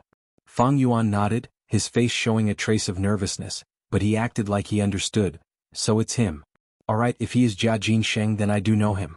But ever since that time in the casino, I haven't seen him again. He's lying again. This time it was not the female Gu master, but a male Gu master, who shouted. Fang Yuan looked at him as if he had just recognized him, his face showing a trace of surprise, but he tried to hide it. His change in expression was reflected in everyone's eyes. Everyone started to ponder. Lords, I'm working at the wine shop. The male Gu master cupped his fists and bowed to everyone, then suddenly pointed at Fang Yuan. That night in the wine shop, I clearly saw him and young Master Jia Jinsheng sitting together, the two of them having a secret conversation for a long time. Once he said this, the hall started to have small discussions. The academy elder looked at Fang Yuan with a gaze as cold as ice. And clan leader Guiyue Bo's body leaned backwards, slowly leaning on the wide chair. How can this be? Fang Yuan's face showed an obvious nervous expression and he hurriedly said, there were so many people in the wine shop, how could you only recognize me? You might have recognized the wrong person. Haha, I definitely wouldn't recognize the wrong person. The male Gu master raised his head and laughed, his gaze shining as he stared at Fang Yuan. At this moment he felt extremely imposing. Let's not talk about young Master Jia Jinsheng coming to our wine shop, we have to take care of him at all times. Even if it wasn't young Master Jia Jinsheng, I would still recognize you. Because the impression you gave me is too deep. As he said this, he raised his eyebrows, his expression full of pride. Do you still remember that you came to our wine shop that morning? You asked for a cup of monkey wine but only drank a mouthful. Then you released the liquor worm and fed it the rest of the monkey wine. When I saw the liquor worm, I was very excited and wanted to buy it from you, but you didn't want to sell and left. Good, that's what I wanted to hear. Fang Yuan laughed coldly in his heart, but his face showed a shocked expression, and he could not help but take a step back. Liquor worm. The academy elder standing behind Fang Yuan's eyes lit up. But he quickly frowned again and could not help but ask, Fang Yuan, where did you get this liquor worm? Fang Yuan clenched his fists and gritted his teeth, not replying. The surrounding clan elders were instantly enraged, shouting in a low voice. Fang Yuan, do you know you've gotten into big trouble? Speak, what is going on? Tell me everything you know. This liquor worm, is it Jia Jinsheng's? How could it be his? This liquor worm was obviously opened by me. Fang Yuan suddenly raised his head, his expression agitated as if he could not stand such injustice, and shouted loudly with indignation.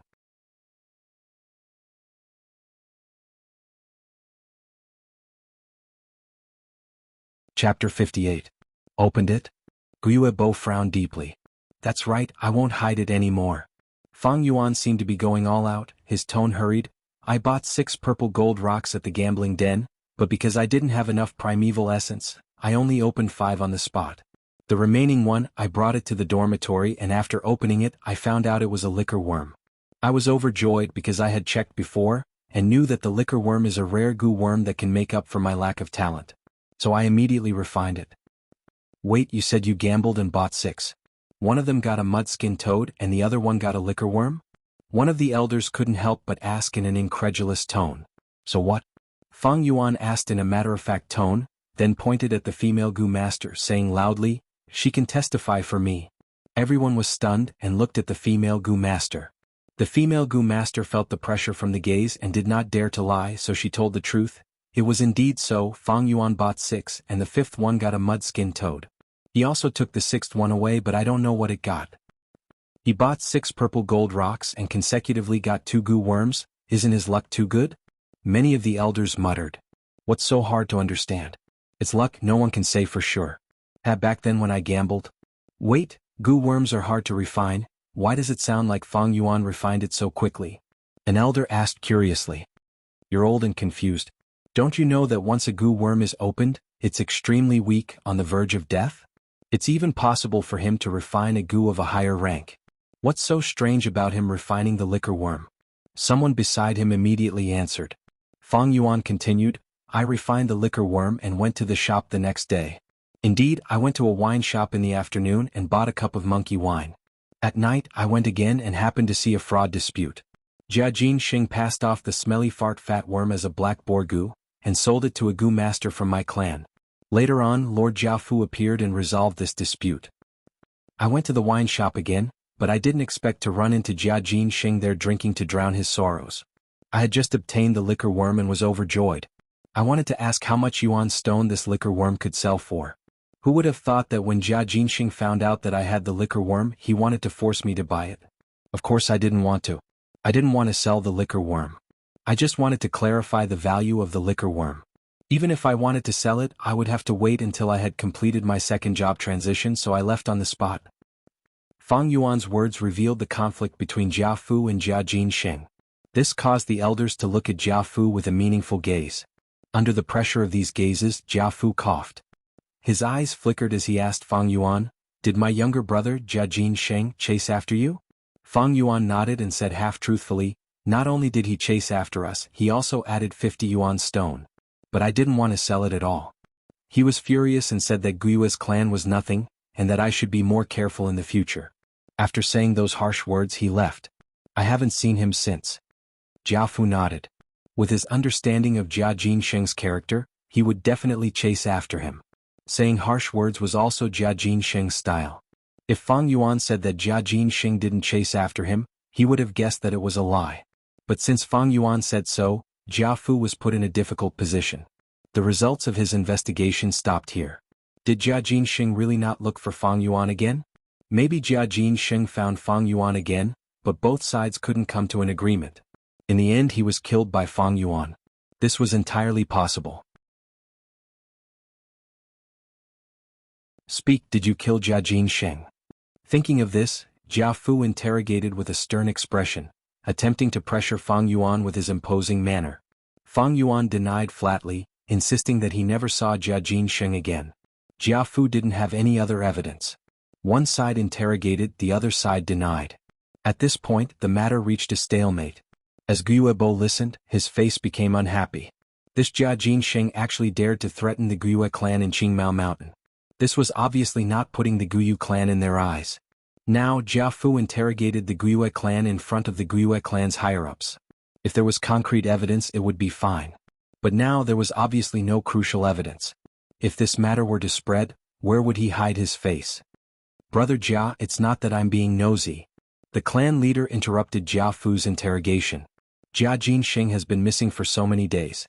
I'm afraid he's already dead. The murderer caused this massacre, so there will definitely be some clues. I wonder if you've found anything else, brother? Jiafu glared fiercely at Fang Yuan.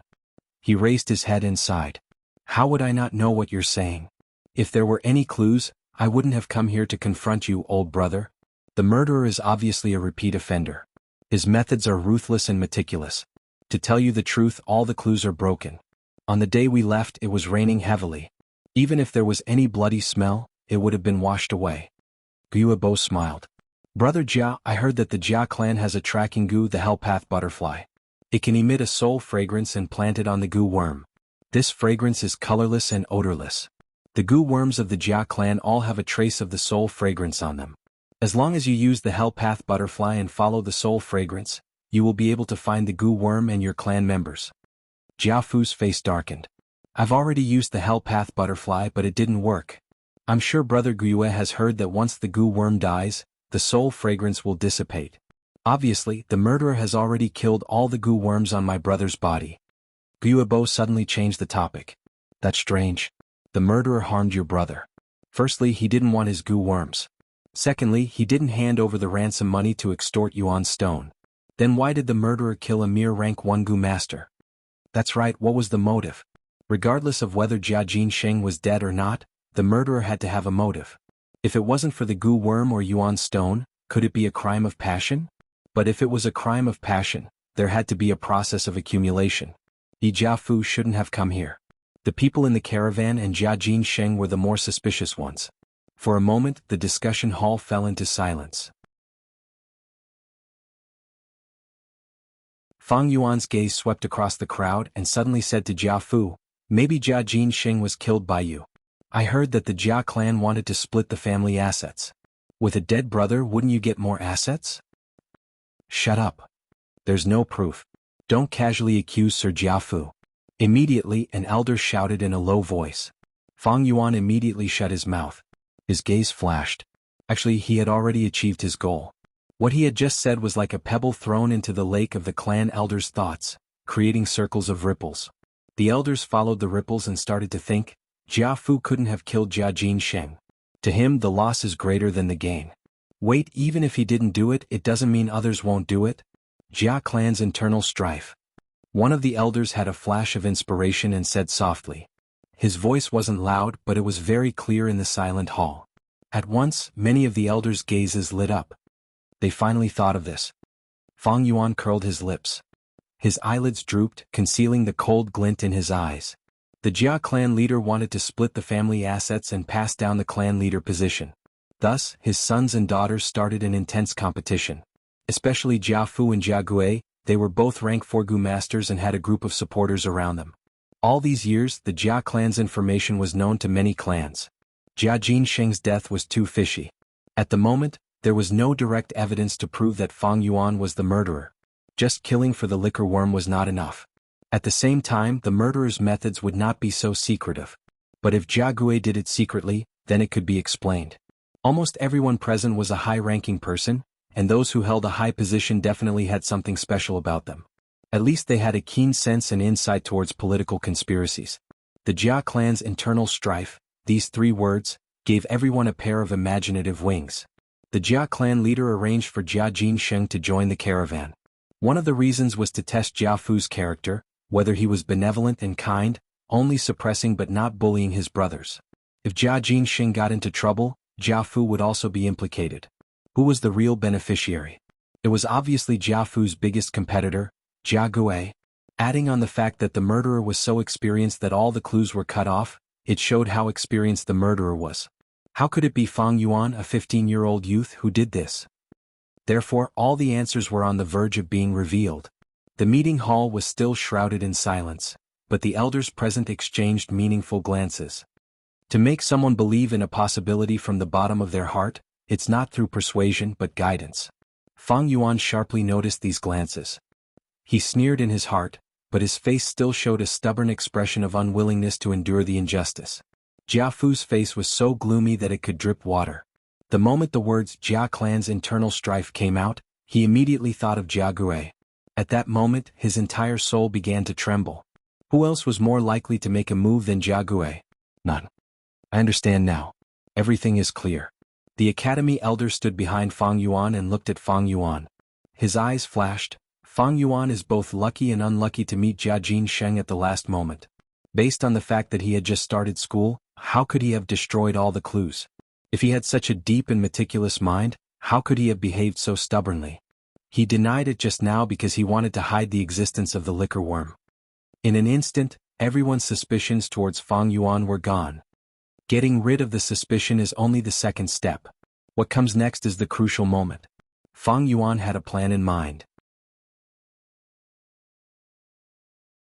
The development of the situation was within his expectations. He sighed in his heart and looked at Jianghu.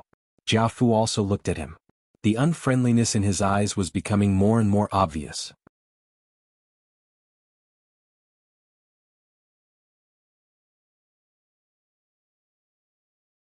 Chapter 59. Jianghu was in a dilemma. He had already eliminated Fang Yuan as a suspect and was almost certain that Jianghu was the mastermind. But what can I do even if I know the truth? Jianghu's heart was filled with grief and indignation. I don't have any evidence. If I were to testify against Jianghu in front of my father would probably think that I'm trying to frame him. Jianghu was very astute. He looked at Fang Yuan with a sharp glint in his eyes. Jia Jinsheng had followed him everywhere. Now that Jia Jinsheng was missing, Jianghu would naturally be held responsible for not taking good care of him. Since he couldn't testify against Jianghu, he had to give his father an explanation. And this explanation was right in front of him. That's right. If I use this Fang Yuan as a scapegoat, I can barely explain myself. As long as I get past this hurdle, I might be able to get back twice the amount. Jianghu's heart was filled with evil thoughts.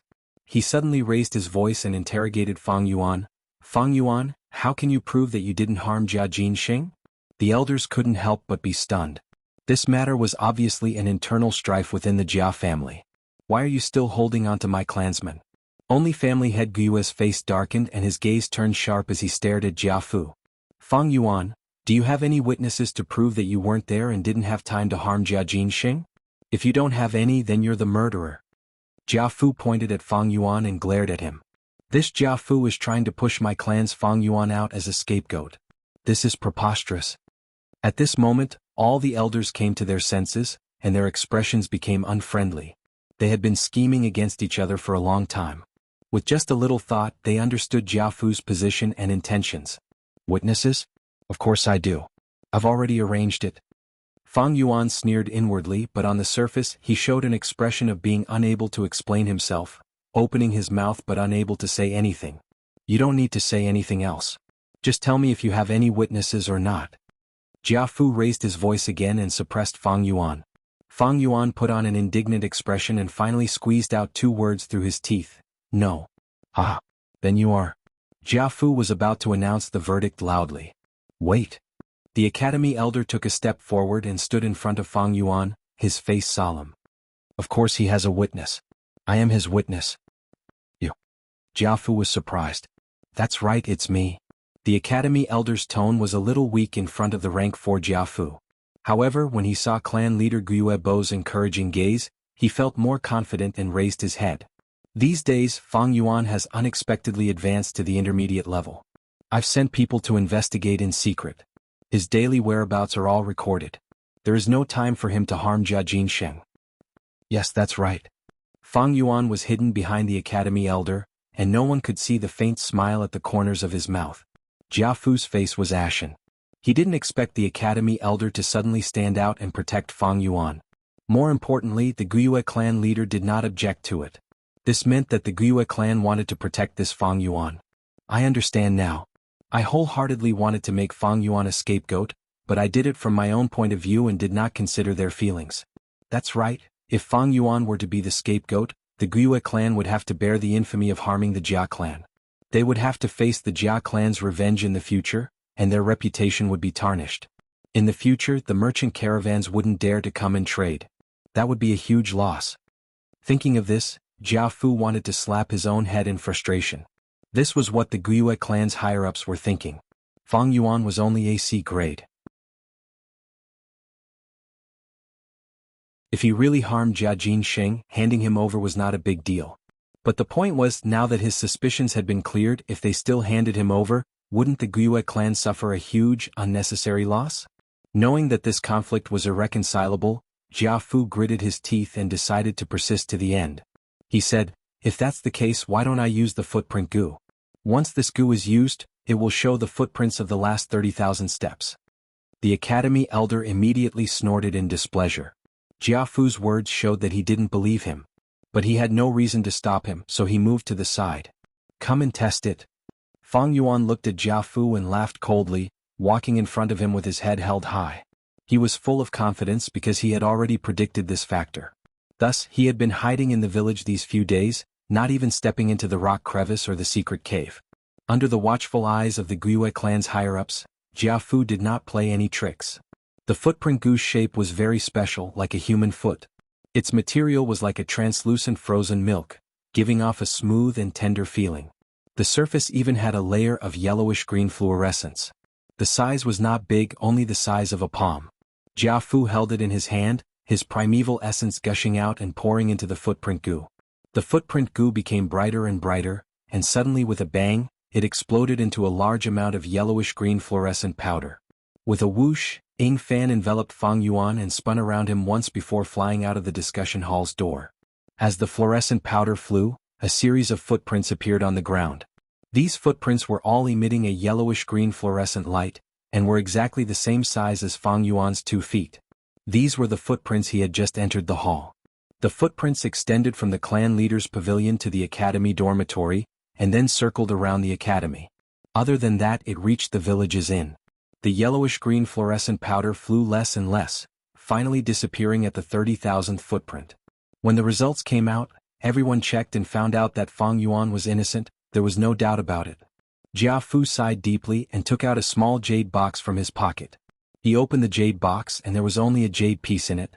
The jade piece was a translucent emerald green color, and a Gu worm was sealed inside. It was a stick insect. Its body was slender and it was the color of jade. Its entire body was like a round bamboo tube. A stickworm's body was usually longer than a palm, but this one was not, and was only the length of a fingernail. On its surface there was a faint white light. Green jade body, white light covering the body, this is the bamboo gentleman. Immediately an elder recognized this Gu worm and exclaimed. Even clan leader Guiyue was moved and could not help but advise, Brother Jia, this bamboo gentleman is a rank 4 Gu worm, it is not easy to refine. Why waste it here? Jiafu shook his head, looking at Fang Yuan. This bamboo gentleman was obtained by chance when I was young, when I cut open a rock. The rock was only cut halfway and did not continue. As everyone knows, this Gu worm feeds on sincerity, and is born with the ability to detect lies. Only a gentleman who has never lied since he was young can refine and feed this Gu. Fang Yuan, you only need to cut open the rock and put the weak bamboo gentleman into your aperture. Whatever I ask you, you'll answer. Then take out the Gu and let us see if it changes color. If it changes color, it means you are lying. No problem. Fang Yuan did not hesitate and immediately cut open the jade piece and did as Jiafu said. Once the bamboo gentleman appeared in the aperture, it immediately let out a faint green light, illuminating the entire primeval sea. Fang Yuan immediately felt that if he told a lie, the bamboo gentleman would be able to sense it, and its body would change from green to other colors. However, the reason why he agreed to it was because he had the confidence. Spring-autumn cicada. With a thought, the sleeping spring-autumn cicada woke up and let out a trace of aura. This aura was extremely grand, and immediately suppressed the bamboo gentleman. The bamboo gentleman let out a green light, and immediately shrunk back into its body. Its entire body curled up, trembling in fear. How could it have the energy to detect lies? Jiafu started to ask, and his first sentence was straight to the point. Fang Yuan, did you harm my brother Jia Jinsheng? No. Fang Yuan answered resolutely. Jiafu asked again, do you know anything else about him? Fang Yuan shook his head, I don't. Jiafu asked again, was there any falsehood in what you said to us earlier? Fang Yuan shook his head again, no. All right, you can take out the bamboo gentleman now. After 3 questions, Jiafu said. Fang Yuan took out the bamboo gentleman and everyone looked over, only to see that the bamboo gentleman's surface was still dark green without any change. The clan elders let out a sigh of relief. Jiafu's expression also calmed down. He kept the bamboo gentleman and cupped his fists towards Guiyue. I have offended you this time, brother Guiyue. No matter, to let the truth be known is what we want to see. Guiyue waved his hand and then sighed, but it is a pity for this bamboo gentleman. The bamboo gentleman had the ability to detect lies, and was a rank 4 Gu master, so it was very valuable. but feeding and refining it was not easy. It could only be refined by a sincere gentleman. As long as other Gu masters told a lie, refining the bamboo gentleman would definitely fail, and the bamboo gentleman would die on the spot. Its food was sincerity. As for living in the aperture of a sincere gentleman, it could only survive by eating the gentleman's sincerity.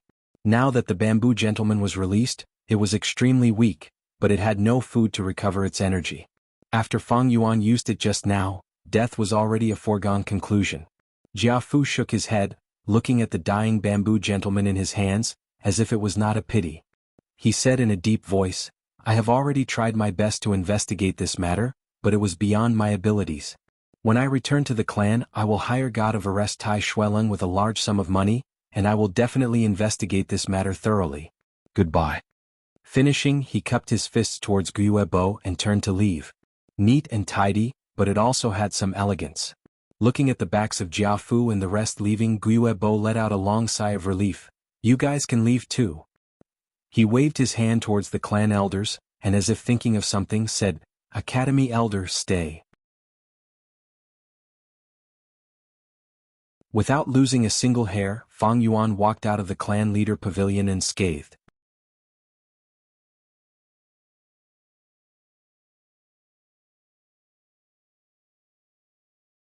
Chapter 60.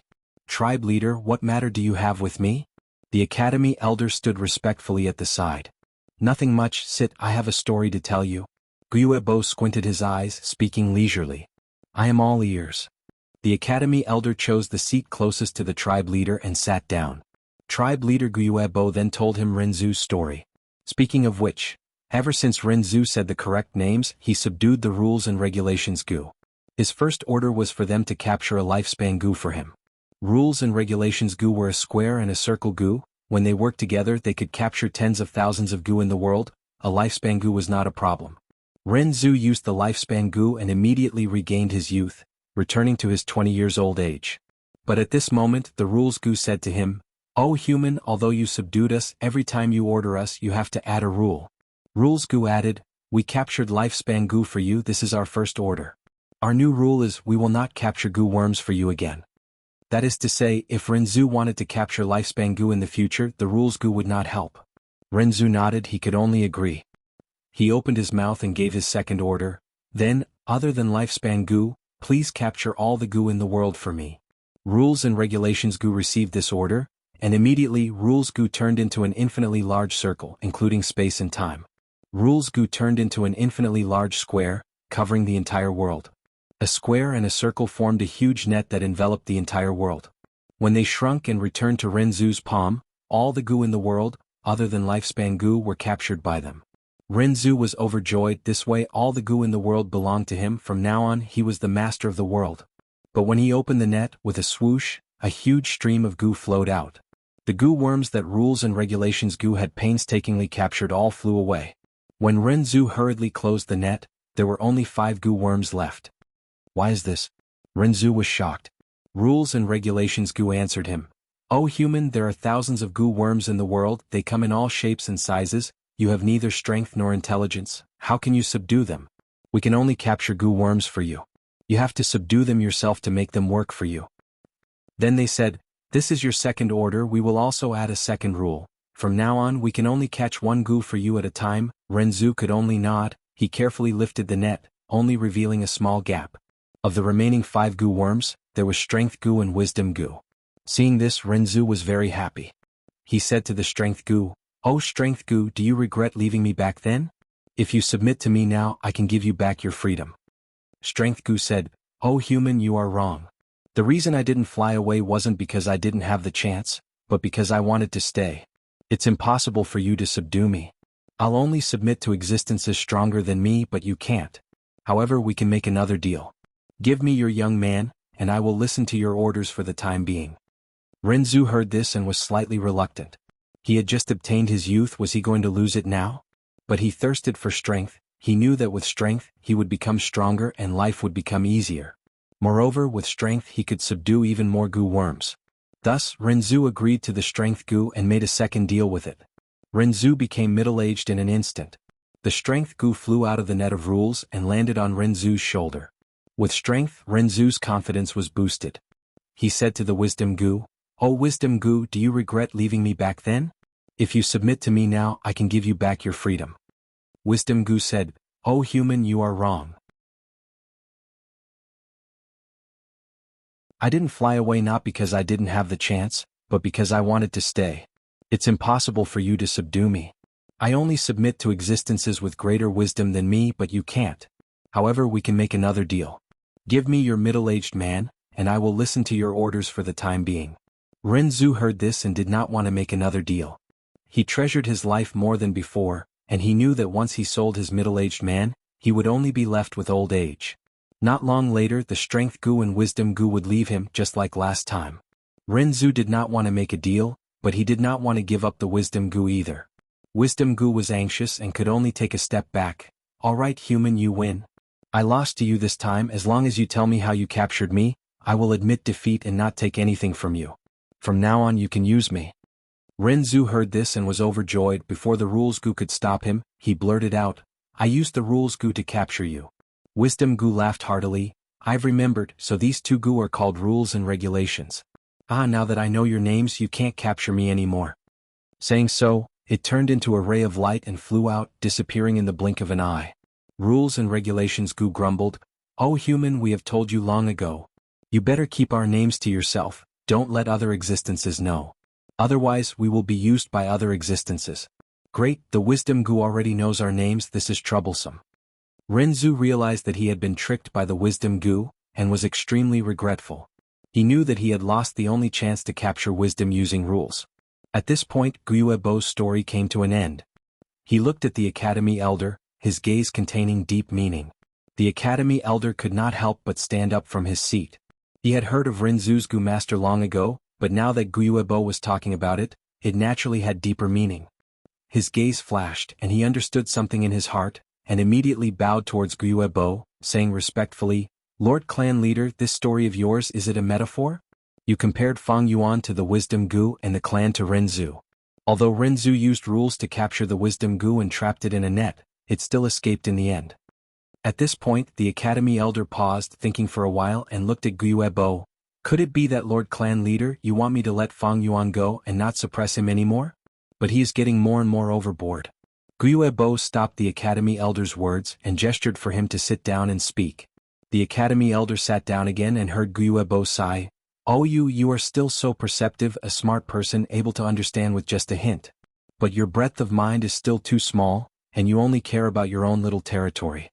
Let me tell you now, the Academy is small, the clan is big. I know what you are worried about. You are afraid that the other students will be suppressed by Fang Yuan, and eventually lose their morale." Guiebo shook his head and pointed at the Academy Elder. "You worry too much. What do you think the clan is for? To rely on your academy to nurture new people? No, behind every student there is still their parents, their elders, their good friends. As long as these people are supporting us, encouraging us, and looking forward to us, our Guyu clan's younger generation will have confidence and motivation. Fang Yuan has indeed exceeded my expectations time and time again, and has a hint of a sudden appearance. I have been paying attention to Fang Jing in secret, and I have long known about Fang Yuan's extortion and robbery. Let him continue robbing and use him to train Fang Jing, Ma Bei, and Qiqing, these unpolished gems. This is very good, at least this batch of students has the most solid fist and leg skills I have seen." The Academy Elder's face showed worry, "But Lord Clan Leader, too many setbacks is not good. It will grind the unpolished gems into pieces. Especially now that Fang Yuan has the liquor worm, this worm is of great help to a rank 1 Gu master. I am worried that during this job transition period, under Fang Yuan's pressure, the other students will not be able to turn things around." "Then let them not be able to turn things around." Guiebo snorted coldly, showing a trace of the magnanimity and coldness of a leader. "What is this little setback? Is it scarier than death? With the support of the elders in the clan, if they still can't hold on, it means they are not unpolished gems, and have no value in nurturing them. The clan has new students entering the academy every year, and if this batch doesn't succeed, there is always the next batch. As for Guiyue Fangjing, from tomorrow night onwards, I will personally guide him in secret." To have the clan leader's personal guidance, that is Guiyue Fangjing's luck. The academy elders sucked up at the right time. Guiyuebo's expression softened a little, and he looked at the academy elder, reminding him, "Do you know why you are still an academy elder even though you have been an academy elder for tens of years? Be more magnanimous. I know that Fang Yuan has offended your authority and made you lose face, but why do you have to be so calculative with a junior? I also know that this Fang Yuan has some intelligence at an early age, but he is still a young man, young and impulsive. Otherwise, he wouldn't have injured the guards and made things difficult for you in front of everyone. He has been suppressing his anger, and that is understandable. Falling from a genius to a mere mortal, it is normal for him to be hostile towards the clan. He is actually still very childish. Just look at how he tried to hide the liquor worm. How could the liquor worm be hidden? He is not mature and still has naive thoughts. Don't think of him as a scary person. By comparing him to the wisdom goo, I have overestimated him. At most he is a little clever, but he doesn't have any great wisdom. If he had hidden his mid-level cultivation without batting an eyelid, or accepted the position of class monitor indifferently, then he would really be scheming. Clan leader, what do you mean? The academy elder raised his eyebrows. What I mean is, if Fang Yuan is unhappy with the clan, then let him vent his frustrations. If an ant spits at an elephant, will the elephant care? Emotions should be released and not blocked. After he has vented, he will naturally integrate into the clan. Our Guyue clan, since the first generation, has been around for almost 1,000 years. There are many people who are unhappy with the clan, but in the end, did they overturn the clan? The clan does not only have rules, there is also blood ties. Renzu wanted to use rules to catch wisdom, but not only did he fail, the rules were also known by wisdom. The meaning behind this is profound. Rules are dead, people are alive, and ties are deep. If you blindly use rules to catch people, it will instead increase hatred, and cause Fang Yuan to be further away from the clan. Fang Yuan is only AC grade. If he is lucky, he will only be a low-level clan elder in a few decades. But he is still Guyue Fangjing's twin brother, do you understand? I understand. Hearing Guyue Bo's last sentence, the academy elder suddenly understood. If the clan only has rules, then it is a pile of stiff dead objects. But if it increases the blood ties, then it is alive. Guyue Bo nodded slowly. There is one more thing I want to give you, I hope you will remember it. Clan leader, please enlighten me. Guyue Bo's gaze was distant, looking at the moonlight outside the window. The sea can hold all rivers and the sea is big, remember it, then leave. Yes, clan leader, I will leave now. The academy elder retreated.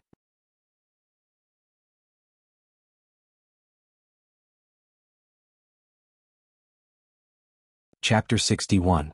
Tonight's moon was especially round. The moonlight was like a gauze shining on Qingmao Mountain. Every time the treasure brass toad leapt, it would cover a distance of 100 meters. Because it was leaping forward, the steep and narrow mountain path could not restrict or obstruct it. Jianghu and the rest sat on the treasure brass toad, leaving the Guyue village and rushing back to the caravan. The wind whistled in their ears, and their vision shook along with the treasure brass toad's leaps. The moonlight shone on everyone's faces and everyone was silent. Jianghu's expression was as cold as ice. After a while, one of Jianghu's confidants couldn't help but ask, "Master, what should we do? Jiajin Sheng is dead. How will Master explain this to Master when he returns? Should we find a scapegoat first?" Jianghu shook his head but ignored him. Do you know the story of Renzu? The aide was stunned, not expecting Jianghu to reply like this. He did not know how to reply at this moment. Jianghu continued, Renzu had the rules and rules goo and captured all the goo in the world. He gained strength but lost wisdom. Right now there were 3 goo left in his net. He opened it and saw that these 3 goo were attitude goo, belief goo and suspicion goo. Renzu was not willing to let them go, so these 3 goo could only make a bet with Renzu. As long as Renzu opened the net, they would split into 3 directions and escape. Whoever was caught by Renzu would be subdued. Tell me, what did Renzu catch in the end? The aide seemed to understand and replied, it was the attitude goo. Do you know why? Jianghu asked again. The aide shook his head. Jianghu chuckled. That's because your attitude says it all. Whether father believes, or suspects, I have already expressed my attitude. When Jiajin Xing went missing, I immediately started investigating in the caravan, and once I found any clues, I rushed back to the Guyue village without stopping. In the village, I risked being attacked by the Guyue tribe to confront them. I did not even sit down, and to verify Fang Yuan's words, I even used the rank 4 bamboo gentleman. After returning to the clan, I will hire the god of arrest and invite Tai Shueleng to investigate this matter. Regardless of whether Jia Jinsheng is dead or alive as his brother, I have already done what I should do. My attitude has already been made clear. I've already thought it through. I don't need a scapegoat. I'll just go back honestly because I really didn't do it. If he found a scapegoat, he might fall into Jiagui's trap. If I can find someone to take the blame, he can naturally find someone to reverse the verdict. The confidant was secretly surprised. Master, do you really suspect young Master Jiagui? Who else could have done so well if not him? Speaking up to this point, Jiafu's face twisted, and his eyes were about to spit out flames of anger. Previously, I didn't do that to him because of our brotherhood. I didn't expect him to be so treacherous. Since you're so heartless, don't blame me for being unjust. What he didn't know was that there was a pair of eyes watching him from afar. Fang Yuan stood on the hillside and watched quietly. The moon tonight was beautiful and bright. The golden full moon hung high in the night sky, illuminating the mountains and earth.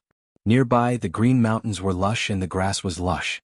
The entire mountain was filled with pine, cypress, and fir trees, as well as the Qingmao Mountain's unique Qingmao bamboo. Large patches of dark green water poured down from the top of the mountain and flowed to the foot of the mountain. The mountains in the distance were continuous, blurring into a dark shadow under the moonlight. The winding mountain road meandered down like a sheep's intestines. Sometimes it was blocked by the forest, but it continued to stretch out. Jiafu and the others rode on the treasure brass toad and advanced along the mountain path. After continuously leaping, his figure was finally covered by the forest. Although the mountainous terrain did not restrict the treasure brass toad's speed, it was still able to reach the treasure brass toad. But Jiafu did not dare to recklessly pass through Qingmao Mountain. If he barged into the beast nest, even with his rank 4 cultivation, he would still be in a difficult situation. Therefore, following the mountain path was the most appropriate choice. Not long ago, Fang Yuan had been watching the caravan leave with an umbrella on this hillside. Now he was standing here again watching Jiafu leave. The trouble of killing Jia Jinsheng has finally been solved. His eyes were deep and his heart was calm and tranquil. Ever since he killed Jia Jinsheng that night, he had been thinking about how to deal with the aftermath. He was very clear that he had no foundation. If the truth was revealed, Guyue's tribe would definitely sacrifice him. But if he kept hiding it, the paper would not cover the fire. A brilliant lie was a mixture of truth and falsehood. There was truth in the falsehood and falsehood in the truth. He had to divert the trouble. This situation was like a chessboard with two opposing sides. On one side was Jiafu's caravan, and on the other side was Guyue's tribe's village. In this game, whether it was Guyue Bo, the academy elder, or Jiafu, they were all chess pieces. Even he, Fang Yuan, was one of the chess pieces. To protect this chess piece that represented himself, he could only make use of the opposing sides and find an opportunity in the gap. A few days ago, Fang Yuan had started to plan. He first used the 2 guards to put on a good show on the stage set up by the academy elder. He then hid the existence of the liquor worm to arouse the tribe's curiosity and attract the attention of the higher-ups. At the same time, he asked the academy elder to investigate in secret. Next, he robbed his classmate to show his impulsiveness, unruliness, and dissatisfaction with the tribe, showing weakness to the higher-ups of Guyue. Then he calculated the days and waited for Jiafu. During the confrontation, he showed his childishness and panic, which invisibly led everyone's thoughts. He let them discover the truth themselves. Finally, he made use of the conflict of interest between Guyue's tribe and Jiafu to make the academy elder, who had been investigating him, testify for him. The bamboo gentleman was a small accident, but he was still a rank 4. Under the suppression of the spring-autumn cicada, the bamboo gentleman ironically became the best proof for Fang Yuan. In the end, not only did Fang Yuan explain the origin of the liquor worm perfectly, he also pushed the blame to the innocent Jiagui, while he escaped unscathed. The academy elder was left behind. It seems that Guyue Bo wants to interfere with the academy's affairs and cancel the suppression on me. With his style, he does have the magnanimity to do so. But his true goal isn't me, his main motive should be Guyu Fangzheng. One of the reasons why I made a big fuss was to cause a commotion and attract the attention of the higher-ups. Even if Guyue Bo does not show up, Guyue Mo Qin and Guyue Lian will make a move to protect their reputation. As for Jiafu, he should have already determined that Jiagui is the culprit. The fire of revenge is already burning in his chest. I am really looking forward to it. After my interference, the fight between these 2 brothers will immediately escalate. I wonder if the Gu fighting tournament will be brought forward? Right, there is also that divine investigator Tai Xueleng. Tai Xueleng? Fang Yuan muttered these two words in his mouth. After a while he smiled lightly. In the righteous path, this person is quite a character. It is a pity that he is very busy with work. It will not be easy to invite him just because of this matter. If Jia Fu wants to make his stance clear, he will definitely invite him. However, it is hard to say when. It will be at least 2 to 3 years later. In 2 to 3 years he would be at rank 2 or even rank 3. At that time his life would be a whole new world. The night wind blew, and the fresh mountain air was fragrant. Fang Yuan breathed in, feeling refreshed. Looking into the distance, his field of vision was wide. The mountains were like a painting, and it was peaceful under the moonlight. The bright moon shines on the pines, the clear spring flows over the rocks. Fang Yuan recited and could not help but think of a fable from Earth. A group of monkeys chased after the moon. When they saw the moon in the well, they wanted to fish for it. The monkeys at the back would grab the tails of the monkeys in front, and the monkeys in front would grab the tails of the monkeys in front. Just like that, the monkey at the front would finally touch the water in the well. When it stretched out its hand, the water would shake and the moon would scatter. The people of this world were often like this. When they saw the shadow of the moon, they would think that it was the real moon. Little did they know that it was only the moon in the well, the moon in their eyes, and the moon in their hearts. In this life, I wish to become the real moon, to leave the heavenly mountains, to play with the clouds and seas, to reflect the past and present, to walk above the dark heavens. Fang Yuan's eyes were clear, and his pupils reflected the beautiful green mountains. On the hillside, a skinny youth stood silently. A golden moon like a disk hung high in the night sky. It had existed since ancient times, traversing through the night sky, and faintly imprinted the youth's tiny shadow on the blue stone.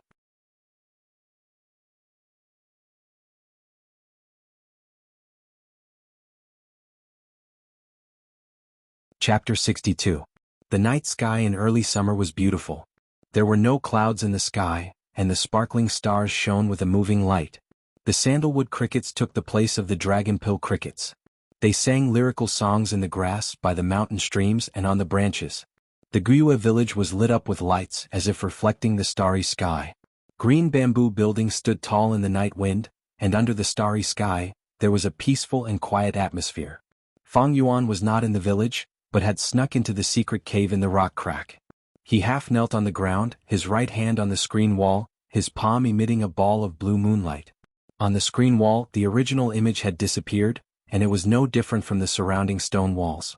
If not for Fang Yuan clearly remembering the location, who would know that the flower wine monk's inheritance was hidden under the screen wall? On the night of a month ago, the screen wall changed, and the flower wine monk's secret treasure suddenly appeared. The screen wall first showed the flower wine monk's blood-soaked body, threatening to leave behind an inheritance. Then there was a line of words in blood, reminding people that if they broke the screen wall, the cave would appear. After that, the words disappeared, and the power of the photo-audio goo on the screen wall was completely dissipated. The screen wall also returned to being a normal mountain wall. Although he knew about the flower wine monk's inheritance, Fang Yuan did not have the time to explore it. Because of this accident, he killed Jia Jinsheng on the spot, and that night he was busy cleaning up the scene. Then, to deal with the upcoming interrogation, he carefully set up a trap, and his activities were limited to the village. Until Jia Fu left, the academy elders stopped the secret investigation. After more than 10 days, the rumors died down, and Fang Yuan secretly snuck back here. The bronze sea in his aperture slowly descended, and Fang Yuan mobilized waves of primeval essence, pouring it into the moonlight goo in his right palm. The moonlight goo emitted a ball of gentle moonlight, and the moonlight flickered continuously. Under its effect, the stone wall was continuously shaved off, and large amounts of stone powder fell. This was Fang Yuan's exquisite control of the moonlight goo.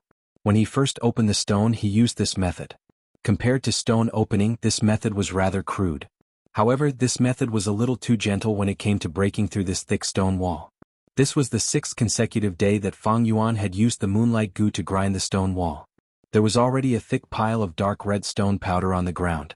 Logically speaking, the soil of Qingmao Mountain was all green mud. However, the soil here was strangely crimson and emitted a dark light. Fortunately, with this source of light, Fang Yuan did not need to prepare a torch. To avoid arousing suspicion, Fang Yuan did not use any tools. Iron hammers and pickaxes were undoubtedly more convenient for him to break through the stone walls, but this way the sound of the wall breaking would echo in the summer night. Regardless of whether it sounded weak or loud from the outside, Fang Yuan had to put an end to these suspicions. Details often determine success or failure. For Fang Yuan, being cautious was more of a habit than a virtue. In his previous life he had been careless, but he soon learned a painful lesson. It is often said that the older a person is, the more timid he becomes. Actually, it wasn't that he was timid, but he was cautious and patient. After 500 years, the word cautious had been engraved into his bones. Huff. Breathing heavily, Fang Yuan slowly stopped the infusion of primeval essence. He sat down on the ground. He was really tired. The entire image wall that was half a person's height had already been grinded away by him by 3 inches. He wiped the sweat off his forehead, moving his shoulders and stretching his legs.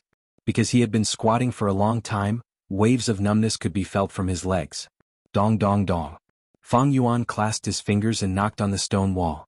Hearing this sound, he was slightly happy, knowing that the stone wall was getting thinner. He then closed his eyes to calm down, feeling the situation in his aperture. There was less than 20% of the green copper primeval sea left. Continue to work hard. Fang Yuan gritted his teeth and stretched out his right hand again, touching the stone wall. The aqua-blue moonlight continued to shine for a quarter of an hour, and Fang Yuan's movements suddenly stopped. He moved his right hand away and happily found that there was a small hole in the stone wall. He immediately stood up and kicked with his foot. With a swoosh, the hole immediately expanded to the size of a bamboo basket. Fang Yuan cautiously took a few steps back. He felt a stifling air gradually spreading out from the entrance of the cave, before spreading into this secret cave. The ventilation of the secret cave was not good, so Fang Yuan thought for a while and chose to drill out of the crack, returning to the outside world. After a long while he finally turned around. The stifling air in the secret cave was much better than before. Fang Yuan continued to widen the hole, sometimes using the moonlight goo, sometimes using his hands to pull, and sometimes using his feet to kick. After a while he finally widened the hole to a size where he could easily enter. Looking from the hole, there was a straight tunnel that slanted downwards. The tunnel was not wide at the start, but it got wider the further down it went. When a person entered the tunnel, they had to bend their waist and lower their head, but when they reached the latter half of the tunnel, they could straighten their bodies and walk with large strides. The 4 walls of the tunnel were also made of strange red soil, emitting a layer of dim red light. This allowed the scene in the tunnel to be clearly seen. But the tunnel was very long, extending beyond his field of vision. Because of the angle, Fang Yuan could not see what was at the end of the tunnel. He stood at the entrance of the tunnel and did not immediately step in, but squinted his eyes and stood on the spot. Strength inheritance was different from inheritance. Inheritance referred to the things left behind by a Gu master after he died. The person who found the inheritance would usually obtain all the things on the corpse at once. Strength inheritance referred to the Gu master who was on the verge of death, did not want his own path to be extinct or to benefit his descendants, or to leave a final mark in the world, and so on and so on.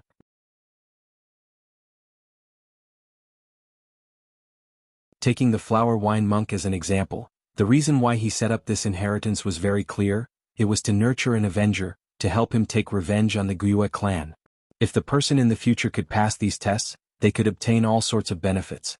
The person who passed the final test would mean that he or she had obtained the complete strength inheritance. According to the division of the strength inheritors, strength inheritances were naturally divided into righteous and demonic inheritances. Righteous inheritances were usually designed to test the person's character and character. Those who failed midway would not have to worry about their lives. Demonic inheritances were complicated. Demonic cultivators were often crazy and stubborn, or cold and emotionless, or they killed people like flies and could not be judged by common sense. Some demonic inheritances were designed to test one's mind. There were many riddles, and many people would be stuck in it for their entire lives, thinking hard but to no avail. Some demonic inheritances were extremely simple, just a secret room with goo worms and yuan stone placed inside. Some demonic inheritances were extremely cruel, and failure midway often meant death. What's more, some demonic lords' inheritances were simply lies, and were a huge trap in itself. They followed the principle of harming others without benefiting themselves, and even before they died, they would try their best to set up a trap for others. This inheritance of the flower wine monk, what kind would it be? Fang Yuan pondered. He had his previous life's memories, and he was very clear about many famous demonic inheritances in the future. But this inheritance was not discovered by anyone in his previous life, and he knew nothing about it. Logically speaking, the possibility of it being a trap is not high. Otherwise, the flower wine monk would not have designed this image wall. But would there be a trap? Fang Yuan picked up a piece of rock and threw it into the cave. The rock bumped against each other in the tunnel, and quickly rolled out of Fang Yuan's sight. He could only hear a series of sounds echoing in the tunnel. Fang Yuan was deep in thought. The result of throwing the rock to test the road seemed to be safe. But he still did not enter the tunnel, and instead took out some stone powder, and evenly scattered it near the entrance of the tunnel that he had just opened. At the same time, he sprinkled a thin layer at the entrance of the secret cave's stone crack. Then he drilled through the narrow stone crack at the entrance and left this place. In an extremely hidden bush a few hundred meters away from the riverbank, he found the green bamboo wine that he had brought with him this time. He opened the wine jar and fiercely drank a mouthful, and then purposely spilled some of the wine, wetting his clothes and making him smell of alcohol. Carrying the wine jar, he returned to the village. When he reached the dormitory, it was exactly midnight. If he often did not return for a night, it would arouse suspicion. This was very good, going out in the first half of the night, and returning in the second half of the night. When he was looking for the liquor worm, Fang Yuan had already done this. With a previous record, this kind of behavior was not out of the ordinary. The stars disappeared and the sun rose. The night was silent.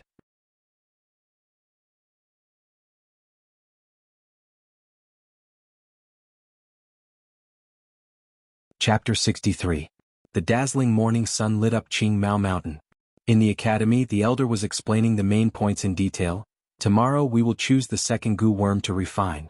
Everyone has the experience of refining goo worms, so this time we can consolidate our experience. As for the choice of the second goo worm, everyone needs to think carefully. Combining these few days of cultivation experience as well as your understanding of yourself, make a comprehensive consideration. Normally speaking, it is best to pair it with the vital goo. A goo master's first goo worm was called the vital goo. Once chosen, it was no doubt the cornerstone of development. After that, the second goo worm, the third goo worm and so on were all based on this cornerstone to determine the specific direction of the goo master's cultivation. Hearing the academy elder's words, the youths could not help but ponder. Only Fang Yuan was snoring on the table. He had worked hard for half the night yesterday, and after returning to the dormitory, he continued his goo master cultivation, nurturing his aperture. The sky had just brightened and he only started to sleep. The academy elder glanced at Fang Yuan, frowning slightly, but did not say anything. Ever since the clan leader Guyue Bo had said those words to him, he had adopted a laissez-faire attitude towards Fang Yuan. What goo worm should I choose? Many students could not help but look at Fang Yuan as they pondered. Speaking of which, Fang Yuan already has a second goo worm. Yes, that is the liquor worm. To be able to get a liquor worm after cutting open rocks, his luck is too good. If I had the liquor worm, I would also be able to advance to middle stage first, right? The thoughts in the minds of the students rose one after another. There were those who were envious and those who were jealous. Ever since that day after the interrogation, Fang Yuan's liquor worm was also successfully exposed. The origins of the liquor worm did not raise any suspicions. While the clansmen were relieved, they were also deeply moved by Fang Yuan's luck. Why don't I have such good luck, sigh? Guyue Cheng, who was also a C-grade talent, sighed in his heart. A long time ago, his grandfather had gone around asking people to purchase the liquor worm for him. Unexpectedly, even though he was the successor of a branch bloodline, Guyue and Fang Yuan got it first. Compared to Qiqing's lament and jealousy, Fang Jing, who was also the vice-chairman, was in high spirits. Big brother, I will definitely surpass you. He glanced at Fang Yuan and said in his heart before looking away. These days his eyes are shining, filled with a surging passion for life. His cheeks were rosy, his forehead glowed, and even his steps were brisk. The academy elder saw all this and immediately understood that clan leader Guyue had already begun to secretly teach Fang Jing. Of course, this kind of preferential treatment couldn't be said out loud. The academy elder turned a blind eye to this. It was night time again. Fang Yuan squeezed into the secret cave again. Ring ring ring. A hare was struggling violently in his hand, and a bell was tied around its neck. This was a hare that Fang Yuan had caught on the mountain, and the bell was naturally tied by him. After a day, the stuffy air in the secret cave had completely dissipated, and the air was fresh. The tunnel entrance was wide open, and it was silent inside. Fang Yuan half squatted on the ground and first carefully examined the ground. He had scattered stone powder on both areas last night, and this thin layer of stone powder was not eye-catching. The stone powder at the entrance of the tunnel is still in its original state. It seems that during the time I was away, no unclean things crawled out of the tunnel. There is a footprint at the entrance of the secret cave, but I stepped on it just now. It seems that no outsiders have been here. Fang Yuan observed for a while and relaxed.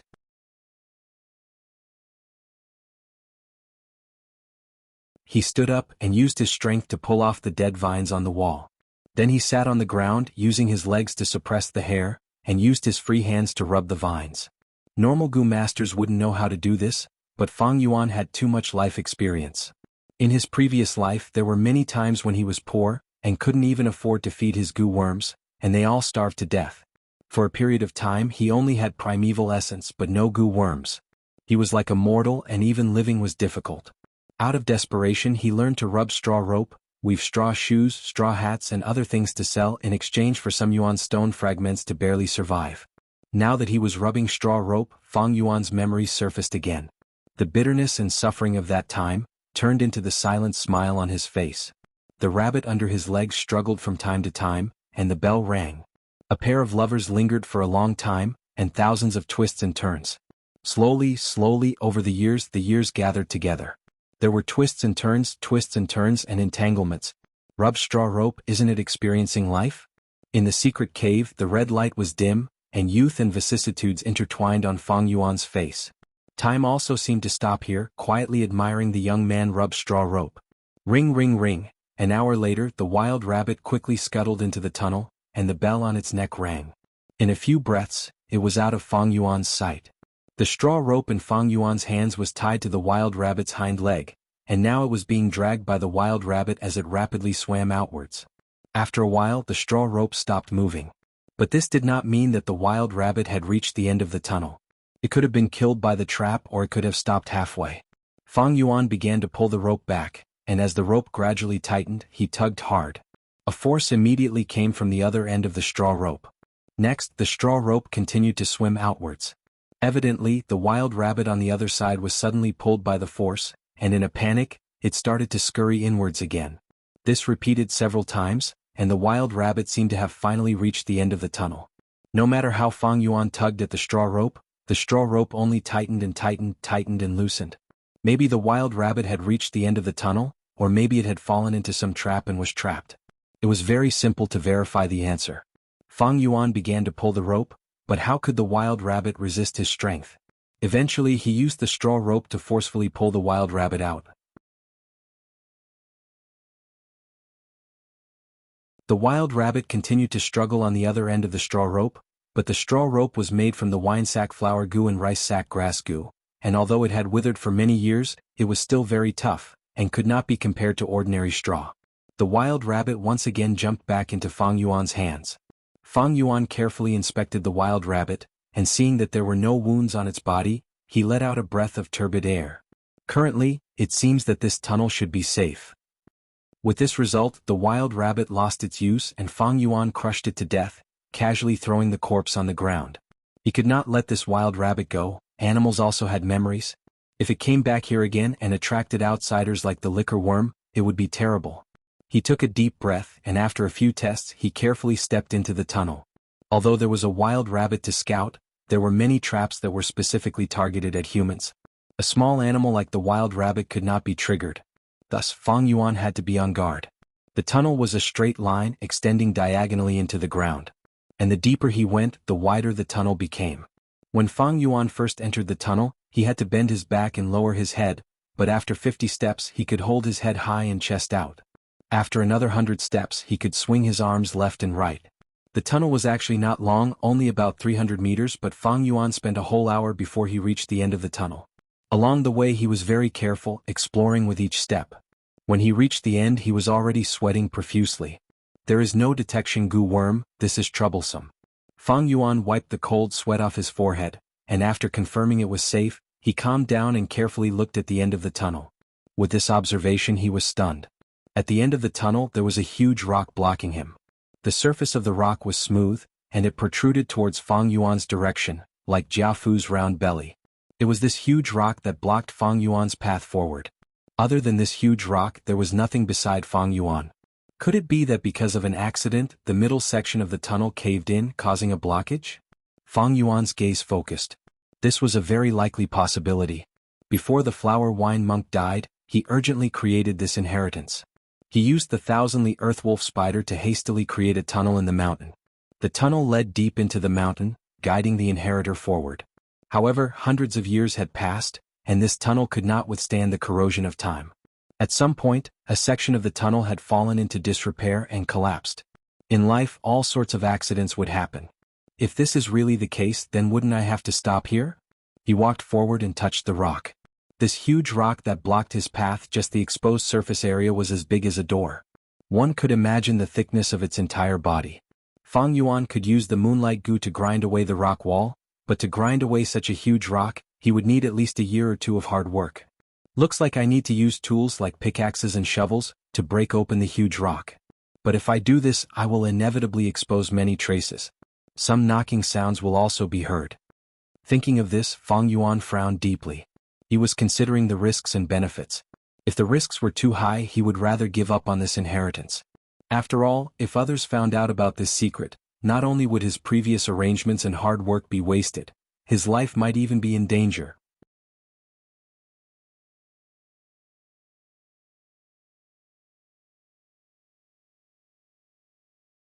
Chapter 64.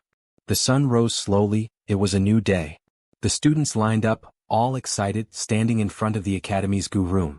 Today was a good day to choose the second goo worm. Fang Yuan was the first to advance to middle stage, so he had the priority to choose, so he stood at the front of the line. Behind him were Guyue Mo Qin, Guyue Fangjing, and Guyue Cheng. Crick. The goo room's door was opened by the guards, and Fang Yuan was the first to step in. Although the goo room was not big, it had a world inside. The surrounding walls had small square holes, big and small, and inside were all kinds of utensils. There were stone basins, jade plates, cages woven from grass, and pots made from purple clay. All kinds of goo worms, all rank 1, were stored in these utensils. To feed these goo worms, the academy consumed thousands of yuan stone every day. Fang Yuan looked around and found that many utensils were empty with no goo worms. The goo worms in the goo room were only replenished once a year. When choosing their vital goo, most of the youths chose the moonlight goo, and now there was no moonlight goo in the goo room. There were no windows around the goo room, only a small skylight on the roof. Sunlight shone in through the skylight, forming a rectangular golden spot on the floor of the goo room.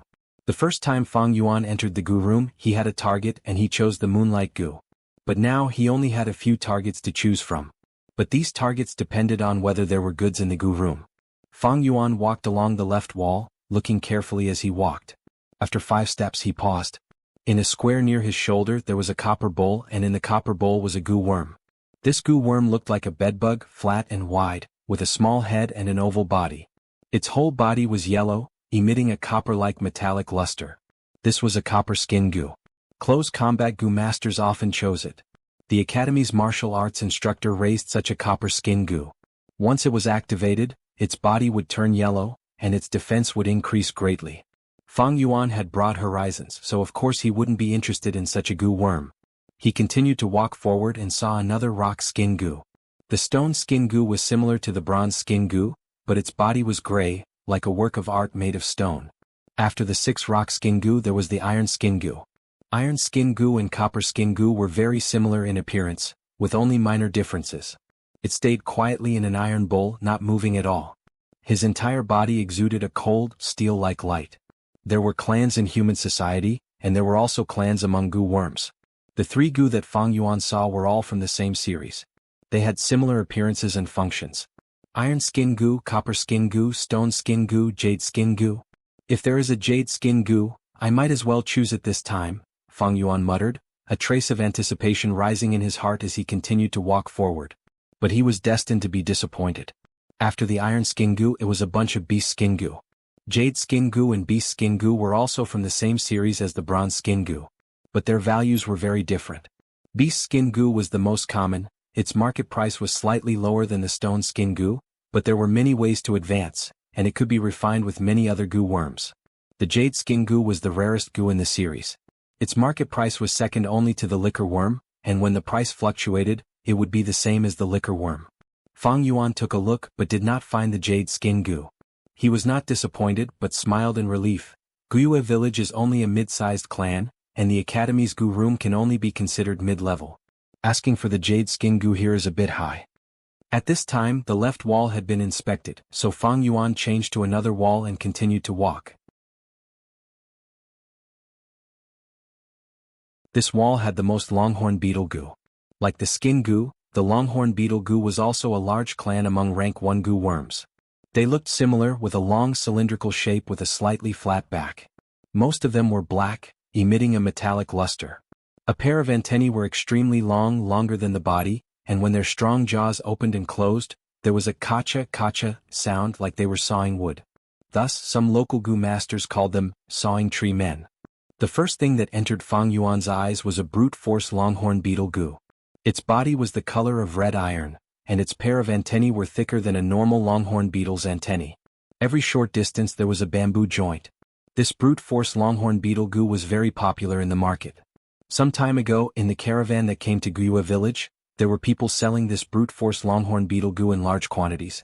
The brute force longhorn beetle Gu could give the Gu master temporary huge strength. It was known as the strength of a bull and could be maintained for 5 breaths of time. But it had 2 flaws. One was that every activation consumed too much primeval essence. Rank 1 middle stage required 10% primeval essence. If converted to initial stage, every use would require 20% primeval essence. The other was that there were repercussions. If the Gu master's physique was weak, using this Gu too much would cause muscle strain or even rupture. Usually only Gu masters with strong physiques would use it. With Fang Yuan's small physique, there was no need to think about it.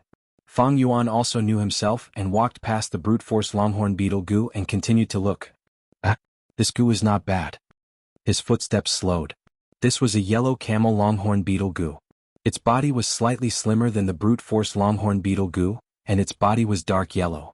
Its pair of long antennae did not have bamboo joints, and were yellow at the root, gradually turning black at the tip. The brute force longhorn beetle Gu could temporarily give the Gu master great strength. This strength was explosive and could only be maintained for 5 breaths. But for the yellow camel longhorn beetle Gu, it could grant the Gu master endurance, greatly reducing the Gu master's stamina consumption, and could last for 15 minutes. At the same time there were no repercussions. Among the rank 1 Gu worms, the yellow camel longhorn beetle Gu had a high market price, comparable to the moonlight Gu, second only to the jade skin Gu, and even lower than the liquor worm. Fang Yuan looked around, and there was indeed only one yellow camel longhorn beetle Gu in this Gu room. This Gu worm is not bad, but it does not match my direction. Fang Yuan shook his head and gave up on this Gu worm. Soon he walked to the corner of the wall. He had already finished looking at the second wall, but there was nothing he was satisfied with. The Gu worms in the Gu room were only of this level, and there was not much hope of getting anything good or surprising. Fang Yuan turned to the third wall and continued looking. This wall had the most boar Gu. Boar Gu was also a series of Gu worms. There were flower boar Gu, pink boar Gu, black boar Gu and white boar Gu. The pink boar Gu had the lowest value, and almost no Gu masters chose it. Because it only had one ability, and that was to gain weight. After the Gu master injected their primeval essence, the pink boar Gu would modify the Gu master's body, causing the Gu master to gain weight. No matter how small or skinny the Gu master was, it could turn into a chubby fatty. There were only 2 or 3 pink boar Gu in this Gu room, as if they disdained to collect and feed them. The flower boar Gu had the most, dozens of them lining up in a row. These Gu worms were all spotted either black and pink, or white and pink. There were even a few that were black, white and pink. The flower boar Gu's effect was similar to the brute force longhorn beetle Gu, temporarily increasing the Gu master's strength. The brute force longhorn beetle Gu was known to have the strength of a bull, while the flower boar Gu had the strength of a boar. The flower boar Gu expended the same amount of primeval essence as the brute force longhorn beetle Gu, but it could last for 10 breaths of time, twice as long as the brute force longhorn beetle Gu. Moreover, because the Gu master's strength was smaller, the side effects were naturally not as severe as the brute force longhorn beetle Gu. The flower boar Gu is the most common Gu and is sold the most in the market. Its market price is only half of the brute force longhorn beetle Gu, and it can be said to be cheap but good. But in the boar Gu family the remaining 2 Gu are worth a lot, even more than the jade skin Gu and the liquor worm. Fang Yuan's eyes flashed with thought. A black boar Gu or white boar Gu was sold for 600 yuan stone in the market, and was often bought by people the moment it appeared. The black and white boar goo's ability was to modify the goo master's body, increasing the goo master's strength from the roots. Although the brute force longhorn beetle goo could give the goo master the strength of a bull, it could only last for 5 breaths of time. If the strength was too much, the goo master would not be able to handle it and there would be strong side effects.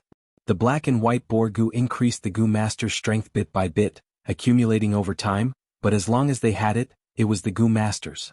Even if the black and white boar goo died, the strength would still remain in the goo master's body. Because of this, the black and white boar goo's prices were higher than the liquor worm. Most people thought that the liquor worm's value was slightly lower than the black and white boar goo. The liquor worm could only refine primeval essence, and in an intense battle, the goo master's primeval essence could be easily depleted. For the rest of the battle, the goo master could only rely on his fists and legs and his own strength. This was the value of the black and white boar goo. It was even more reliable than the liquor worm. If I can refine a black or white boar goo, that would be pretty good. Fang Yuan was just thinking about it. There was only one yellow camel longhorn beetle goo in this goo room. How could there be rare goo worms like the black and white boar goo? He strolled around looking at all the goo worms, but there really wasn't any that he wanted. Finally, he found a little light goo at the corner of the room. There were a total of 5 little light goo in the goo room. This goo had a very peculiar shape, like a 5-pointed star, and was only half the size of a fingernail. This goo was mainly used in conjunction with the moonlight goo, and was one of the most commonly seen support goo worms.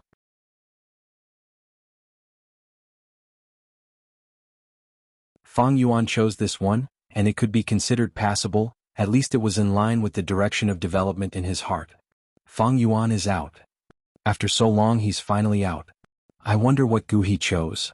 He has the liquor worm and this is already his 3rd goo. I'm afraid he can't afford to raise it, hee. Fang Yuan leisurely walked out of the goo room, and the students stood outside for a long time, somewhat restless. It's my turn. I wonder if Fang Yuan chose that goo worm? Guiyue Mo Qin saw Fang Yuan come out, and hurriedly took big steps into the goo room. He looked around and immediately found the only yellow camel longhorn beetle goo, and could not help but be overjoyed, immediately taking it away. Soon after, Fang Jing also walked in. I have the moonlight goo to attack, what I lack is a goo worm for defense. Guiyue Fang Jing considered for a long time, and finally chose a bronze skin goo. Guiyue Mo Qin was the 4th to enter the goo room. I need the ability to dodge so that in future battles I can hit others but others can't hit me. This way I will be invincible. He looked left and right and finally chose a dragon pill cricket goo.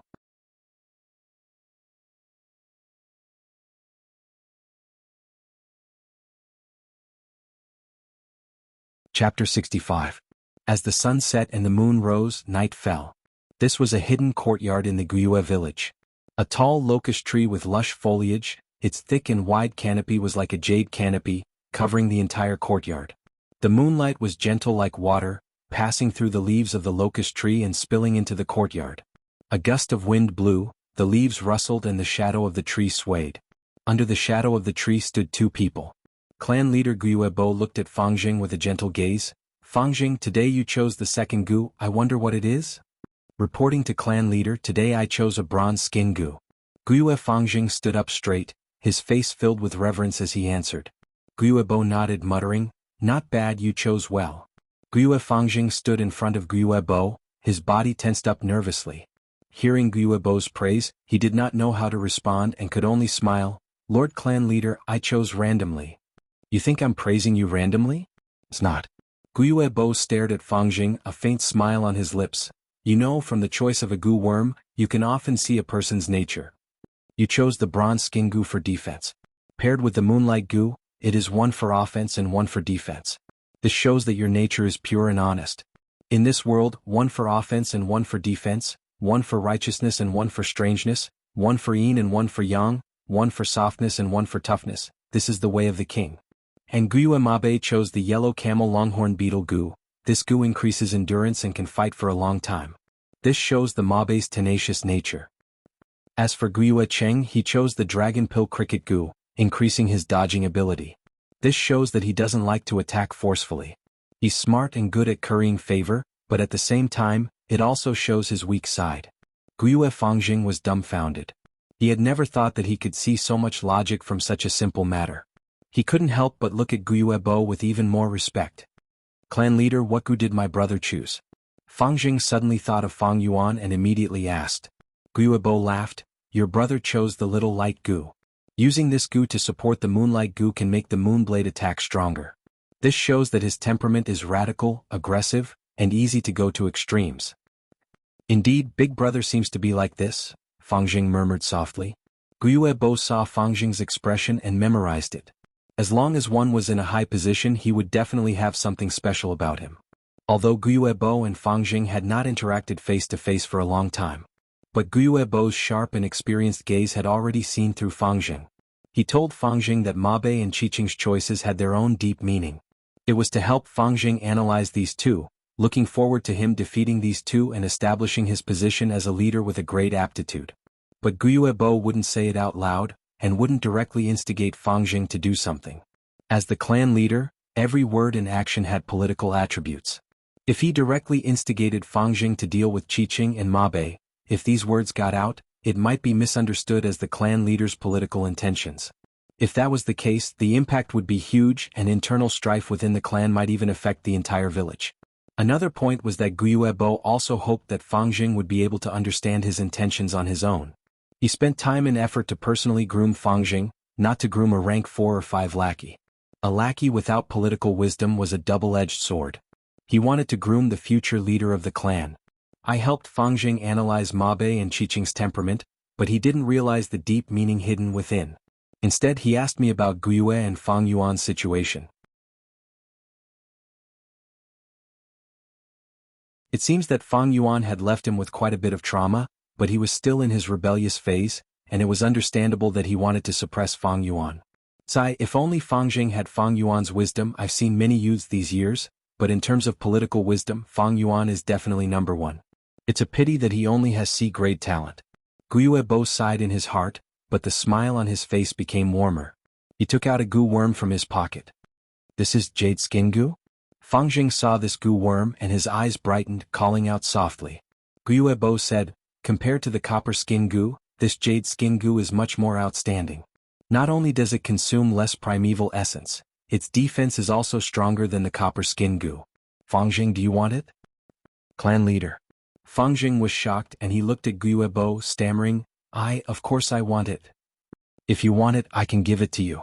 Guiyuebo's smile became gentler, but as the clan leader, I have always been fair and just, I can't just give it to you for no reason. So, I have a condition. Fang Jing nodded his head, his eyes wide open. What condition? The smile on Guiyuebo's face disappeared, and his expression turned solemn. I want you to be the first to break through rank 1 and reach rank 2, becoming the first in terms of cultivation. And this jade skin goo will be your early reward. Advance to rank 2? Guiyue Fang Jing showed hesitation.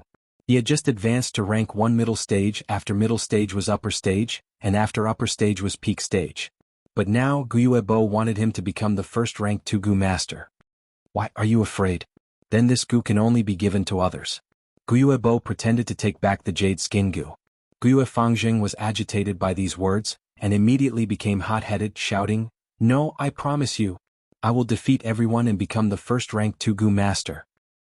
That's more like it. Guiyuebo showed a warm smile again, and placed the jade skin goo in Fang Jing's hands. In his heart he thought, Fang Jing, oh Fang Jing, I know you have a low self-esteem, but this low self-esteem is harmful to your growth. And the best way to get rid of this feeling of inferiority is to succeed. You have a great aptitude, advancing to rank 2 is your greatest advantage, and it is also the easiest success for you to achieve. You must work hard. If you fail even in this, I will be too disappointed. At the same time, Fang Yuan entered the secret cave in the rock crack again, going to the end of the tunnel. This time he did not bring any iron spade, shovel, iron hammer or any other tools, but carefully observed his surroundings. The night before he suffered a setback here, and on the way back to the village he felt something was wrong. Today in the dormitory, after using the spring-autumn cicada to refine the little light goo, he suddenly had a flash of inspiration and realized something was amiss. This huge rock blocking the way, isn't it too smooth and round? This is man-made. That is to say, the flower wine monk purposely set up this huge rock to block the way. Why would he set up such a barrier here? Fang Yuan showed a pondering expression. He observed his surroundings again. The ground in the tunnel was flat and the top was a dome. The walls on both sides were made of a single piece of red soil, emitting a dim light. When his gaze swept across the ground again, he found something suspicious. The ground next to the huge rock blocking the way had a dark color. This color difference was not obvious, and in such a dim light, if one did not observe carefully, it would not be easy to notice. Fang Yuan squatted down and touched the ground with his hand. Immediately he felt a damp sensation. No wonder the color was so dark, it was because it was wet. But this tunnel was dry. Where did the water come from? Fang Yuan used his finger again and rubbed the damp soil. He found that there was indeed something wrong with the soil. It was very loose and soft, not as sticky as dry red soil. Fang Yuan's eyes flashed. His experience and intuition told him that there was a high possibility that the flower wine monk's key was hidden here. And this key was the key to allow Fang Yuan to continue moving forward. Fang Yuan began to dig the soil. The soil was very loose and it did not take much effort. When he dug an inch into the ground, there was a special fragrance that seemed to enter Fang Yuan's nose. This fragrance is rich and luxurious but not vulgar. It seems elegant and refined. Could it be? Fang Yuan's heart moved and he thought of a possibility, and his hands moved even faster. As he dug, a dark gold light suddenly appeared from the soil. It really is this. Fang Yuan's eyes shone, and his hands became more meticulous. He carefully dug the surrounding soil and expanded the hole. After a while, a dark gold flower bud that was buried in the ground appeared in front of him. It was 2 inches deep into the ground, and was the size of a regular stone mill. The surface of the flower bud was as fine as silk, and the dark gold color made it seem quiet and mysterious, yet noble and elegant. It really is the earth treasury flower goo. Fang Yuan saw this and let out a long breath of turbid air. He was not in a hurry to open the petals, but sat on the ground to rest for a while, wiping the soil off his hands. Then he slowly stretched out his hand and gently opened the dark gold petals. The earth treasury flower goo was like a combination of lotus and cabbage. Its petals were one after another, tightly stuck together, thick and smooth to the touch. Fang Yuan peeled off the petals one by one as if he was peeling off rolls of silk. And this large dark gold petals, once separated from the main body, quickly dissipated. It was like pieces of snowflakes melting in the air. After Fang Yuan peeled off the outer 50 to 60 petals, the flower bud's volume was reduced by more than half, and the flower core was exposed. The petals in the flower core were smaller in size, and their thickness was also thinner, and the texture was softer and more delicate. It was not like silk but more like a thin piece of paper. Fang Yuan's movements became more and more gentle, and after a few breaths he successfully peeled off a petal. The petals became more and more transparent. After a while, Fang Yuan peeled off a paper-like petal and he stopped. Right now, the earth treasury flower goo only had a thin layer of petals left in the center. These petals overlapped with each other, wrapping into a fist-sized ball shape. The petals were translucent and as thin as paper. The inside of the petals was filled with a golden liquid.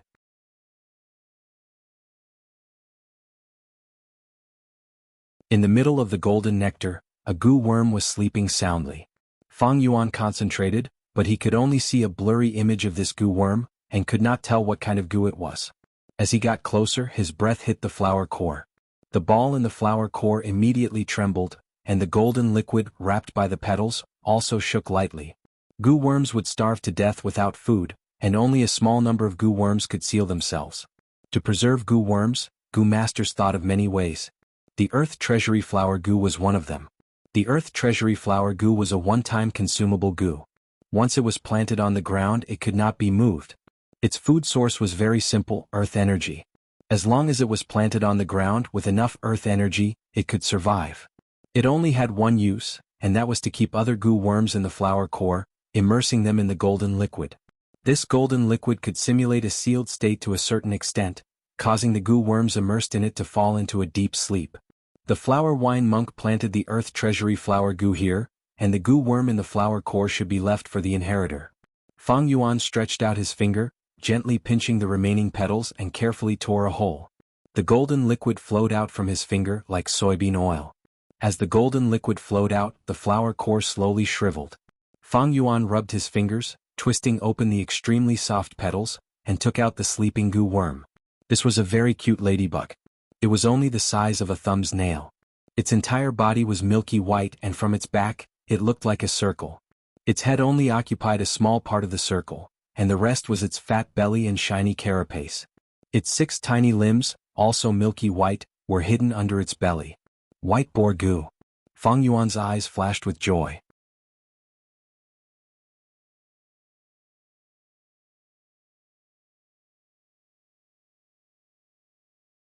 Chapter 66.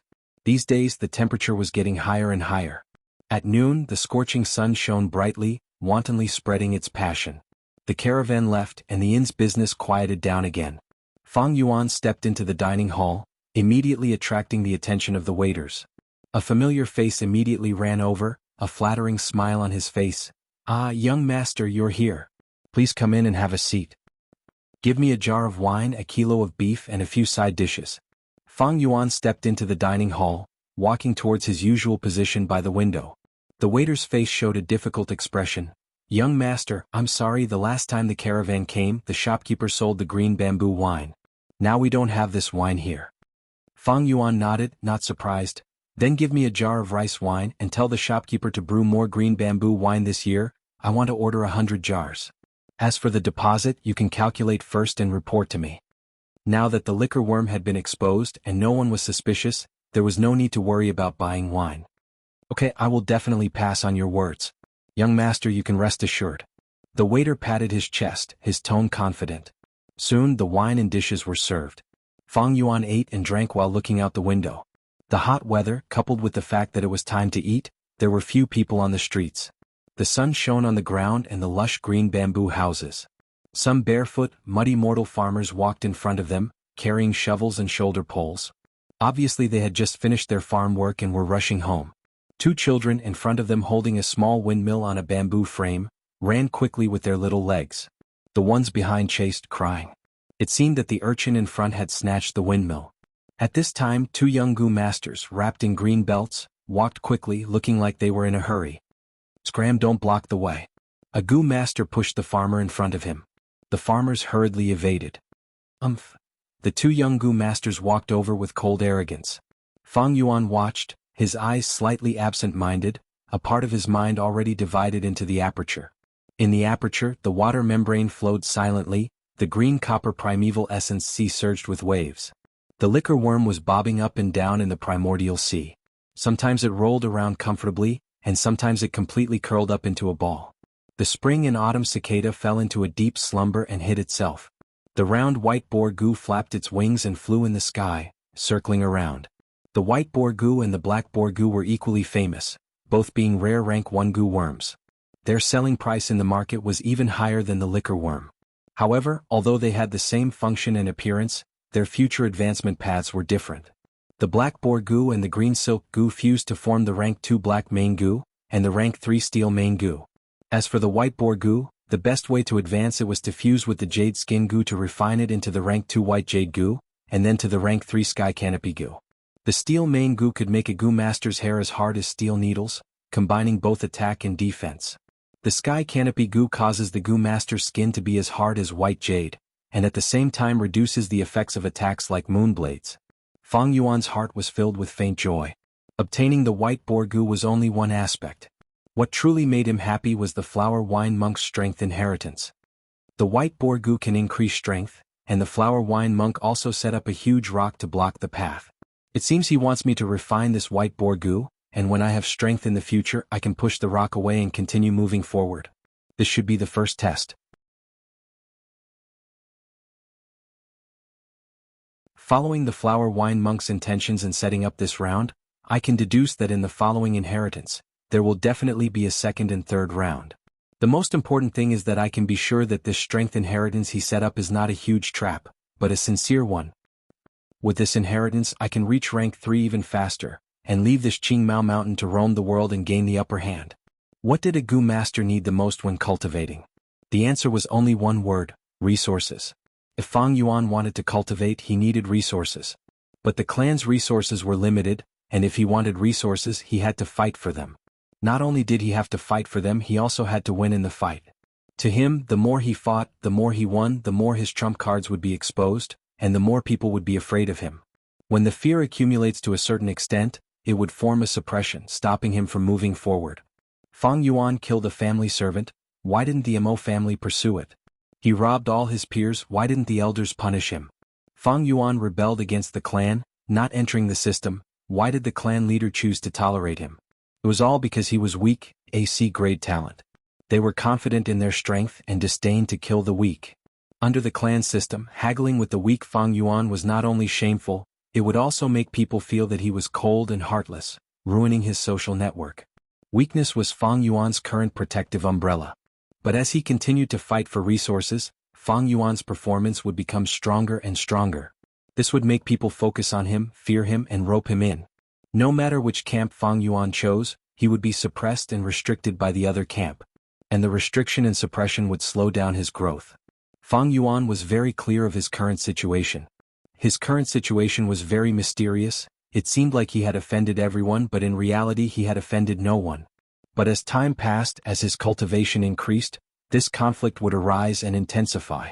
Fang Yuan knew that this conflict would intensify sooner or later, but the later it intensified, the better it would be for his growth. Therefore, the Flower Wine Monk's power inheritance had appeared at the right time. With this power inheritance, he would have an invisible resource.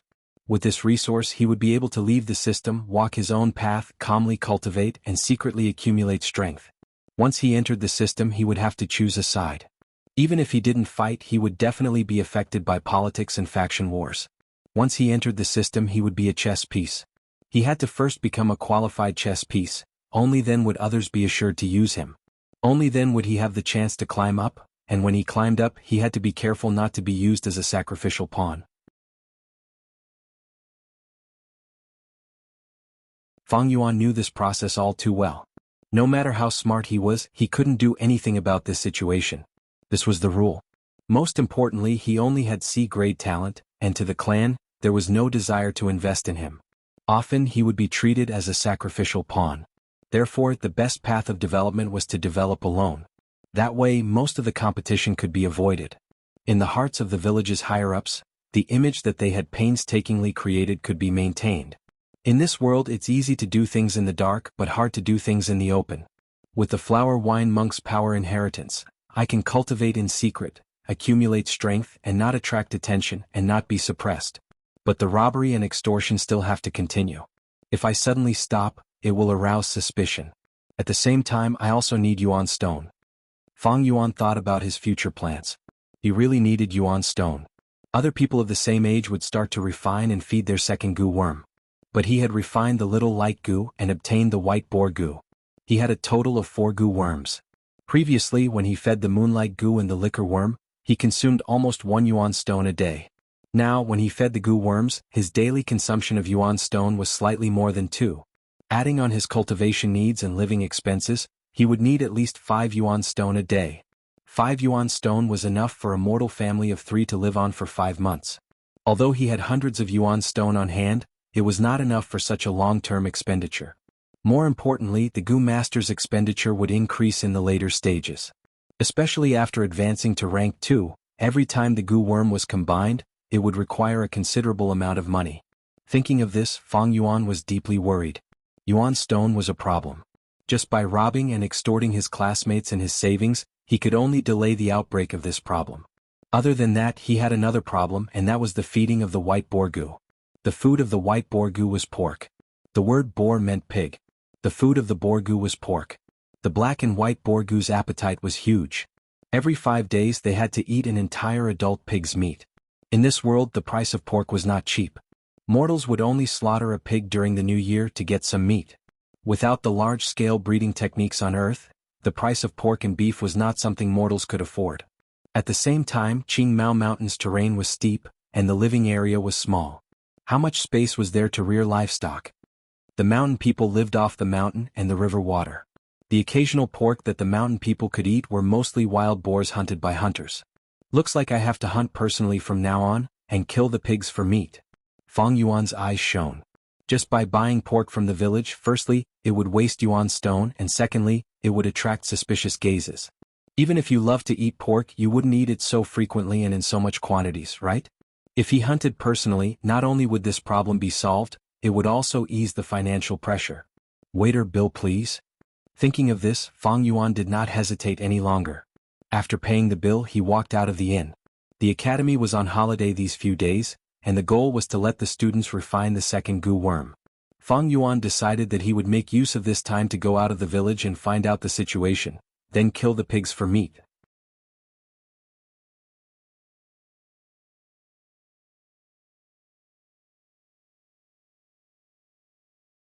Chapter 67. In the endless mountain forest, Fang Yuan carefully moved forward. Sunlight shone through the tall trees, creating a patch of scattered tree shadows. The grass around his feet was lush, wild flowers blooming. His ears were filled with the chirping of birds, or the sound of flowing water. The further away from the village towards the outskirts, the more dangerous it was. Thus, Fang Yuan was even more careful. The wilderness was extremely dangerous. A goo master had to have at least rank 3 cultivation to be able to explore the wilderness alone. But this did not mean it was safe. Many rank 3 goo masters died in the wilderness, and even rank 4. Fierce beasts, poisonous insects, man-made disasters, and the occasional bad weather, all caused the loss of life. However, the wild boar that Fang Yuan wanted to kill appeared near the village. Otherwise, the mountain hunters would not be able to catch wild boars occasionally. Every once in a while, the clan's goo masters will move out to clean up the surroundings of the village. This kind of environment is considered safe for a rank 1 middle stage goo master like me. But I still have to be careful. Wild beasts and goo worms are mobile. Fang Yuan used his previous life's experience to search carefully. Time passed slowly, but Fang Yuan did not find anything. Damn it, empty science spear is still too big for the current me. I don't have a detection goo, and I am not familiar with the environment here. Plus the village's surroundings are cleaned up regularly. It is too difficult to find the wild boar. Go to the foot of the mountain. Fang Yuan's search was fruitless, so he changed his mind and headed towards the foot of the mountain. Qingmao Mountain had 3 big villages: Guyue Village, Xiong Village, and Bai Village. Xiong Village was at the front of the mountain, Guyue Village was at the waist of the mountain, and Bai Village was at the back of the mountain. Other than these 3 villages, there were tens of villages at the foot of the mountain, and mortals lived there. The 3 villages divided these villages and became the masters behind the scenes. Once they lacked servants, they would choose from these villages. But they would not choose goo masters. To nurture goo masters, they would only nurture their clansmen. Even though they knew that among these mortal villagers, there were people with cultivation talent. Although the ratio was small, they still did not take them. In this world, bloodline and kinship were extremely important. Holding power in the hands of relatives was the foundation of a stable family policy.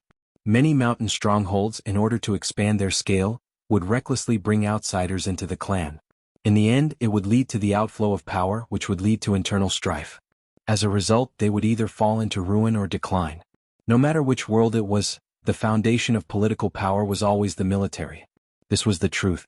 And the army was a mechanism of violence. It was power. Only with power would one have status and authority. Of course, the family system wasn't the same, and there would be new blood. Every year, there would be outsiders marrying into the family and getting rid of their slave status. The children they gave birth to would be surnamed Guyue, the new generation of clansmen. It was as if a stream had been drawn into a deep pool. Do not underestimate this stream. Without it, the pool would be stagnant and would rot sooner or later. With it, there would be living water, and the deep pool would slowly grow. Fang Yuan's former personal maidservant, Xin Shui, had this idea. She wanted to climb up the social ladder and break away from her slave status. Fang Yuan went down the mountain. After walking for half an hour, he could vaguely see smoke rising from the bottom of the mountain.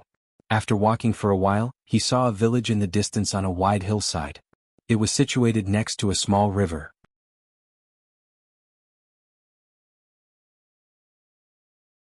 The nearby villages were all under the rule of the Guyue Mountain stronghold. Although the vicinity of the village was not as safe as around the mountain stronghold, it was cleaned regularly. If mortals could survive in such an environment, it was naturally acceptable to Fang Yuan. On the mountain road close to the village, Fang Yuan keenly discovered traces on the ground. His past experience told him that this was the trace of a wild boar. Chase. Fang Yuan's spirit was lifted. He followed the trace and gradually went deep into the mountain forest. Green moss covered the dark stones, and ancient cypress trees formed a large forest. Under the scorching sun in the summer, the mountain forest seemed even more serene. The lush bushes suddenly moved. A few mountain deer that were eating the rich wild grass immediately raised their heads. They stared cautiously at the grass and their ears twitched. The grass that was half the height of a person suddenly separated, and a young man came out of the grass. This young man had pale skin, short black hair, and wore simple linen clothes. It was Fang Yuan. Swoosh swoosh swoosh. The few wild deer were startled. Their 4 slender and vigorous legs suddenly moved. They jumped and jogged. In an instant they rushed out and disappeared from Fang Yuan's sight. These wild deer are all female deer. Their fur can be cut and made into warm fur coats. Deer meat is also food for some goo worms. If it is a male deer, the antlers are even more precious. Some golden antlers are even necessary for goo worms to advance. The wilderness was full of danger, but it also contained rich treasures. Fang Yuan glanced at the direction where these wild deer escaped and retracted his gaze. His goal this time was the wild boar, not these wild deer. He continued forward. Buzz buzz buzz.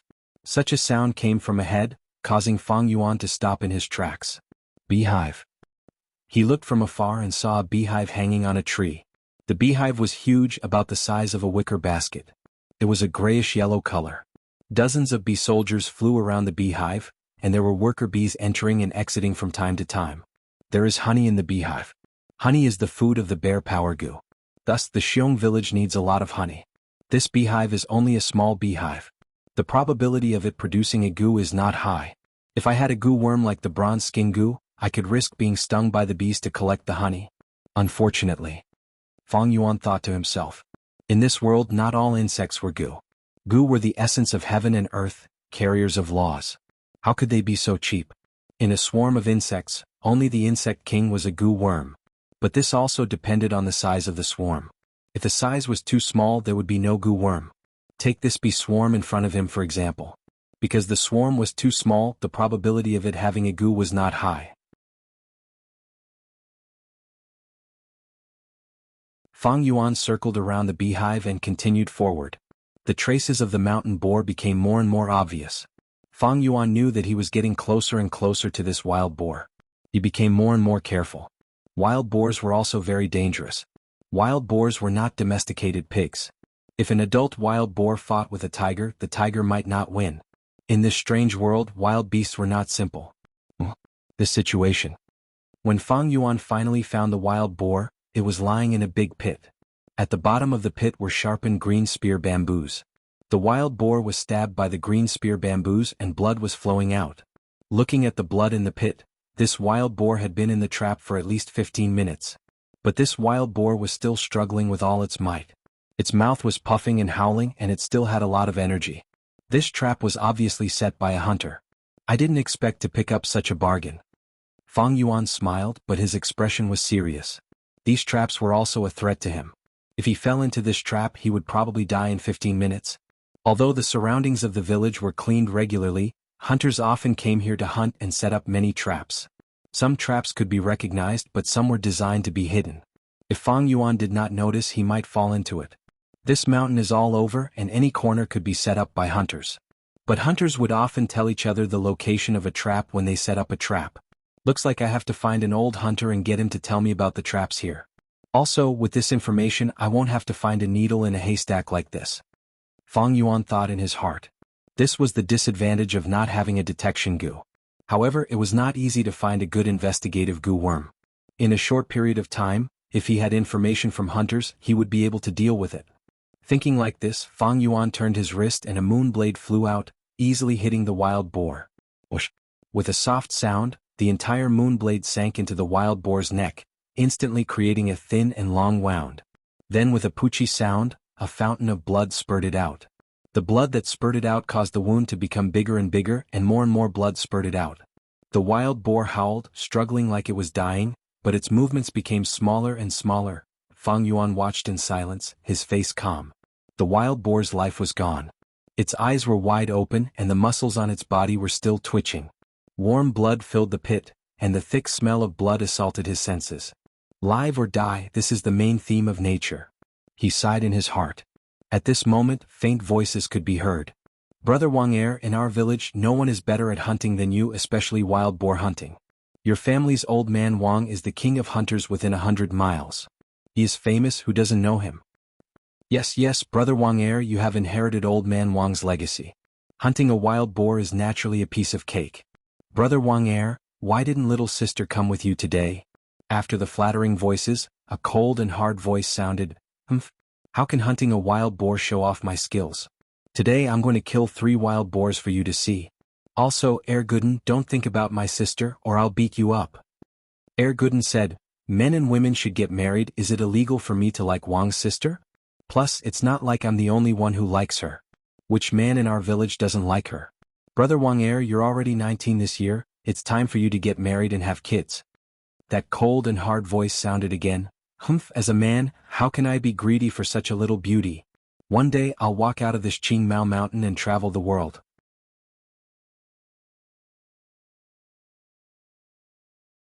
I'll see the world, then I'll be worthy of being a man. As he spoke, 4 young hunters walked out from the forest. The leader was tall and lanky with a bow and arrows on his back. His muscles were bulging and his eyes were bright. He had a sharp aura. When he saw Fang Yuan, his brows immediately furrowed, shouting, Which village are you from? How dare you try to take advantage of me, Wang Er? Get lost.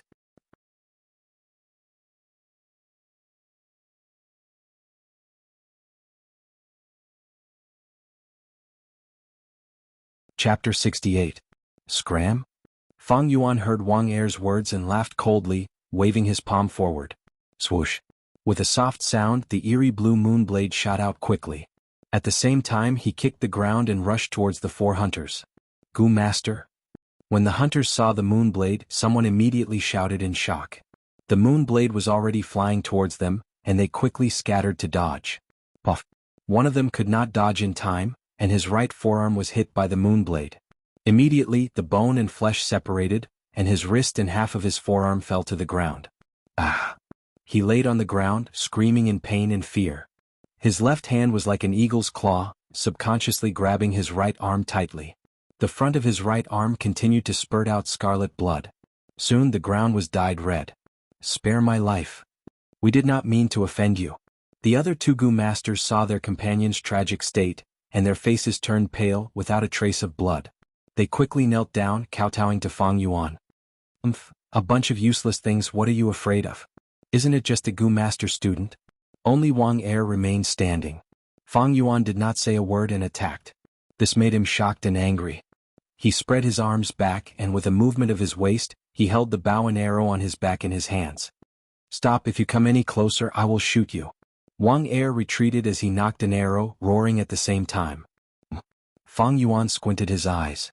This Wang Er was a bit troublesome. When a normal person saw a Gu master, which one would not be afraid? But he could maintain his composure, which showed that he had some guts. Swoosh. Another moon blade flew out, shooting towards Wang Er. You don't know how to appreciate favors. Wang Er snorted coldly and his killing intent rose. His footsteps slightly shifted and he dodged the moon blade, shooting an arrow at the same time. The arrow flew quickly with a swoosh, it arrived in front of Fang Yuan. Fang Yuan lowered his body and head slightly, dodging the arrow. He continued to rush forward, quickly closing in on Wang Er. Wang Er was very courageous. He immediately threw away the bow and arrow in his hand and raised his fist, which was as big as the mouth of a bowl, and brazenly met Fang Yuan. He was tall with a broad back and a thin waist. He was at least half a meter taller than Fang Yuan. The sun shone from behind him. Fang Yuan rushed towards him, his face shrouded in a layer of shadow. In the shadows, his eyes were like a wolf's, seething with killing intent. Oh! Stop!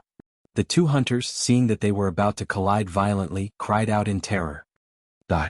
Wang Er's eyes emitted a ferocious glint, and the muscles on his face contorted. He was both malevolent and insane like a bloodthirsty wolf.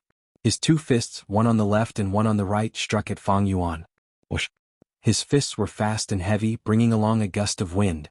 Fang Yuan watched as the fists grew bigger and bigger in his eyes. His expression did not change, but he suddenly took a wrong step. Swoosh! At this critical moment, he dodged the fist, forcefully twisted his body, and rushed to the side of Wang Er's left hand. Wang Er laughed sinisterly, waved his fists and immediately chased after Fang Yuan's back. But at this moment, a dazzling ray of sunlight shone into his eyes. His back was originally facing the sunlight, but when he suddenly turned his head, the dazzling sunlight shone on his eyes, causing him to feel a stinging pain in his eyes, and his vision turned white. Fang Yuan sneered, his body somersaulted in the air, dodging Wang Er's fist, and at the same time swung his right hand. The 3rd crescent blade flew in the direction of the sunlight. Wang Er's hair stood on end, and he felt an unprecedented sense of danger.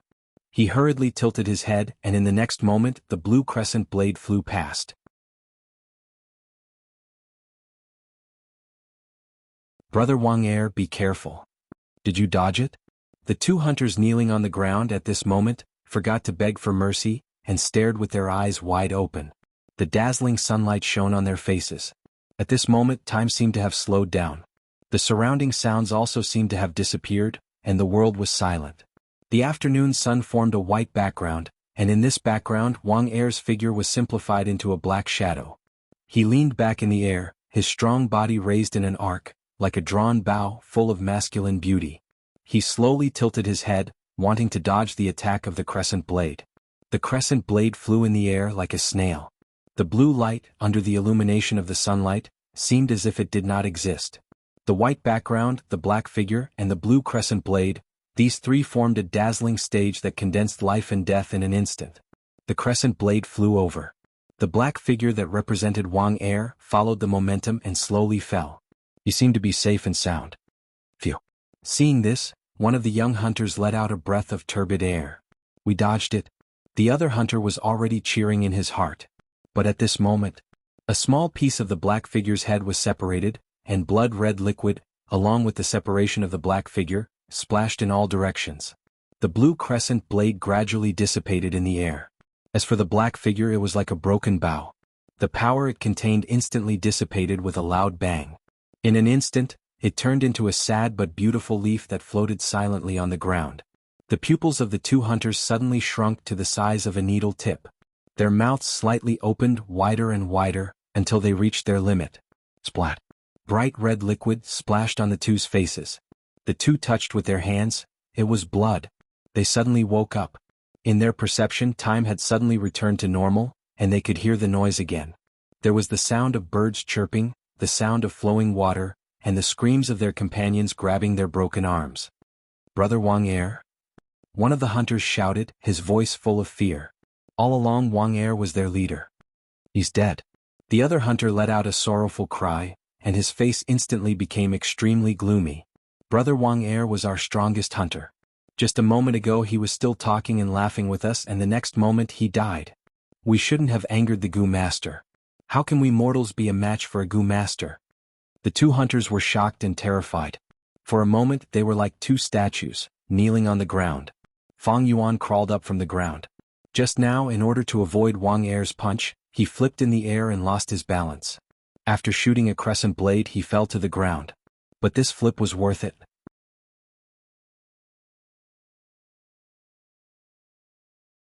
If he was hit by Wang Er's punch, he would probably vomit blood on the spot. After all, Fang Yuan did not have any defensive goo worms, and his body was still that of a 15-year-old. Now that he stood up, other than the slight pain from his shoulder landing on the ground, there was nothing else. This Wang Er is very strong, even stronger than that Mo family slave, Gao Wan. If a normal student met him, they would definitely lose. Even a rank 1 upper stage Gu master would fall to his hands due to carelessness. Fang Yuan looked deeply at Wang Er's corpse. During the rank 1 period of a Gu master, outstanding mortal martial artists were still a threat. This Wang Er was indeed a good fighter. His arrows were fast and stable. Just based on this, it was comparable to a crescent blade. Even the crescent blade's attack was slightly inferior, not as wide as his bow and arrows coverage. His punches and kicks had also reached the peak of a mortal. His muscles and bones were strong, and he was ruthless and ruthless. With Fang Yuan's current small body, he could not take it head-on. If it was any other student, they would definitely lose. But Wang Er's misfortune was that he met Fang Yuan. The moment he appeared, Fang Yuan noticed the bow on his back and immediately deduced that he could not fight long range with him. The crescent blade's attack range was only 10 meters. The bow and arrow's attack range was much further than the crescent blades. Thus, Fang Yuan gave up on long-range combat and quickly closed in, assuming a close combat stance. Wang Er had no choice but to give up his bow and arrow, wanting to fight close combat with Fang Yuan. But Fang Yuan did not want to fight close combat with Wang Er. He cleverly used the angle and the sunlight to create a flaw in Wang Er's defense, and then shot out the third crescent blade. He had already advanced to middle stage, and using the liquor worm to refine his primeval essence, the crescent blade's attack reached the level of an upper stage Gu master. At such a close distance and with Wang Er's blurred vision, hitting Wang Er was inevitable. But this Wang Er is really capable. I originally wanted to decapitate him, but at the critical moment, he relied on his senses and reflexes, forcefully dodging most of the attack, causing my crescent blade to only slice off half of his skull. Life and death is the main melody of nature. All beings are equal, all beings have the right to live, and all beings have the possibility of being killed. In life there may be nobility and lowliness. But in the face of death, what is the difference between a person's death and a pig's death? It's just death. Fang Yuan took one last look at Wang Er's corpse, sighing in his heart. You're tuning in to the Han Li's Wuxia Adventures YouTube channel. We're so grateful for your support, and don't forget to subscribe to join us on this incredible journey through captivating stories. Your generosity through donations truly makes a world of difference, as it's the primary source of revenue that allows me to expand and enhance this channel for you. Thank you from the bottom of my heart for being a part of this adventure.